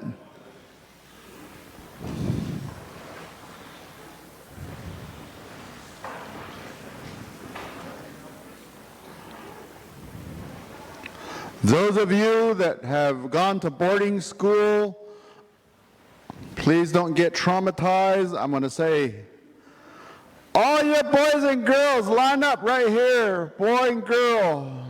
Don't push one another. I got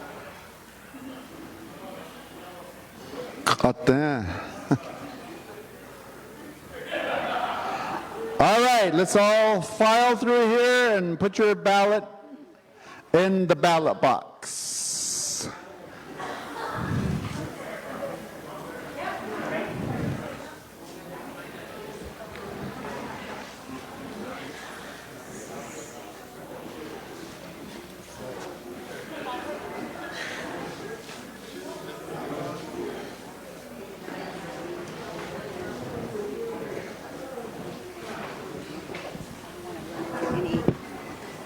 Issues. The only one I remember is their chapter has to have been affiliated for at least 2 years. Should be right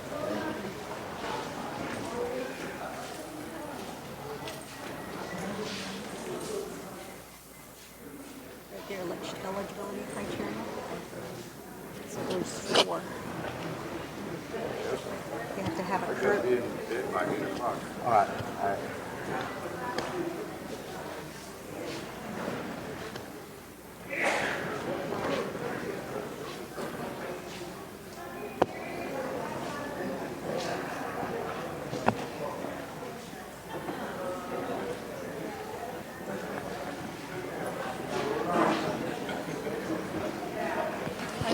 I didn't think about that earlier until we started moving through it. That's normally what we start with some mahlawa. I think that's important so we don't run into challenges later. Okay. Is that everybody?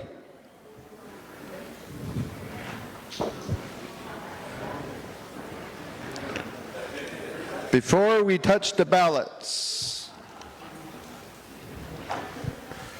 let me go over Section 4 of the NACNA bylaws, which says eligibility criteria for all officer positions. A nominee for an officer position shall, A, the nominee's affiliated chapter must have a current affiliation certificate and have been affiliated with NACNA for at least 2 years prior to nomination. B, be a current member of an NACNA affiliated chapter and be in good standing, which may be verified by nominees affiliated chapter. Be eligible to be bonded by the designated NACNA bonding entity. Not have a prior felony conviction. So I'm going to go down the line to make sure that we check off these boxes before we touch the ballots. The nominee, Mr. Joe Holgate, his affiliated chapter is Shanto, I believe. So your chapter have an affiliation certificate and has been affiliated with NACNA for 2 years prior to today. Is that correct? They have a verbal affirmative on that from the chapter. Mr. Joe Holgate is a member of Native American Church of North America affiliated chapter and being good standing. And to verify that by the chapter, the Shanto chapter, is Mr. Joe Holgate, a current member of NACNA, and he's in good standing. There is a verification of that from the chapter C. There's a bonding designation for an NAC bonding entity. I believe that the bonding documents does say that as long as they are in good standing and they are an affiliated member of NACNA, then all parties are bonded. So I believe that that is verified. D, Mr. Joe Holgate, do you have any prior felony convictions? A speeding ticket, that's it. Okay, he affirms that. So Mr. Joe Holgate is a viable nominee pursuant to the bylaws. Let's go down to Mr. Terry Dayish. The New Mexico chapter, do you have a current affiliation certificate and affiliated with NACNA for the last 2 years prior to nomination? The chapter has verified that. Mr. Dayish, are you a current member of the NACNA affiliated chapter and being good standing? And your chapter verify that. The New Mexico NACNA chapter is in good standing. And the bonding still stands as far as a member of NACNA. That is verified. And Mr. Dayish, do you have a prior felony conviction? Mr. Dayish does not have a prior felony conviction. Let's go to the Mr. RedCloud. Your affiliated chapter is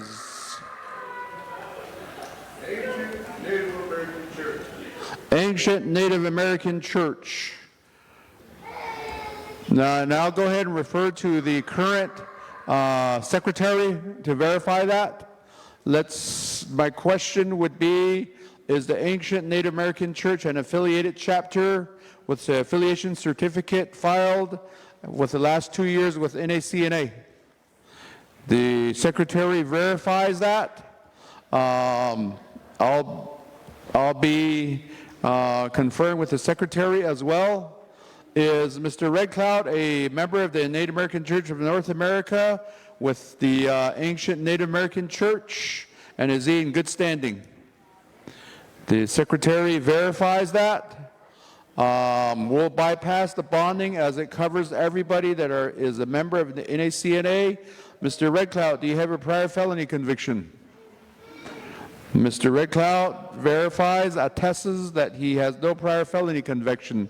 It appears that all of the nominees are fulfilling and qualifying under Section 4 of the NACNA bylaws under Article 4. So let's proceed with the vote count. Where are my helpers?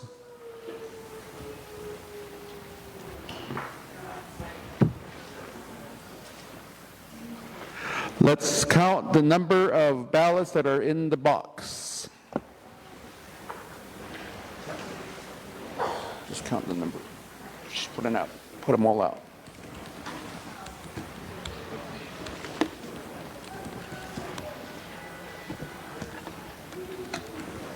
Nothing in the box.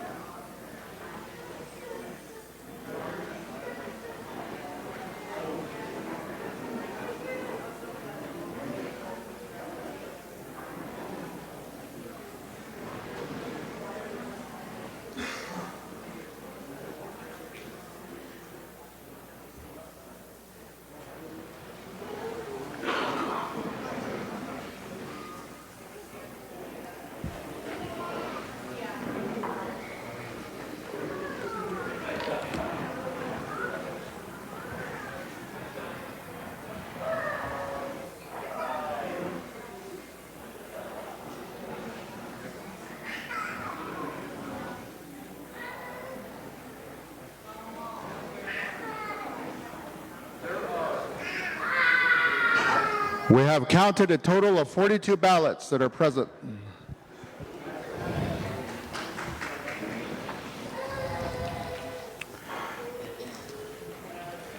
I'll hold up each one of these ballots and put them here so you visually see and just count it with me. I'm not going to say whose name's on it, but this is separated by names now. So I'll tell you after we do the count, but I'm going to physically count this and count it with me.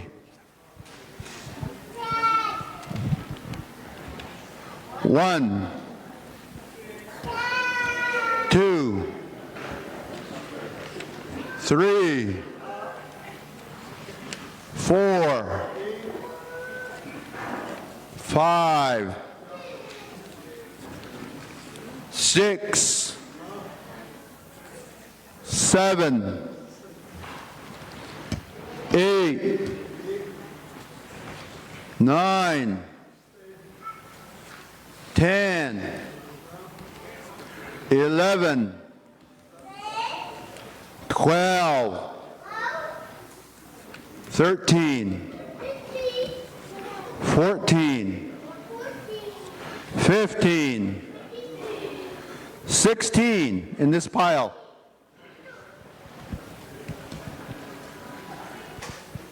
Pile number 2, 1,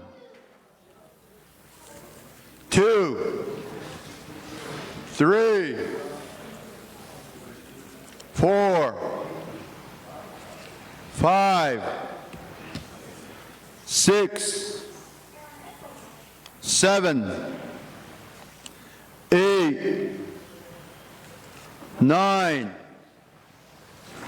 10, 11, 12, 13, 14, 15, 16. We have a tie. Pile number 3. 1, 2, 3, 4,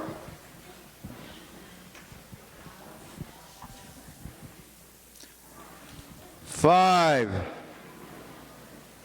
6,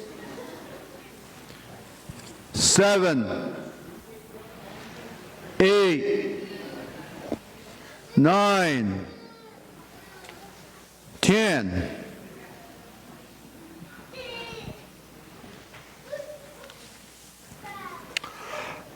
Okay, the first nominee was Mr. Joe Holgate. He has a total of 16 votes. The second nominee, Mr. Terry Dayish, has a total of 10 votes.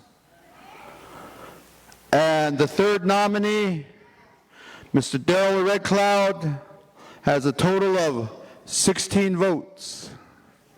Those are the results. So we have a tie and we have to have a runoff.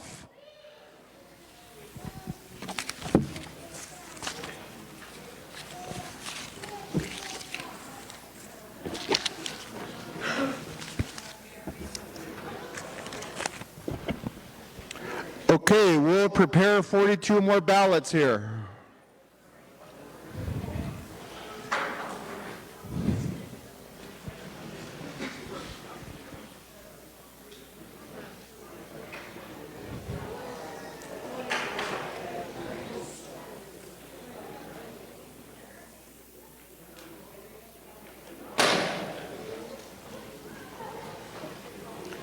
$16 for Mr. Joe Holgate and 16 for Mr. Darrell RedCloud. And they will have a runoff here.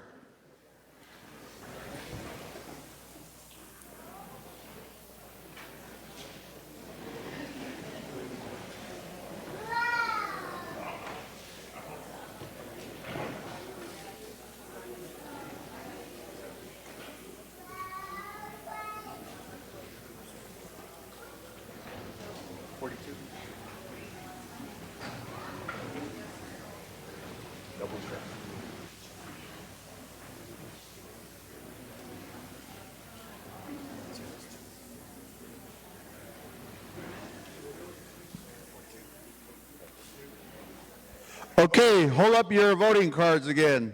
They're going to distribute 42 ballots.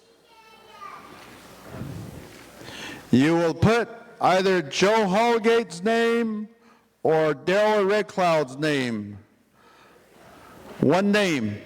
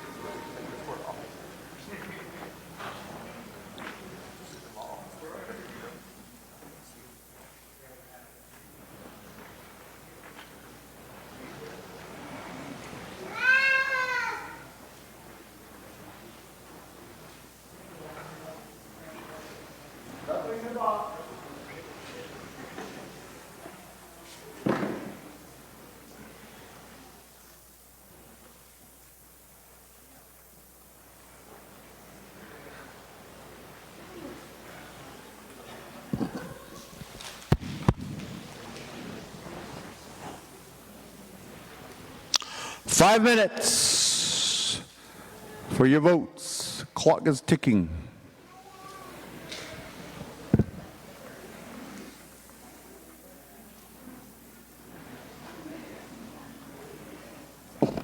Again, one name on your ballot, Mr. Joe Holgate or Mr. Darrell RedCloud.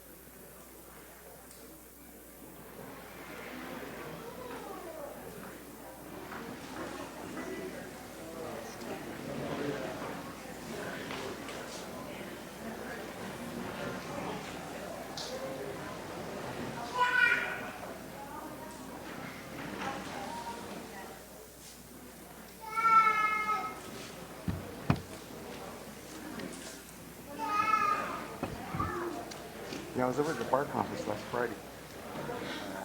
Stayed till the end, and I had to take off. Right, but maybe about 20 minutes after each sip, I had to take off. Usually 2 days, really. One day they packed everything in there.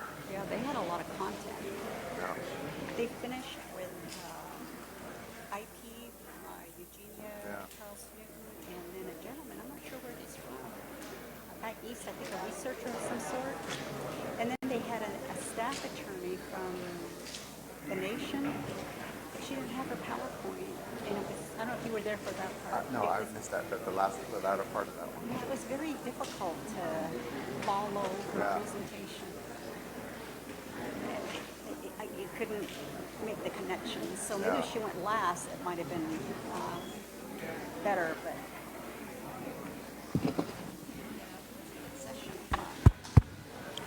Okay, 5 minutes is up. Same manner, put your ballot into the ballot box. how do you pronounce this? I've been not saying it right. I don't think that was Tashoni. Tashoni, okay. Tashoni. And then the other one is Doc Stater. Doc Stater. His sister used to be the chairwoman for the United Nations, Debbie Doc Stater. Oh, is that right? Yeah. Her last name is Doc Stater. I'm not going to do a speech. Draw it out even longer.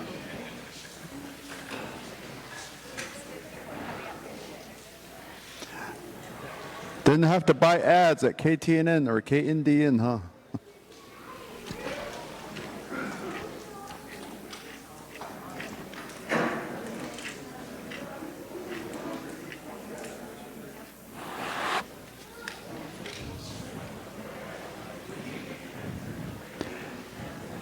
Any ballots that have not been submitted?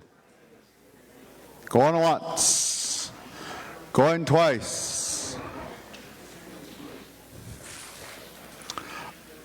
Okay, election staff.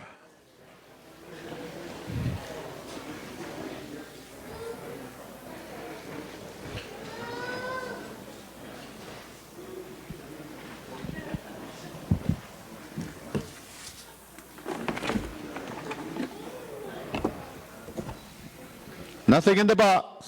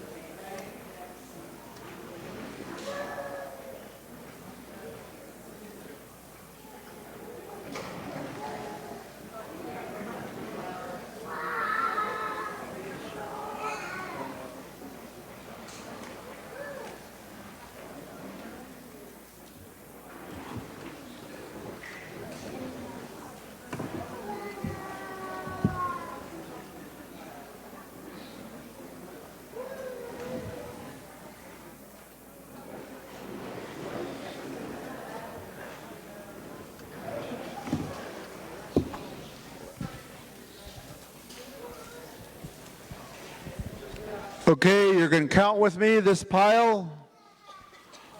1, 2, 3, 4, 5,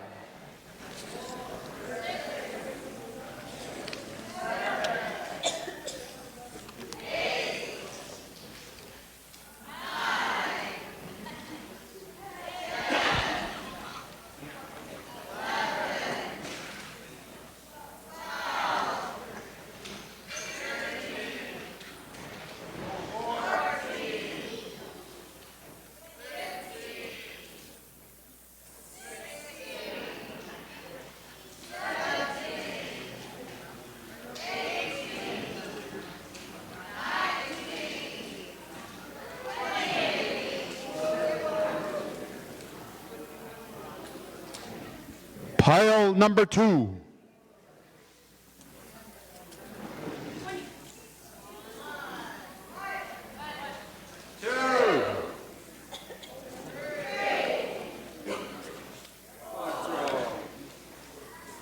Cinco.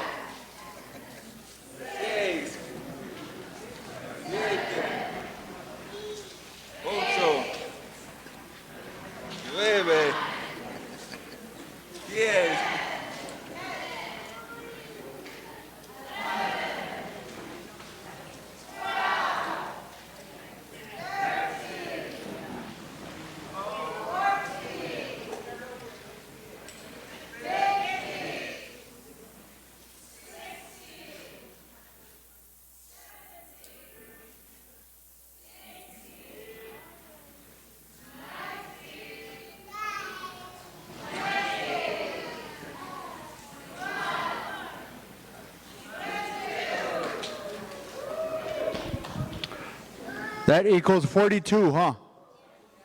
That's our magic number.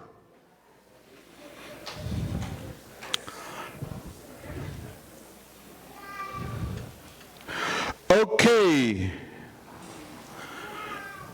Candidate Joe Holgate has received 20 votes. Candidate Darrell RedCloud has received 22 votes.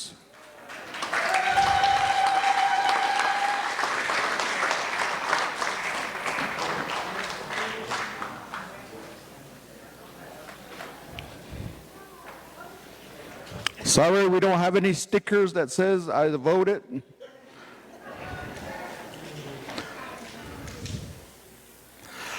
Okay.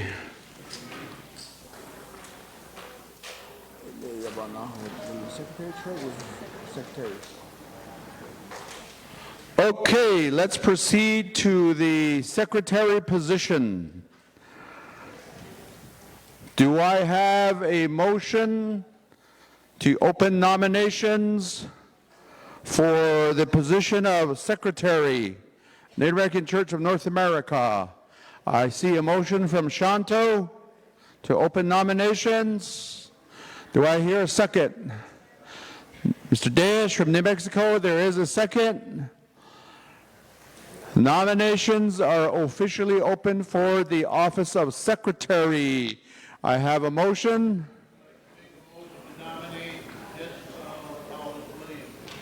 There is a motion on the floor to nominate Jessica Paulus Williams. Do I hear a second?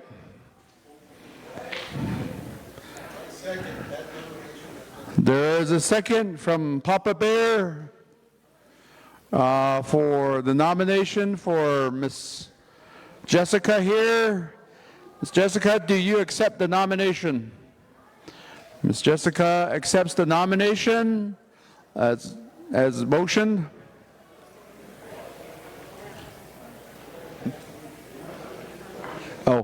Mr. Paulus from Oneida. Okay, we have one candidate. We have a motion on the floor.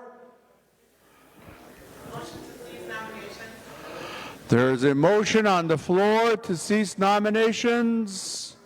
Is the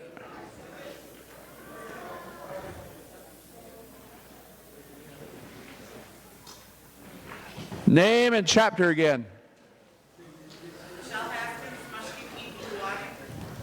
Michelle Haskins is nominating, or the motioning party, to cease nominations. Do I have a second?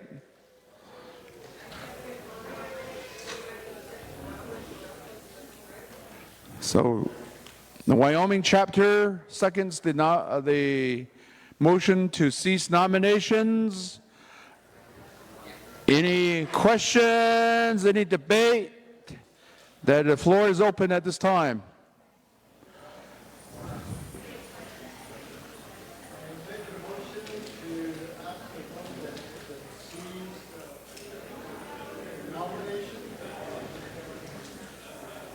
To do what?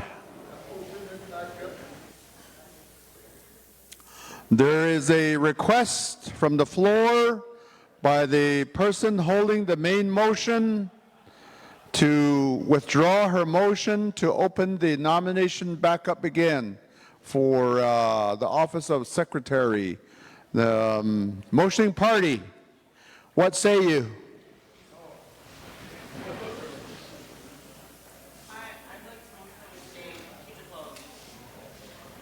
The motioning party would like to keep it closed. Any other requests? Any other debate? Discussion? So the reason we're going to go to a vote like this is because those of you that want to keep the motion open or the nomination open, then you can oppose to vote on this motion to close. Or if you want to go ahead and concur with the closure, then you vote in favor of it.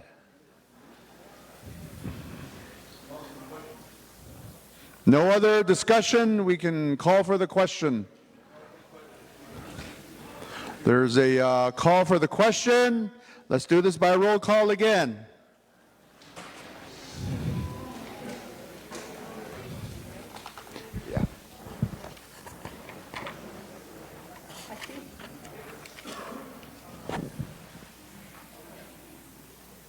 Thank you. Ashimpito, Salt Lake, Thomasina, Yanito, Lorenzo Begay, Cove, Red Valley,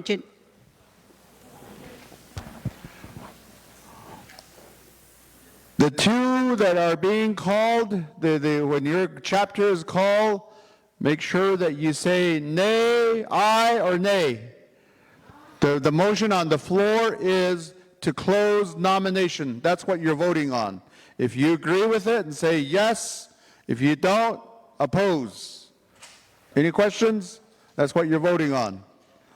So you're voting in favor of the motion to close nomination, or if you oppose it, you oppose it. Okay? Do you have a question? Okay.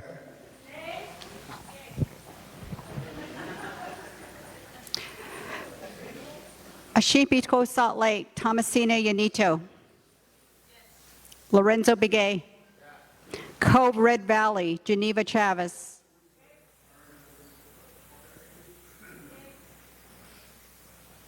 Rosemary Chavez, Danette Chapter, NACNA, Alfred Jones, Arthur Hardy, Fort Berthold, Milton Beston, Ryan Wilson,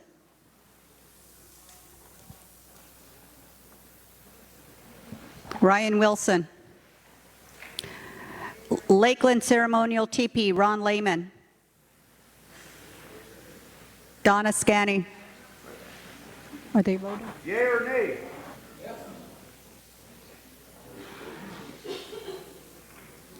Very good. Monument Valley, Sarah Fanman, Lorraine Fanman, NAC of Omaha, Nathaniel Primo, Andrea Cook, NAC State of New Mexico, Terry Dayish,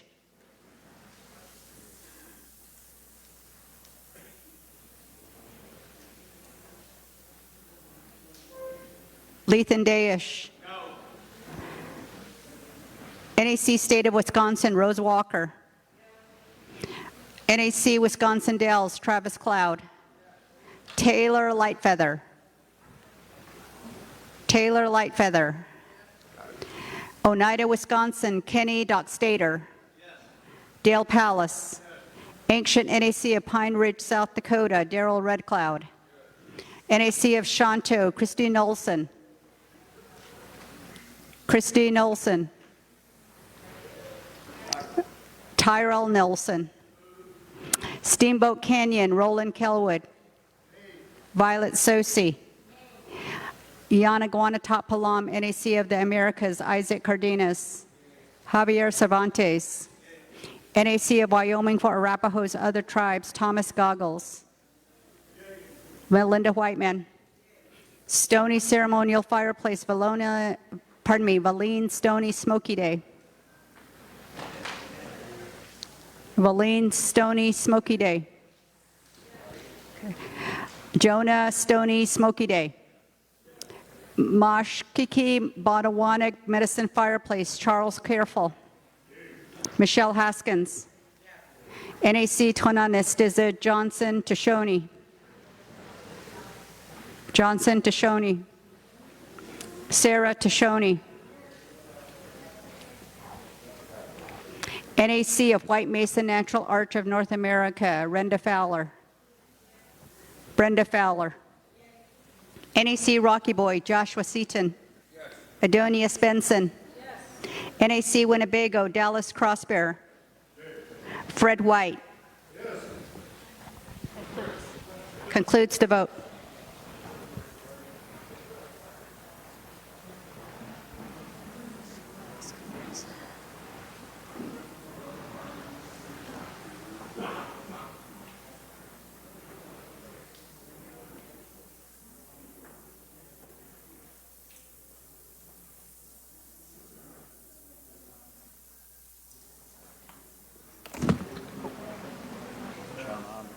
so sorry. There are 36 in favor of ceasing nomination and 6 opposed. There are 42 of you that, so we are ceasing nominations here at this time for the office of secretary. We have 1 candidate that is there.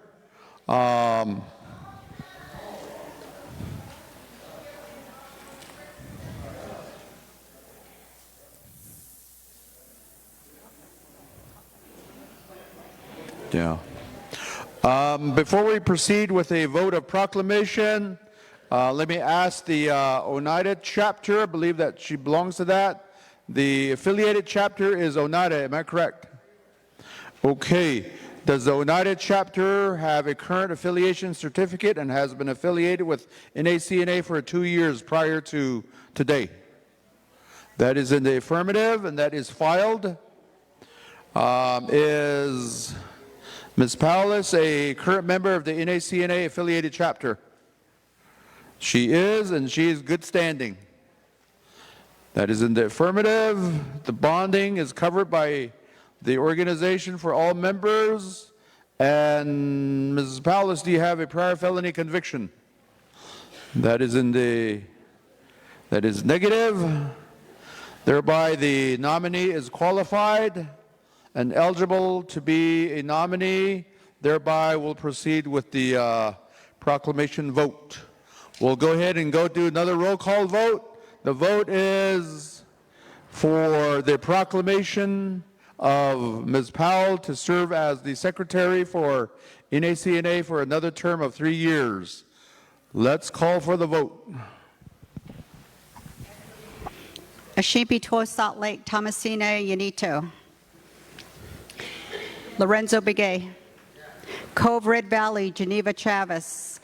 Rosemary Marie Chavez. Danette Chapter NACNA, Alfred Jones, Arthur Hardy. Fort Berthold, Milton Beston. Ryan Wilson. Lakeland Ceremonial TP, Ron Lehman. Donna Scanny. Are you doing okay? Okay.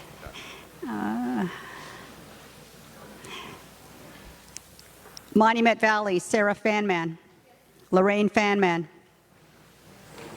NAC of Omaha, Nathaniel Primo. Andrea Cook. NAC State of New Mexico, Terry Dayish. Lethan Dayish. NAC State of Wisconsin, Rose Walker. NAC Wisconsin Dells, Travis Cloud. Taylor Lightfeather. Oneida, Wisconsin, Kenny Dockstader. Dale Palace. Ancient NAC of Pine Ridge, South Dakota, Darrell RedCloud. NAC of Shanto, Christine Olson. Tyrell Nelson. Steamboat Canyon, Roland Kelwood. Violet Sosi. Yanaguana Top Palauam, Isaac Gardinas. We're going to go back to a vote for Steamboat Canyon, Roland Kelwood. Violet Sosi. Yanaguana Top Palam, Isaac Cardenas.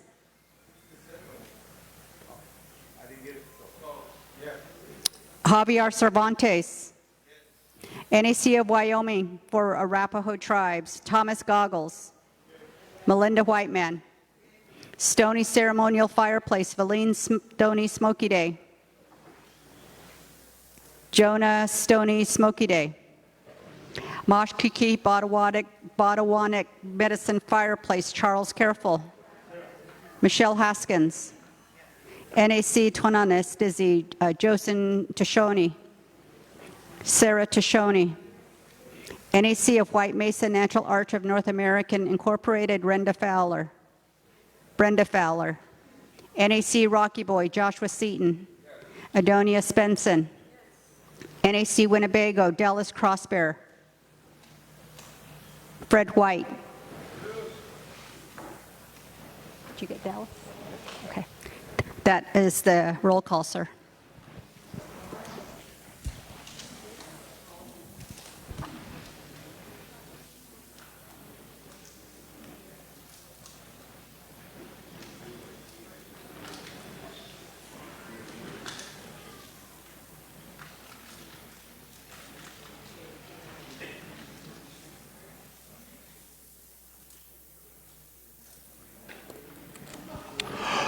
The roll call vote, there are 39 in favor of the nominee, Ms. Powless, and there are 3 opposed. So the vote carries. Ms. Powell is elected to serve in the capacity of Office of Secretary for the Native American Church of North America for another term of 3 years.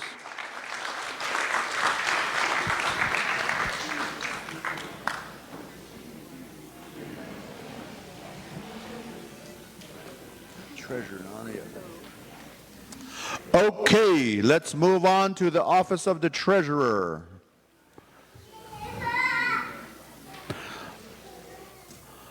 Let me go ahead and entertain a motion to open nominations for the Office of Native American Church of North America Treasurer.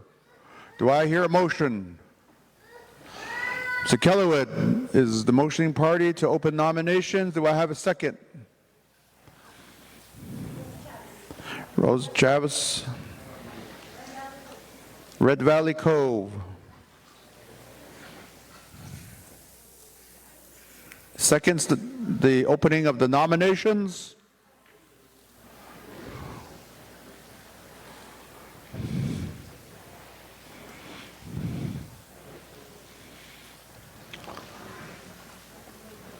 Do I hear a nomination and a second for the office of the treasurer?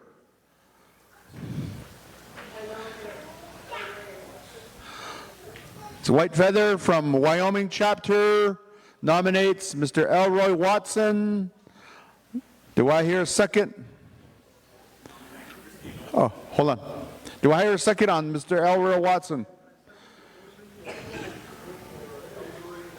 Mr. Kellerwitz seconds the nomination for Mr. Elroy Watson to serve as the treasurer. Mr. Watson, do you accept this nomination?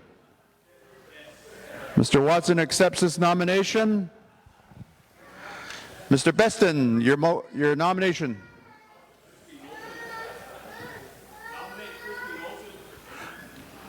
Mr. Beston nominates Christy Olson. Nolson? Christine Olson for the office of the treasurer. Do I hear a second on that nomination?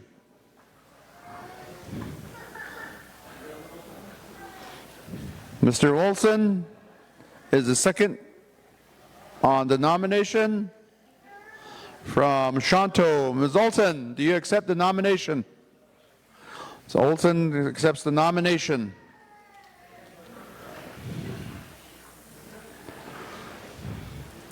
Any other nominations? Mr. Kellerwood.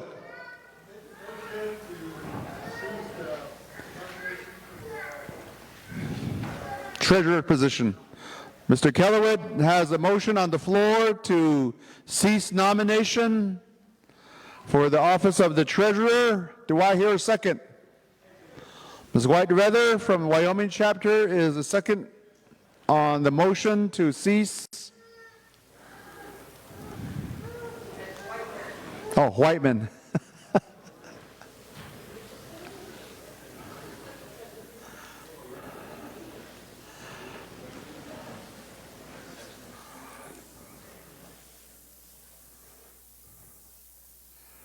Okay. Any discussion, debate on closure of the nomination? Let's go to a roll call vote.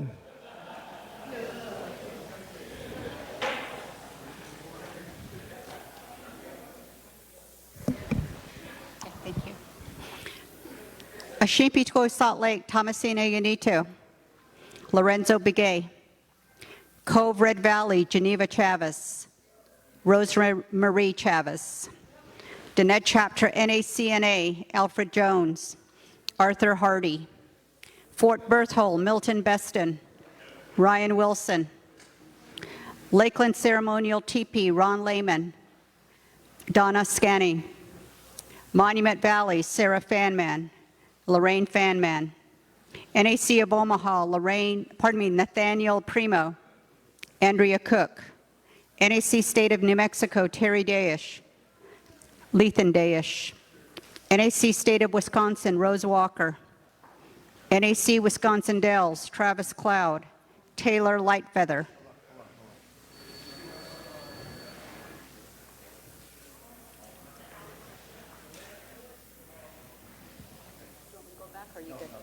Go past the Dells. I already got the Dells. Oneida, Wisconsin, Kenny Dockstader. Dale Palace. Ancient NAC of Pine Ridge, South Dakota, Darrell RedCloud. NAC of Shanto, Christy Nolson. Tyrell Nolson. Steamboat Canyon, Roland Kelwood. Violet Sosi. Yanaguana Palam, Isaac Cardenas. Javier Cervantes. NAC of Wyoming for Arapahoes, Thomas Goggles. Melinda Whiteman. Stony Ceremonial Fireplace, Valine Stoney Smoky Day. Jonah Stoney Smoky Day. Moshkikiki Botawadak Medicine Fireplace, Charles Carful. Michelle Haskins. NAC Twananis Dizzy, Jostin Johnson. How do you say it? Kashoni. Sarah Tashoni. NAC of White Mesa Natural Arch of North America, Brenda Fowler. NAC Rocky Boy, Josh Seaton. Adonia Spenson. NAC Winnebago, Dallas Crossbear, Fred White. Close of roll call.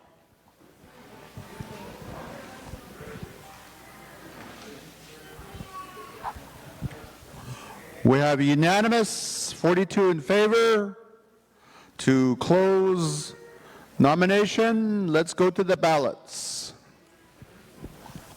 We have two candidates for the office of the treasurer, Mr. Elroy Watson and Ms. Olson. Two candidates. Put one name on there. 42 ballots.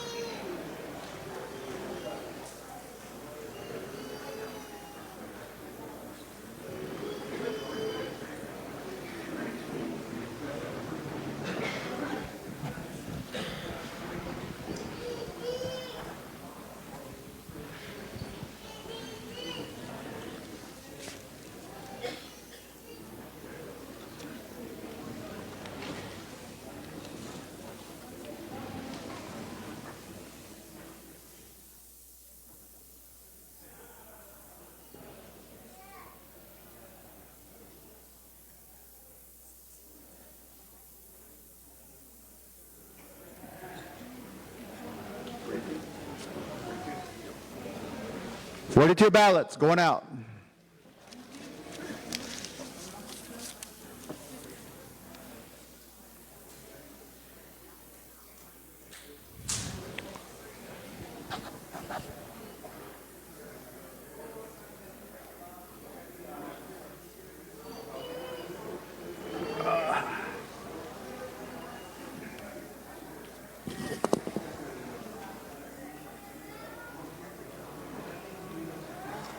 I've heard horror stories from the past where some of these elections sometimes they just get crazy and whatnot. Oh yeah, that is that. I think it's really just the length of time it takes and how the pro tem handles it. Yeah.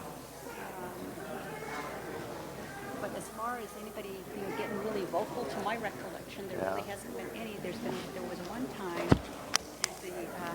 they went through the whole process, and then they did they completed the election for president, and then somebody came. Treasurer. Elroy Watson and Ms. Olson from Shanto. Christine Olson. And there was a complaint made from the floor after votes closed that the winning candidate did not have meet the requirements to hold office. So they kind of went through what you did. They called him up. It was Joe. Oh, really? Yeah, they called him up and said, "Are you the four things?" And I think he was not affiliated 2 years in a row. So his election was void because he didn't meet the qualifications, and then they had to go back and do another vote. So that's has happened before, something like that. So it's really procedural, I think, more than anything. But no one's really gotten irate or. That's good. Yeah, it's just a lengthy process, and then you lose interest from the delegation because they think it takes too long. But you know, it's necessary. It is, and then at the end we have to ratify the votes, and then after that it's the announcement of the new officers. But I think it's just the protocol that people do.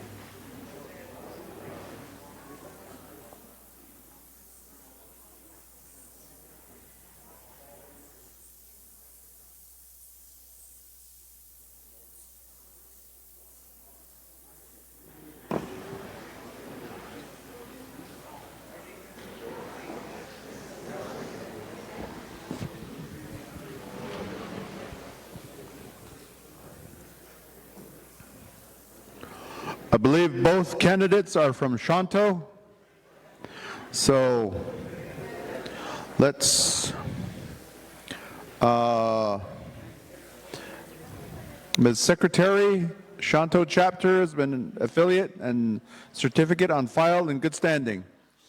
That is verified for the chapter. Both candidates are members of the Native American Church of North America and are affiliated with Shanto chapter. That is affirmed. Any prior convictions? None? Okay. Insert your ballots.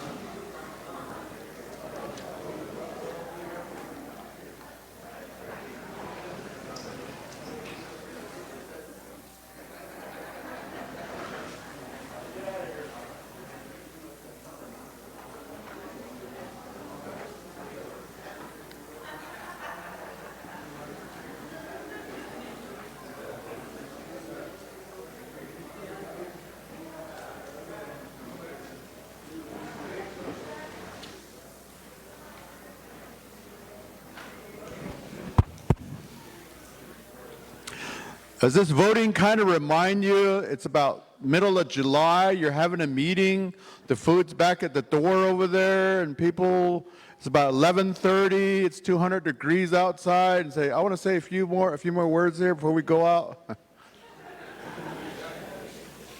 Okay, all ballots are in. Election office.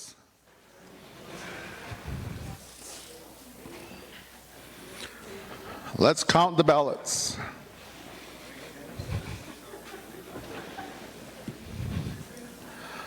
All ballots are out, nothing in the box.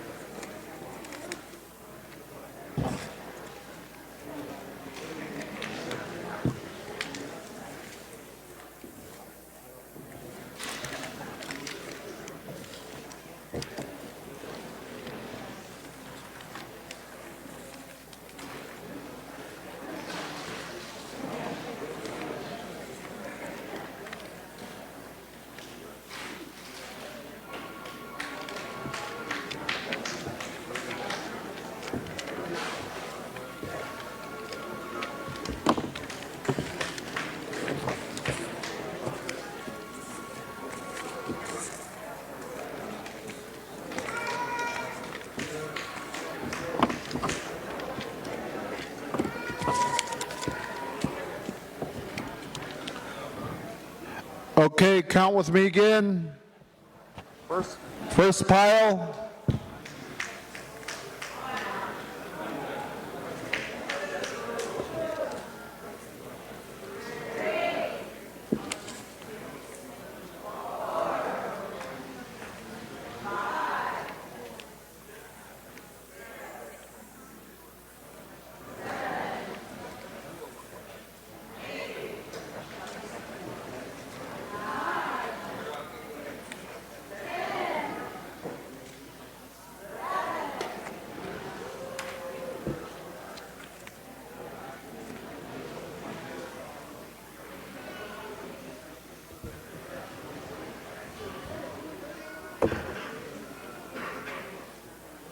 Second pile.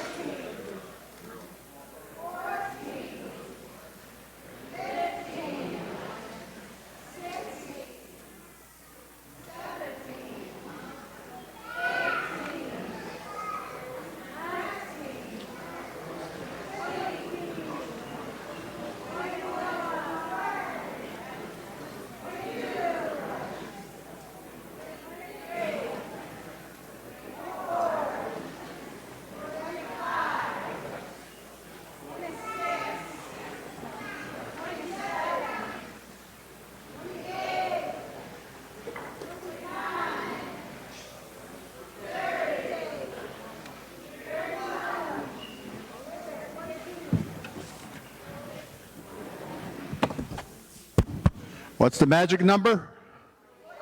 42.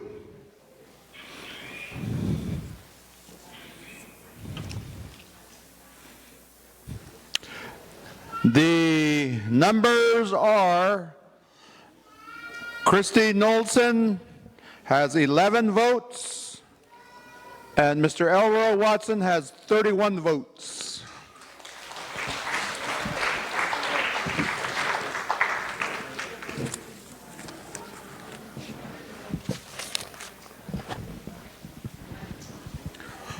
Okay, one more office left.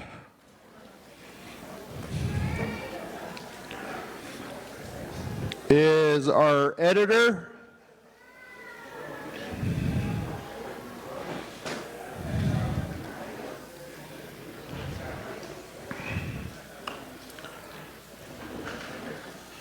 Do I hear a motion to open nominations for the office of the editor?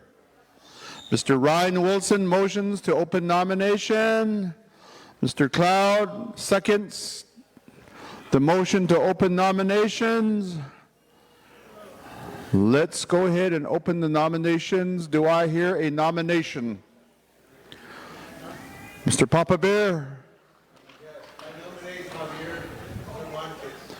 Mr. Papa Bear nominates Javier Cervantes. Do I hear a second on the nomination?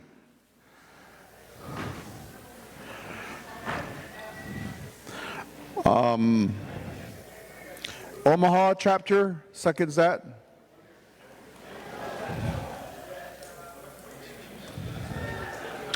Mr. Cervantes, do you accept the nomination? Okay. Do I hear any nominations? Mr. Hardy. Terry Dayish by Mr. Hardy. Do I hear a second on that nomination? Mr. Kellerwood seconds it.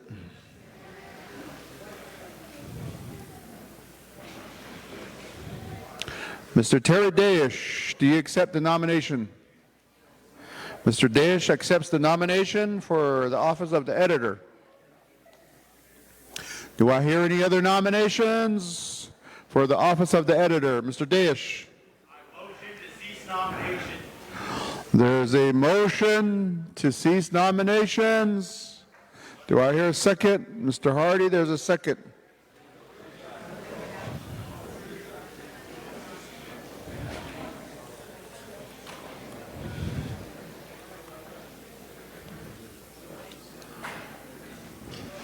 Any debate, any discussion on the motion to cease nomination?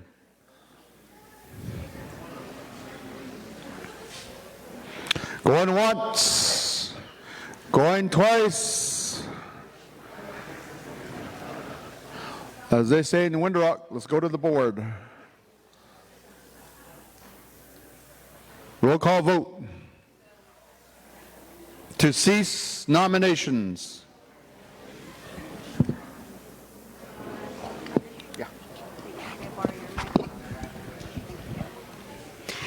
Ashimpito Salt Lake, Thomasina Yanito. Lorenzo Bigay. Cove Red Valley, Geneva Chavez. Rosemarie Chavez.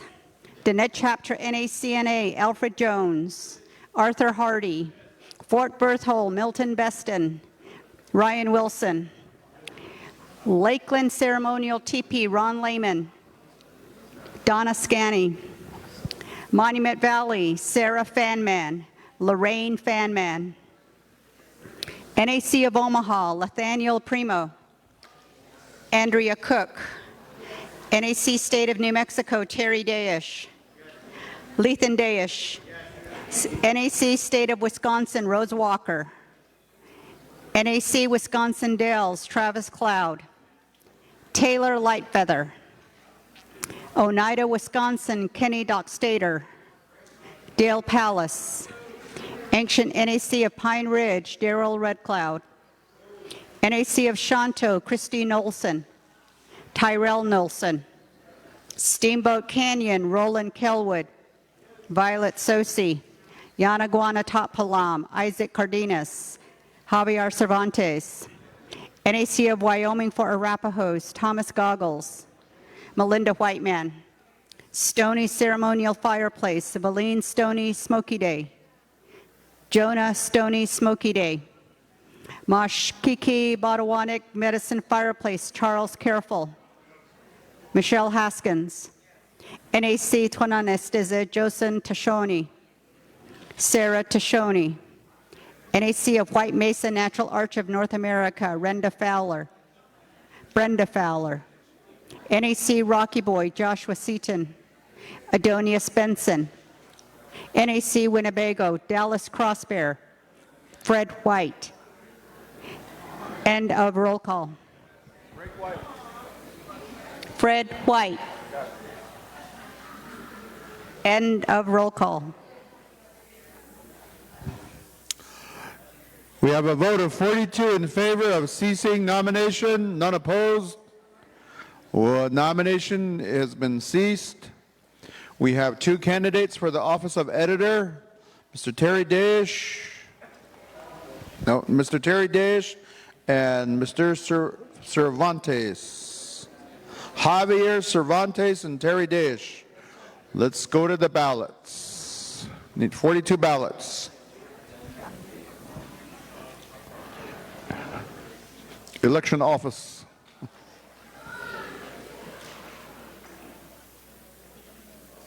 $42 ballots.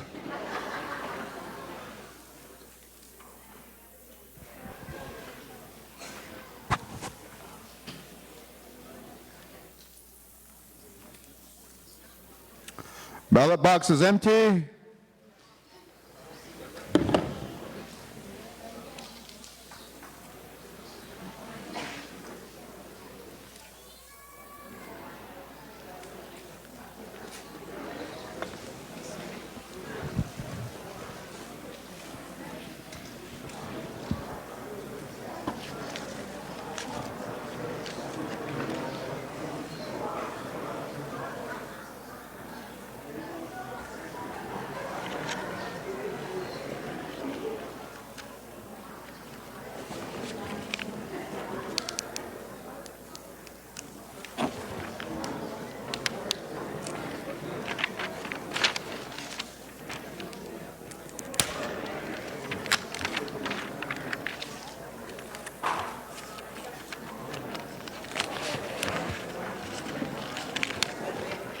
What's that?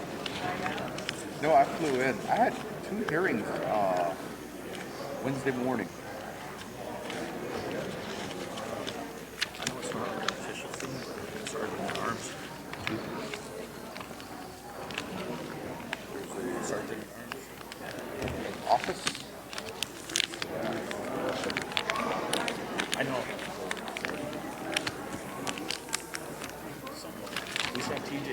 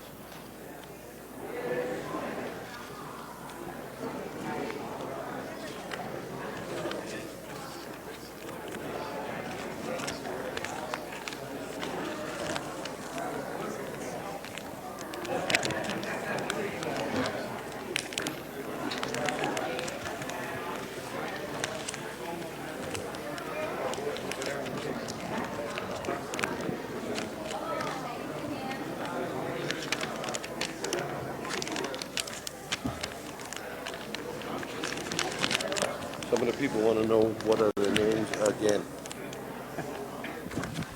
The 2 candidates for the office of the editor are Javier Cervantes, raise your hand, jump up and down, and Mr. Terry Dayish.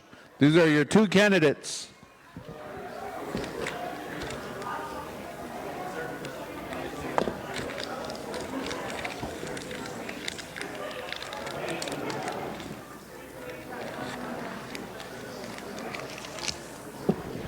Who did not get a ballot? We have one ballot that's left over. Ryan Wilson.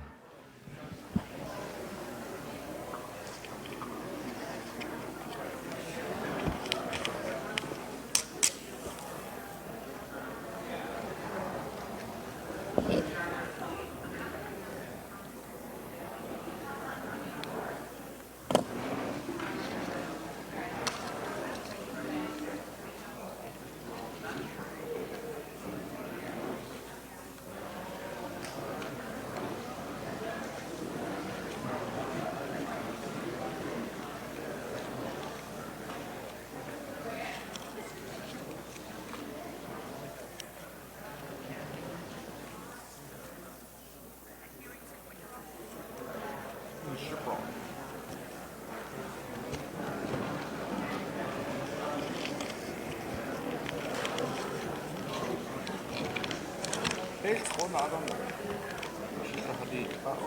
We're supposed to drive out.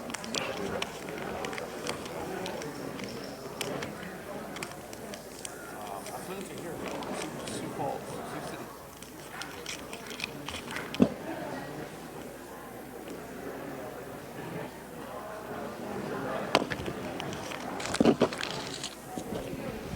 Okay, let's go ahead and file those ballots.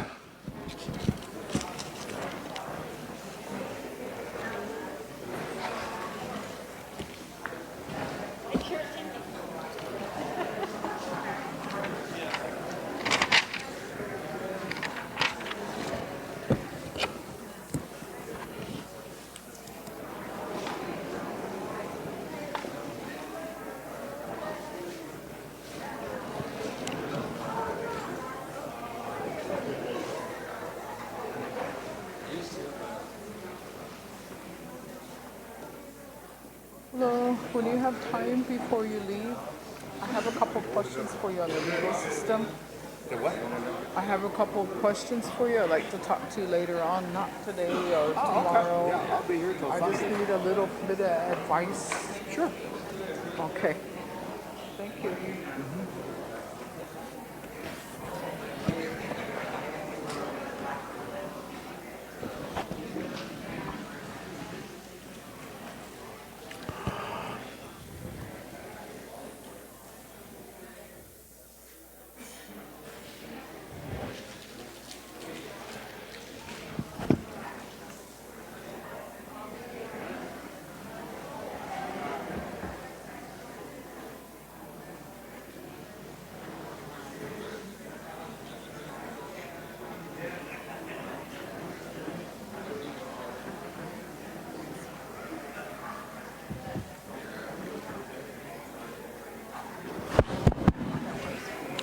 Okay, we'll count the ballots.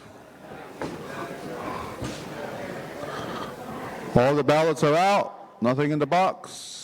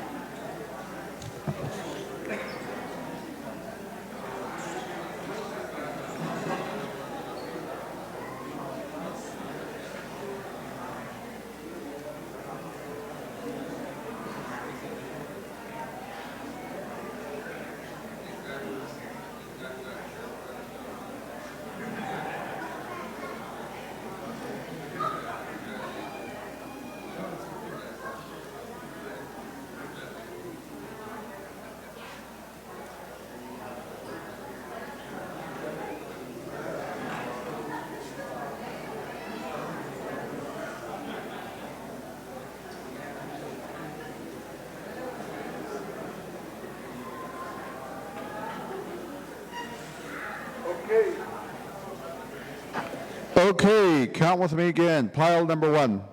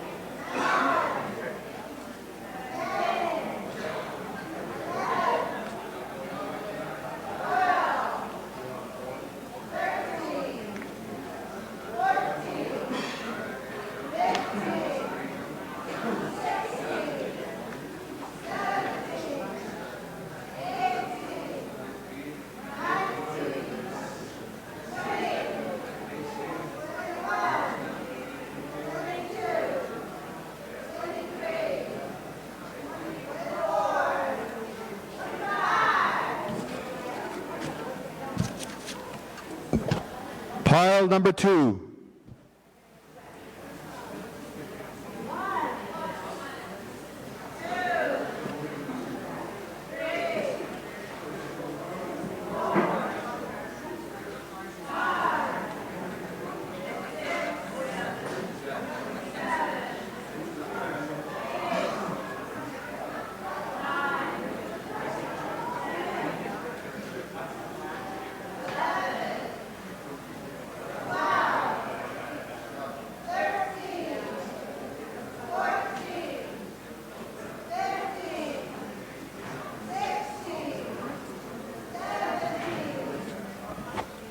What's the magic number?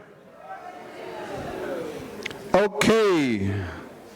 Mr. Javier Cervantes has received 17 votes.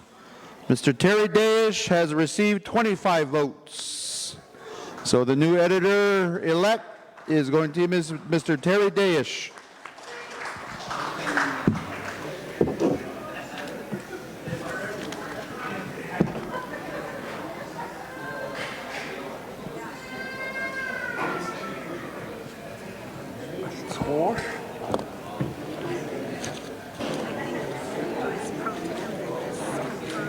Ratify the votes as recorded in the record, the official record or something like that. And I think that's the close of our part.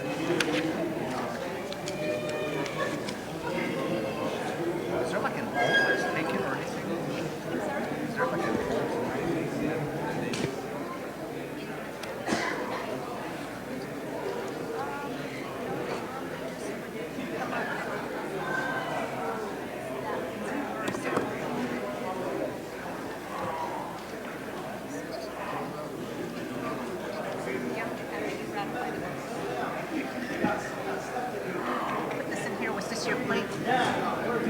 Okay. Believe that concludes the elections for all of the offices prescribed by the bylaws of the Native American Church of North America. Thank you for your participation.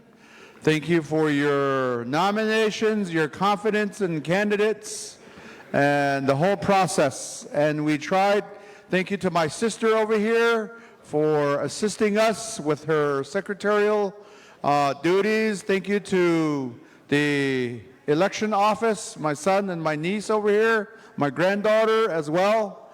Thank you for the opportunity to do this. So we had 42 verified voters today, just to go over the numbers and put it on record. We had 42 voters today. The office of the president, the nominee was Mr. Jon Brady, and there were no opposition that were nominated, and the vote was taken by roll call, and it was 42 votes in favor for Mr. Jon Brady to serve as the president of Native American Church of North America for another term of 3 years. Then for the office of the vice president for the Native American Church of North America, we had 3 candidates. We had a runoff a vote that was taken, and at the end, the 2 final candidates in that office was Mr. Joe Holgate and Mr. Darrell RedCloud, and by a vote of 22 for Darrell RedCloud and 20 for Mr. Joe Holgate, Mr. Darrell RedCloud has been elected to serve as the Vice President for the Native American Church of North America for the next 3 years. For the office of Secretary, there was a vote that was taken for the office of the Secretary. There were no other candidates that ran, so by election of the body here, there were 39 votes that were casted in favor of the 1 candidate, and there were 3 that were against. And so the secretary, Ms. Powless, she will serve another term as the secretary for Native American Church of North America. And then for the office of the treasurer, there were 2 candidates that were for the office of the treasurer, Mr. Elroy Watson and Ms. Christy Knowlson. By vote, there were 31 votes for Mr. Elroy Watson, and there were 11 votes for Ms. Christy Knowlson. So thereby, Mr. Elroy Watson is the elected individual for the office of the treasurer for the next 3 years. And then finally, for the office of editor, there were 2 candidates. One is Mr. Javier Cervantes, and the next one is Mr. Terry Dayish. By a vote of 25 for Mr. Dayish, and by a vote of 17 for Mr. Cervantes, Mr. Terry Dayish has been elected to serve as the editor for the Native American Church of North America for the next 3 years. So those are the numbers that we want to put on record. We have, and then we'll save the ballots here for archives and everything else. So at this time of the proceeding, this shall conclude our role today to serve as the pro temp, myself and my sister here, and I'm going to go ahead and take a motion to relieve us of our duties as pro temp individuals. A motion and a second, and we'll just go take it by a unanimous consent. Okay. So we'll do that, but I'm going to give my sister some time here. Thank you, Mr. President Pro Tem. Yate Arnoldsko, but Anin Schlosh Gazo, Bashichin, Nakredene, Dashanalado Tachini, Dashache, what I Yat Etedish. Thank you very much. It's been indeed a privilege to be up here and to be a part of the elections here in June 2024 on these grounds here in Winnebago country. So thank you so much for blessing me that way. It was a privilege to work with you, Mr. Jones. And with that, congratulations to the new officers. Thank you to the outgoing officers. And I will turn the mic back over. Thank you. Let's give them a good show of appreciation for what they did here. Took a while, but it was thorough. I motion to ratify. Ratify.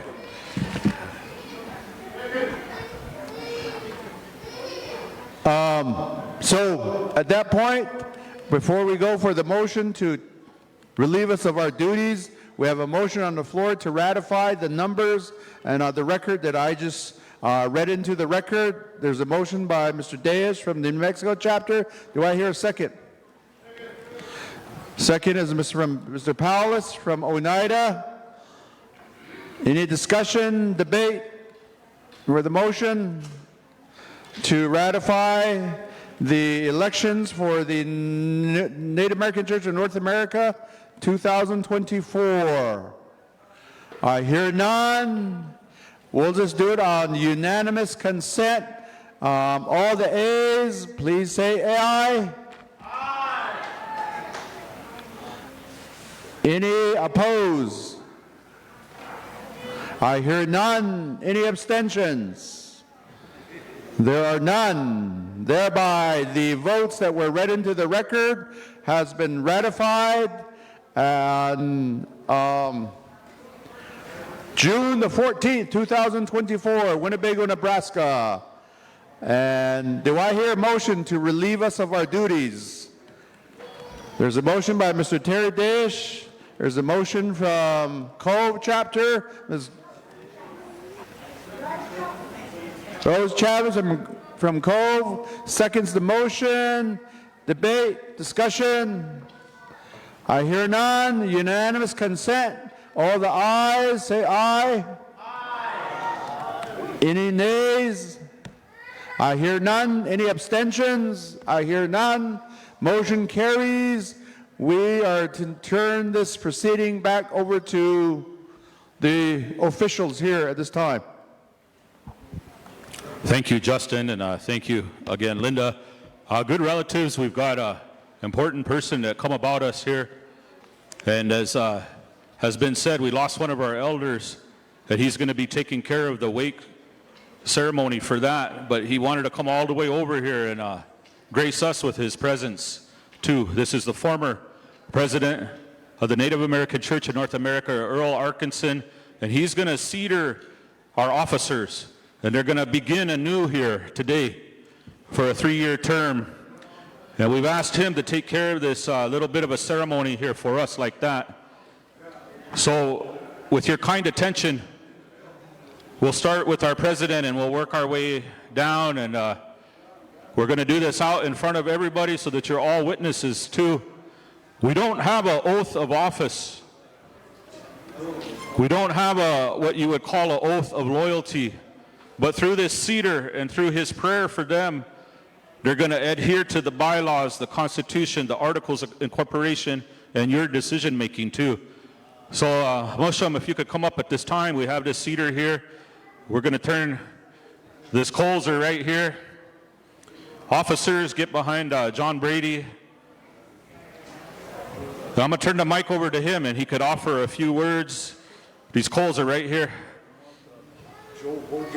We want Joe Holgate to join in as well. What a wonderful job he did, relatives. Give him another acknowledgement, round of applause.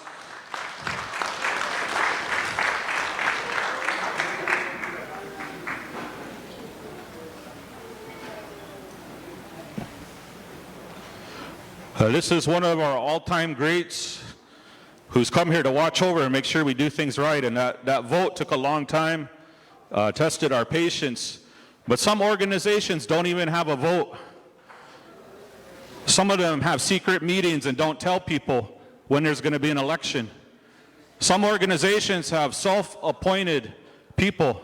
They don't even allow a democracy. What you witnessed here today was democracy. It's not always easy. It takes a long time, but we get it right. So I'm going to turn the mic over. First, we're going to see them off. Okay, he said. Okay, we're going to cedar off our outgoing Vice President, Joe Holgate, who's been with us through thick and thin. And he's going to acknowledge you here with the cedar.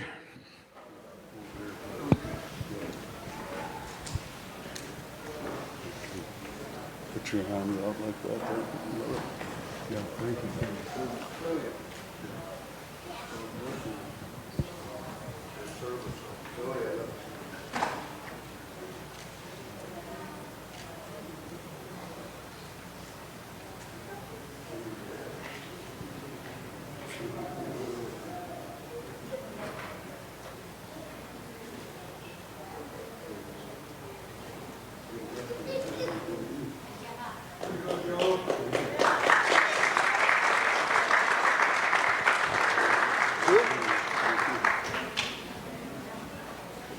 Now our president.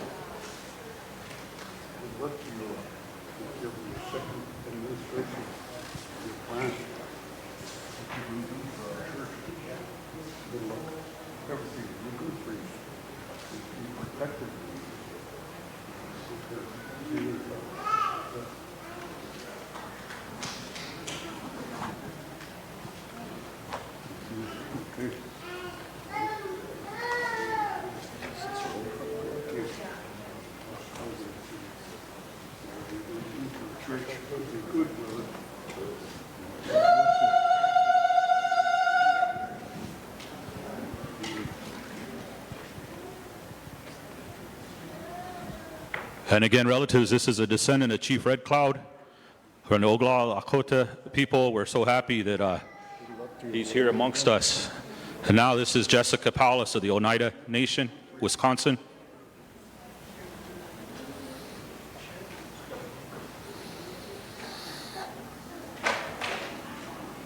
Good niece.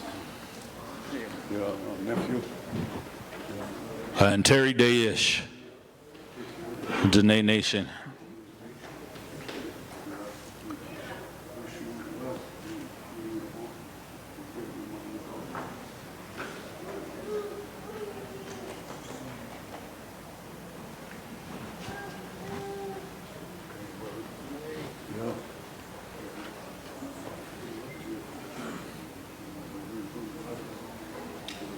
And Elroy Watson, Dene Nation.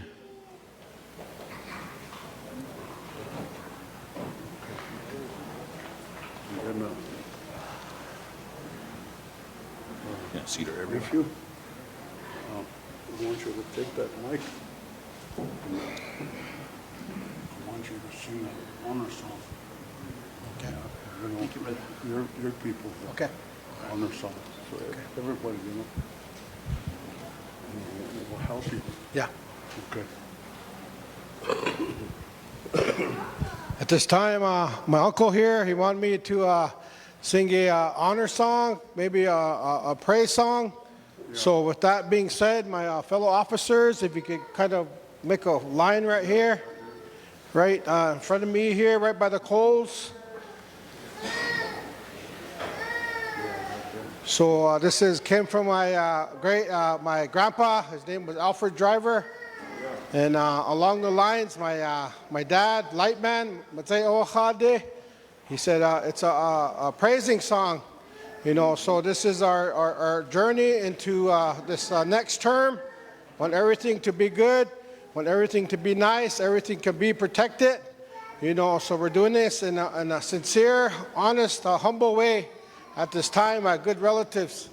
Yeah, yeah, yeah, yeah, yeah, yeah, hey yo hey yo hey yeah yeah hey yeah yeah hey yo hey yeah yeah hey yeah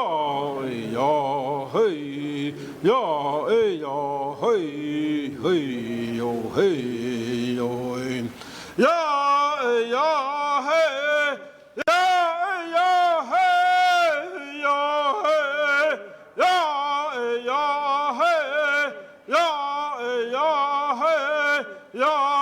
yeah yo hey hey yo hey yo hey yeah yeah hey yeah yo hey hey yo hey yeah, yeah.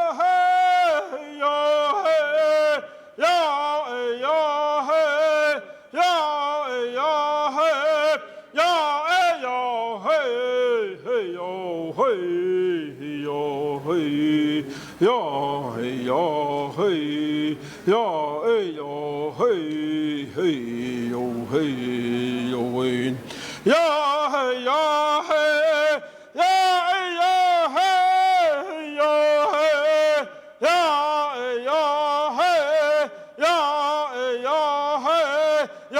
hey ya hey yo hey yo hey ya hey ya hey ya hey ya hey hey yo hey yo hey ah ha hey ah ha hey NACNA ah hey aho.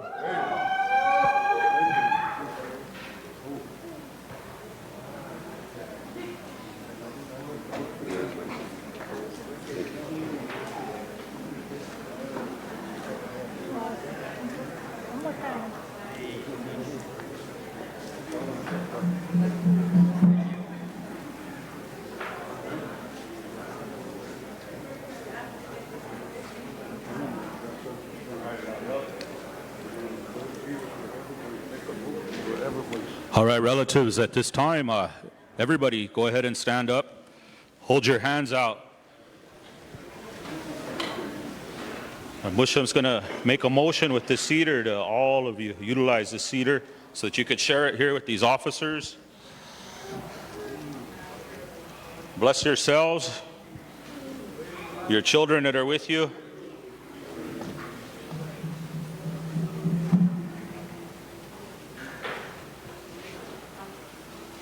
Thank you.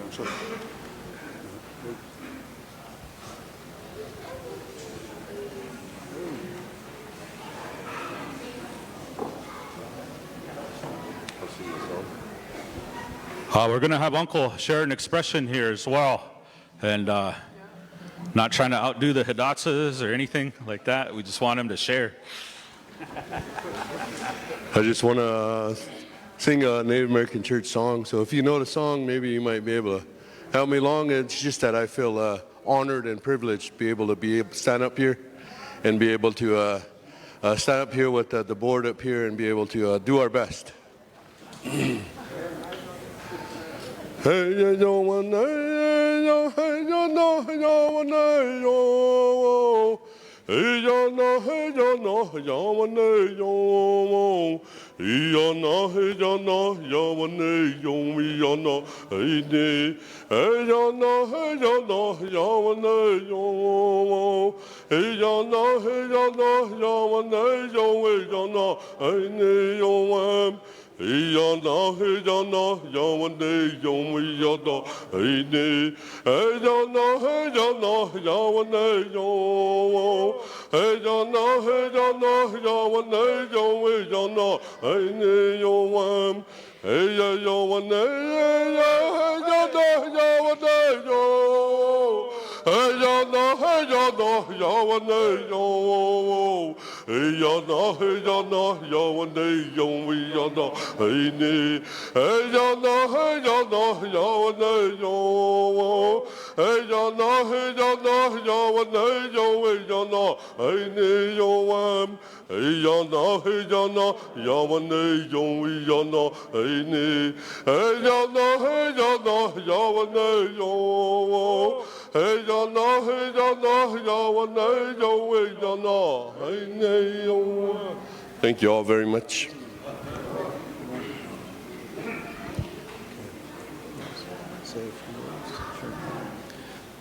Thank you very much. I appreciate everybody being here and participating in this process.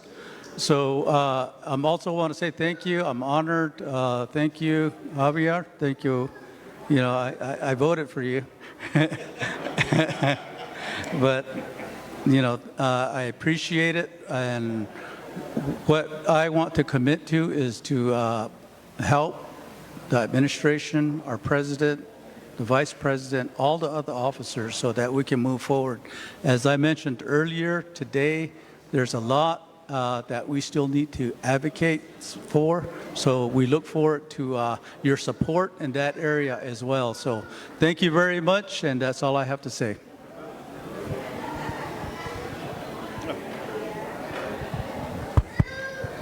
Relatives, thank you very much for the opportunity and the privilege and the honor to serve you. This is your church, and I also thankful to good relatives that I'm surrounded by.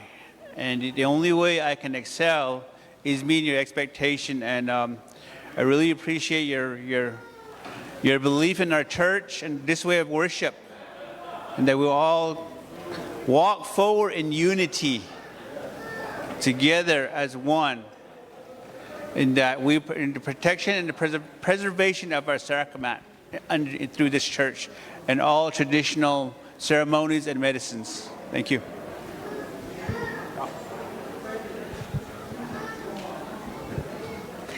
Again, just want to say, Yawanko, thank you to all of you. I hope that I can serve you well in this position one more time. And it's an honor to work on behalf of our POD and for half of our delegates here. So thank you again. Put some cedar on some cedar.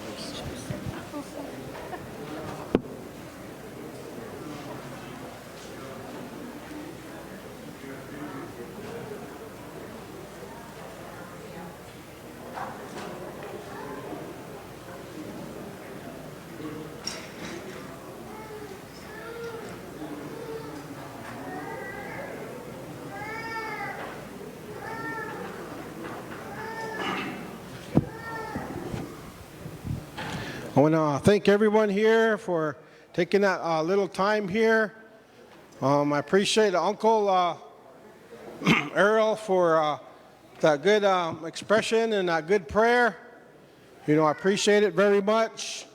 And I know we're still kind of in order here, so I know we want to, relatives want to take a picture.